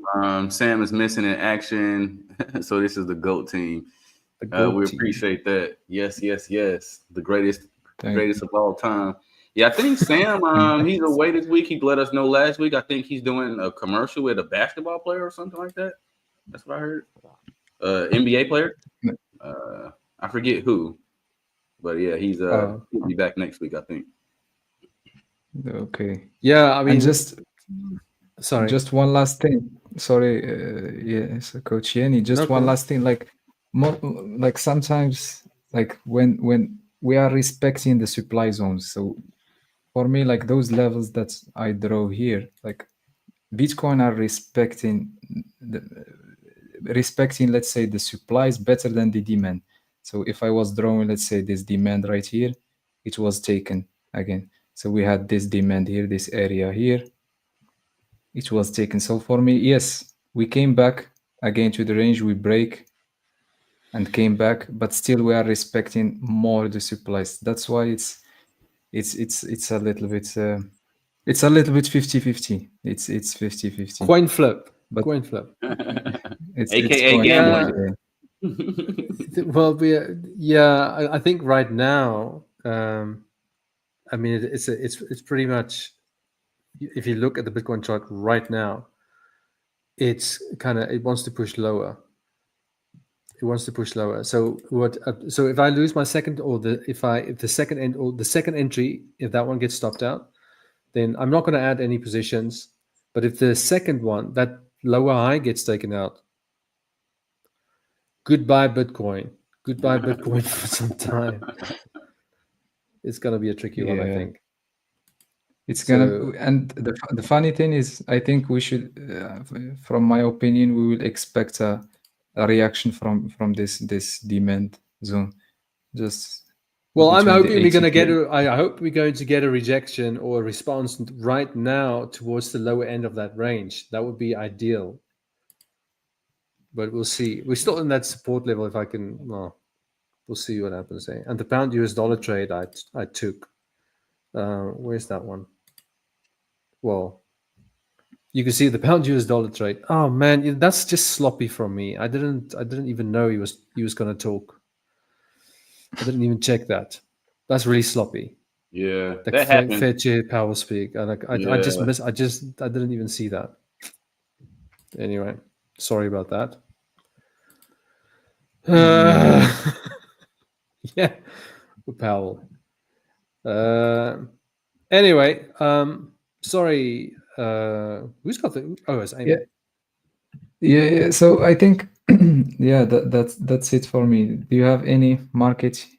Should we check it? Yeah. Let me jump on it. Let me get in some of this action. So I will start with just kind of checking things. Okay, I see Robert transmission. Right now, I find myself scared to stick in my trades. I look back and see it hits my targets. For instance, the NASDAQ just dropped to the liquidity of the 411, but I pulled my trades. Yeah, this is part of what we was talking about, Robert. You gotta find some type of way to stick to the script. Like, stick to your strategy. You know, don't deviate from it. And especially if you keep seeing that it is hitting it, this is purely emotional. Like, if you need to listen to some Mark Douglas trading in the zone, if you need to listen to One Good Trade by Mark Villafury, if you need to listen to some books, something on YouTube, but it sounds like you have a you problem right about now. Like, this that's very normal, but I think it's again, you are attached to the outcome of the trade. Yeah, you gotta let the outcome go for sure. Let it go if it goes. If it doesn't, it doesn't. You just gotta figure out some type of way to stick to your guns. Yeah, because do you close your losses early, Robert, or do you let them go all the way to the stop loss? Great question. Is it just to take profit? You can answer in your own time, but sorry, because he did say he was on a break, because maybe he's trying to do this between work. Yeah. Ever since I took the, he said I closed them early sometime. Oh man, again, you're in the like Jannie said, you're attached to the outcome. You gotta let it go and see what's gonna happen. It's almost like watching a movie that you really like or that you into, and you just stop watching it. You gotta see the end of it. You can't skip any scenes. Stick to the script. Literally, no pun intended. Yeah. Just let it go. And and I'm gonna tell you something too, Robert. Something else that's cool, right? Is you're at a pinnacle right now. It's the precipice of a mountain, right? You can fall off or you can climb back up it and win. But once you actually fight through that desire and that will in your mind to close the trade, whether you up or down, when you can get past that, like the best is yet to come. In this. You see, okay, Robert just clarified it. Oh, sorry, I closed my profits early and let my losses go. Yeah. So you let your stop go all the way to the stop loss, but you don't let your profits go all the way to the take profit. Yeah, obviously that's the worst. That's exactly right. Yeah, that's why I asked the questions. That question, because I assumed that would be. Yeah, but you're attached to the outcome. You really need to. You're gonna have to. I think we've mentioned it. You got to trade small, my friend, and just trade small, and just leave the trade to go to where you think it can realistically go. Yeah, realistically go. If you identify a support level where it can go, take your profit above the support level, to increase the probability for it actually hitting your support, the take profit, and then just leave it, and then do 20 of those trades. Do 20 of those trades, and then look at the results, and then that's going to tell you whether you have a good strategy to begin with or not. Because it could be a strategy problem, but you won't know if you can't execute the trade the way you're supposed to execute the trade, you know, you need to do that right, and then you can measure whether what you're doing is not working. And you're literally too. I want to add this in really quick too. Like you're literally building a muscle right now. Like think of it like that. You're building a muscle to be able to hold on to your trades, and the better you can get at this, the more profitable you will be long term. Given you have edge, right? We're assuming that you do have edge in your strategy, but you might be able to hold on to the trade. The first time is going to be hard. The second time it will be a little bit less hard. The third time a little bit less hard, and so on and so forth. By the time you're 20, 30 trades in, it won't be as hard as you think. Like it's going to be a natural thing to do at that point. But the beginning where you are now is the hardest thing to do, but you got to figure out a way to not close those trades early, right? Or to avoid breaking your trading plan or your strategy. Because if you constantly saying that it's working, had you stuck to what you said you was going to do, you use that as your data right there, right? Like the chances of it working out for you are much higher than you think. So I usually do let runners run, but sometimes bring my stop loss into profit way too early. So that might be a strategy thing. That's kind of separate, right? That's a little bit separred. Yeah. Do you mean break even, or what? How do you mean? You bring your stop loss into profit? You bring your stop loss. Oh, okay. You mean like trailing? Like instead of a loss, you bring it into profit. So you kind of trailing your. Trading. Yeah, I think it's. All right, but I think just to add on, because I think Robert mentioned something related to the losing streak. I think last week with you, Michael, in one session when he mentioned that he lost control, and from that he was close to passing his challenge. It was me, you, and Sam. Yeah, I think for in my opinion, I think Robert, you should take a break, because just take a break. He is on a break right now. He's on a break right now. Yeah. What are you saying? Sorry. I am in a break. Yeah. I think you should take a step back, because like everything, when it's not something working, everything comes together. So nothing will work. So I think just take a step back and come back stronger. And if you're not watching those books, like seriously, I say watching, listening to those books, reading those books, whatever you do, like just you got to get into that type of stuff, because I'll always say, like, right, like for me, journaling trades was one of my game changers and getting my psychology together, because obviously we all used to do the same thing, right? Nowadays, I had month-like discipline. I will hold on to this trade until 355, like I said. It kind of doesn't even matter, but that's me growing. I'm grown as a trader now, right? But in the beginning, it was so hard to do it. I don't even know why it was so hard to hold on to it. Yeah, because of higher expectations. Yeah. Do you know what? I was many years ago. You're not going to believe this.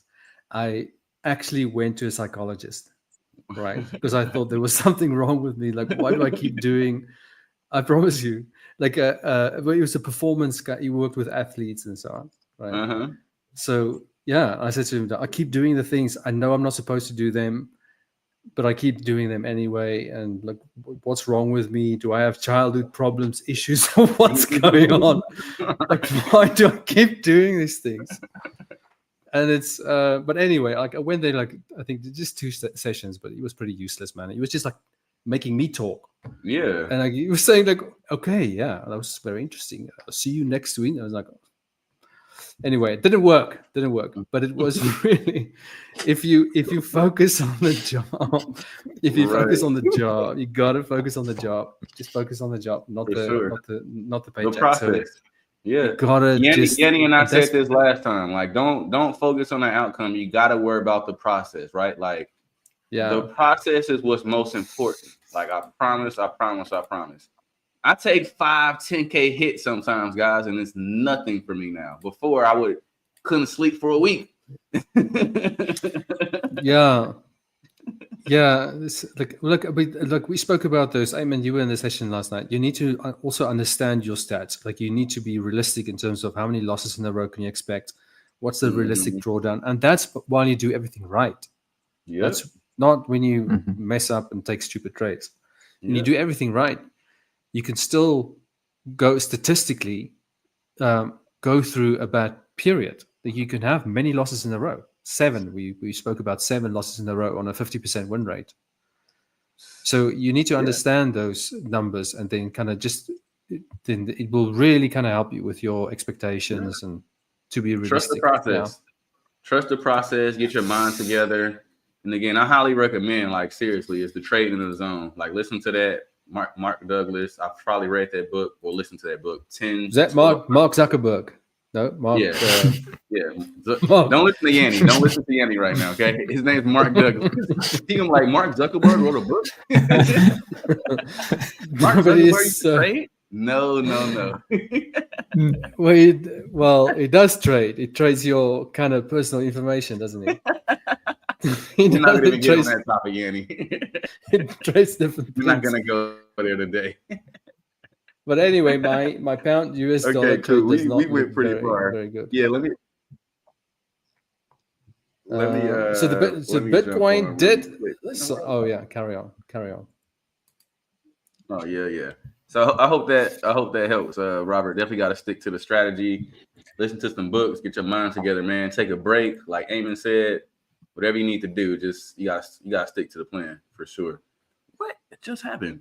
Why in the world is my mouse not working? All right. I got pass it back.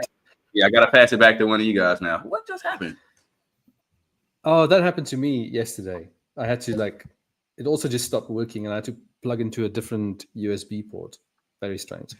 Okay, I'll quickly show you what's going on since the madman opened his mouth. Oh, sorry, I don't know. He's not a madman, I just whatever. All right, so we came down here. It's working. Sorry, it's working. All right, let me jump back on. It's working now. No, but hang on, I need to finish my sentence now. So we had this initial go ahead. push lower towards the lower end of the range, but we're still in the range. So that I don't really get, especially, apart from the fact that it was him speaking. So I'm like, oh, is that gonna be a trigger for this to go lower? You're still in a range. So when I'm in a range, like even this bearish candle won't really kind of do anything for me. It's still very neutral, Same with candles that you typically focus on, engulfing candles, dojis, all that kind of stuff that usually would grab your attention. Has very little value inside of a range because you're in the range. Yeah, you first need to break out, and then from there you can start to pay attention to those candle formations. And with that said, over to you, Michael. Okay. Thank you. So let's start with that actually, because I'm literally still in the same spot that I said I will be in last week with Bitcoin. Like, that's why I asked you to pull up that 50 EMA. I'll come back to GU in a second. But on this Bitcoin, to me, this still needs to break above this, like on this daily chart. It still needs to break above this 50 EMA, which it still has not done, right? That price point is around 88.5, right? So right now, right, if this close to the downside, then I'm short here, right? So for me, let's just talk about longs first. This needs to close above here, right? Like no matter what, we need to close above this 50 EMA. Since this 1350 has crossed here, which is about February 24th, this is in essence been neutral, not long, not short. For me, it's just been neutral since then. And even then, right, this did close below all of this, which was on April 8th. So it looked like it was short, but this for me realistically isn't short until this 50 EMA and this 200 EMA crosses to the downside. Once that happens, then I'll be looking for, move to go short here. But until then, this is still long. We just need a close above this structure here. Obviously stops to go below here. And you would pretty much put I would put my break even, somewhere, it's actually a little too close. to be honest. That's a little too close. Mess around and get knocked out for no reason. But once this closes above, then this is long. This to me, this isn't long just yet. It's still in that, still waiting to see what price action really has in store to actually see if this is going to go long or short, right? So for me, close above this 50 is long. And once the 5,200 crosses to the downside, I'm short, which neither one of those has happened. So for right now, I'm just waiting to see what they're about to do with this, because you almost think that the big guys can't be wrong about Bitcoin, and there's no way that it's going short. We think that, and then we look at history, right? From housing market crash in 2008 to Black Monday to Tulip Mania. No matter what it is, like there's always times where even the big guys were wrong. Even it was wrong on the what is that? That dumb money and the AMC and the GameStop, right? They were wrong on that too. So we always got to remember they can be wrong. So we can't put too much, faith in them. Yeah. Do you know Gary Economics? Have you heard of him? He's a very good. He was Citibank's best trader. Mm-hmm. I follow him. Yeah. Yeah, it's very. He made some podcasts. He's got some very strong negative views on Bitcoin. He's not a fan of Bitcoin at all. He reckons Bitcoin's going to go to zero. Yeah. So very interesting. This is actually classic. He says it doesn't exist, or it's not real or something. Yeah, I don't know. It's just interesting to get everybody's views. But for me right now, Bitcoin is long. Yeah. Right. So no, it's long. It's long. And again, I'm once this 52, if it was for me, is it more long than short? Absolutely. Because again, for me, once this 5,200 cross, right, I'm long from here. Price would literally need to, as you see, the 200 EMA, which is the white one, is always below the 50 EMA. It's below it. This is long. This is long. This is long. This is long. It's still long right now, technically. Now, I wouldn't take a trade on it just yet, but not to the long side or to the short side. But if this closes back above to this 50, then yeah, this is a buy signal. This is a long trade that I would enter then.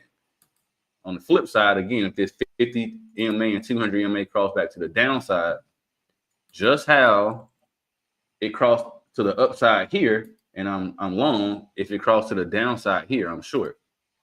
That's just the cycle, right? That I'm actually trading. So still neutral on this right now. It hasn't done anything just yet.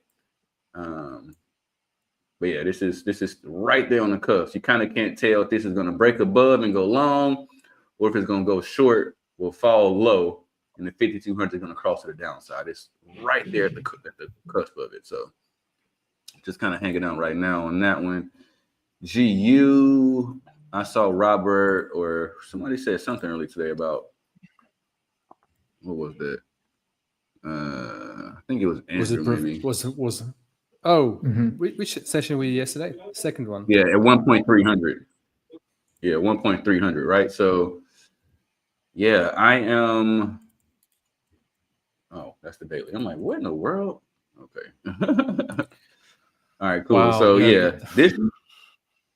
this yellow line is where he thinks it'll come back down to. And to be totally honest, that's not a bad price. Now, I don't know if it'll come all the way down there, but I will say the 200 EMA, right? So you guess that's the 1.300 pretty much, right? I would say more like here, which is about 3065. Right, so not too far off, but for me, GU is definitely long because again, we have this 5,200 cross to the upside, right? But we have no pattern. Like since this has happened, we have the price has not touched the 200 at all. So I'm not interested in this. I'm gonna scoot this over again. I'm not interested in this until price comes all the way down here to the 200 and then give us some type of move. then I'll be interested in it then. But until then, I am not. Man, I got what about the support level where you are right now? Obviously, I'm in that trade. And by the way, if this goes back to break even, I'll just get out. It kind of came pretty close to that previous candle where I had my stop loss. But yeah, it's not really to go long. It's not looking good at all to go long. Actually, if you look at this, yeah, it was that rejection, and obviously that was right at that news event that I just anyway. So, but this time and of if the you night, look it's at not the market really baseline here, how this was going up the entire time, ever since then, since here, this has kind of flattened out. Like, yes, price has gone higher, but on the TDI for me, this is just at the same. This is almost like a plateau. It's just slowly going down, and now we have actually a real curve. Like this is going. This looks short, right? This looks like it's going to continue to go down. And once again, I'm not interested until it does something like this to go long. This I can't say has to, because obviously this thing can do whatever it wants to, but it wants to come down and touch this 200 EMA. Like price has not touched this 200 since this cross. That's not good. The next move in the cycle that I always draw, right, is for this to come down. You're looking at like this has to come down to touch this 200 EMA before it goes back long. Oh yeah. So amen to that. Well, I think you need to look at tomorrow. Sorry, not amen. Amen. Yeah. So this level where we are right now. Again, I spoke about it earlier. It's not a good time. The 4 hours before the New York close, it's not. But I took that trade anyway. So I'll just have to take that one on the chin. I'm still in it. Yeah, it could still like what is like the potential target? Something happen. Break even. Bounce off here and keep going. Break even. But I wouldn't take that. No, I'm getting out of break even. Like that's if I don't get stopped out. If it goes to break even, I'm out. Right. We'll see if that happens. It's just like it's not a good time. It's really slow now, so it's going to struggle along. All right. So what did I want to say? Yeah. So the level on the 4 hour chart. Sorry, on the 4 hour time frame chart.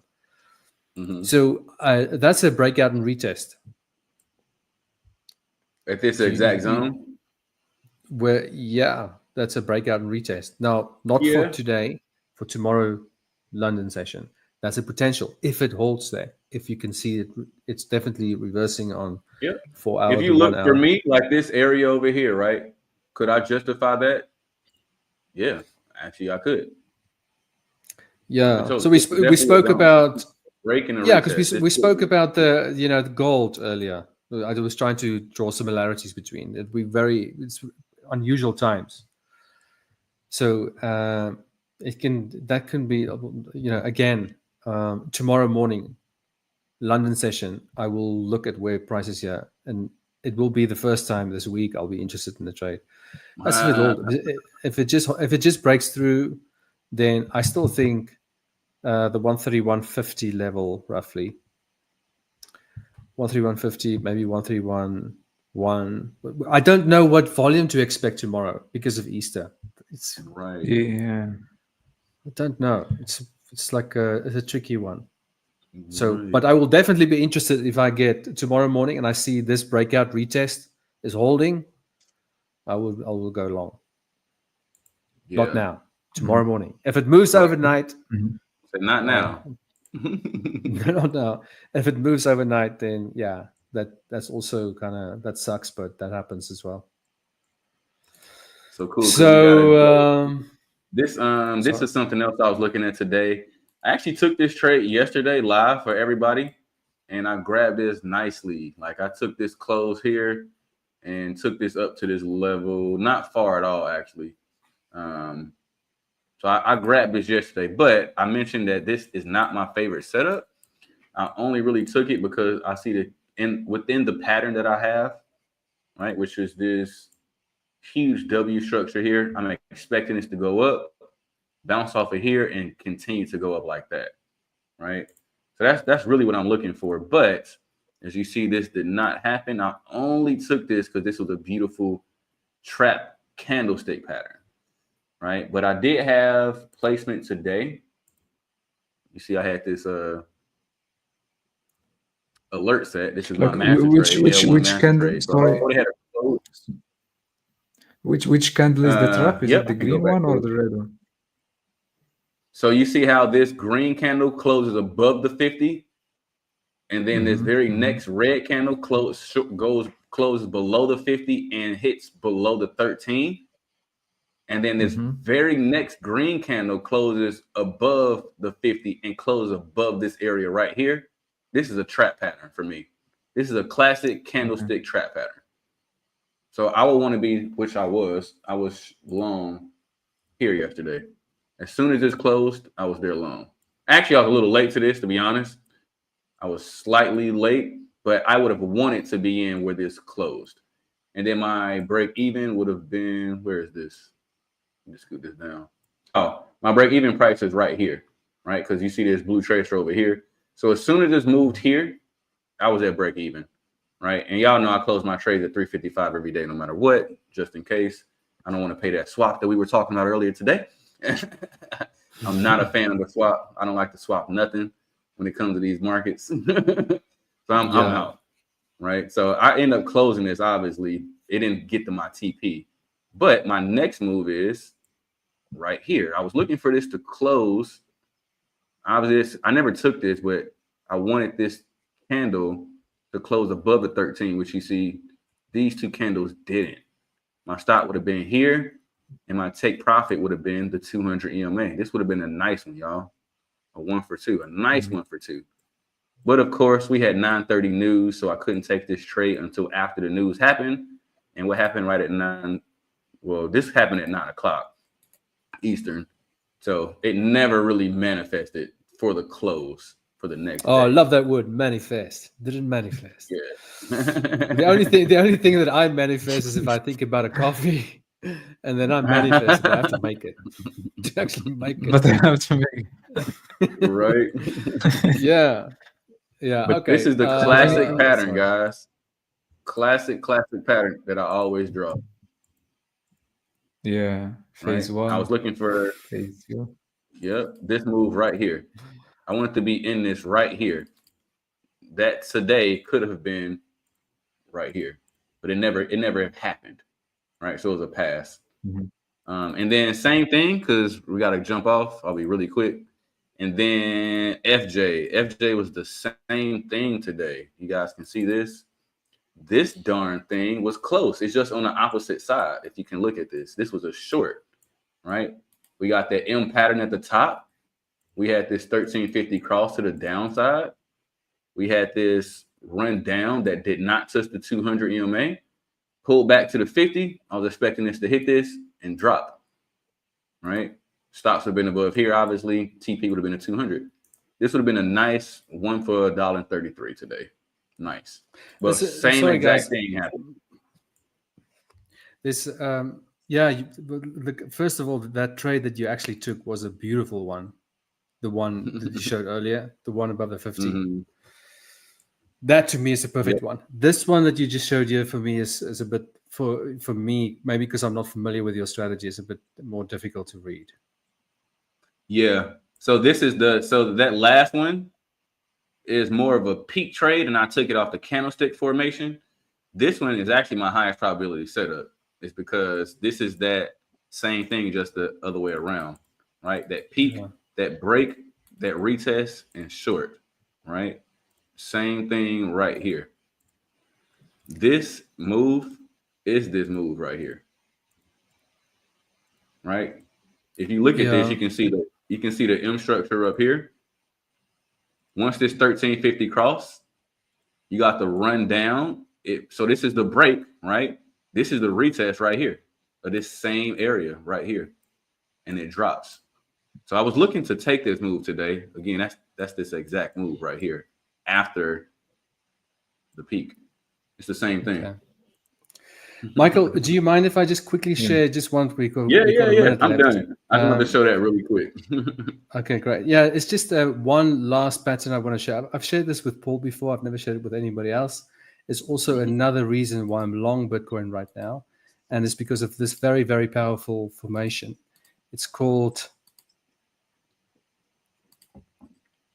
the dinosaur pattern. You're hilarious. I was waiting. It's exactly what we have. It's exactly what we have. We made highs, and then we came back down.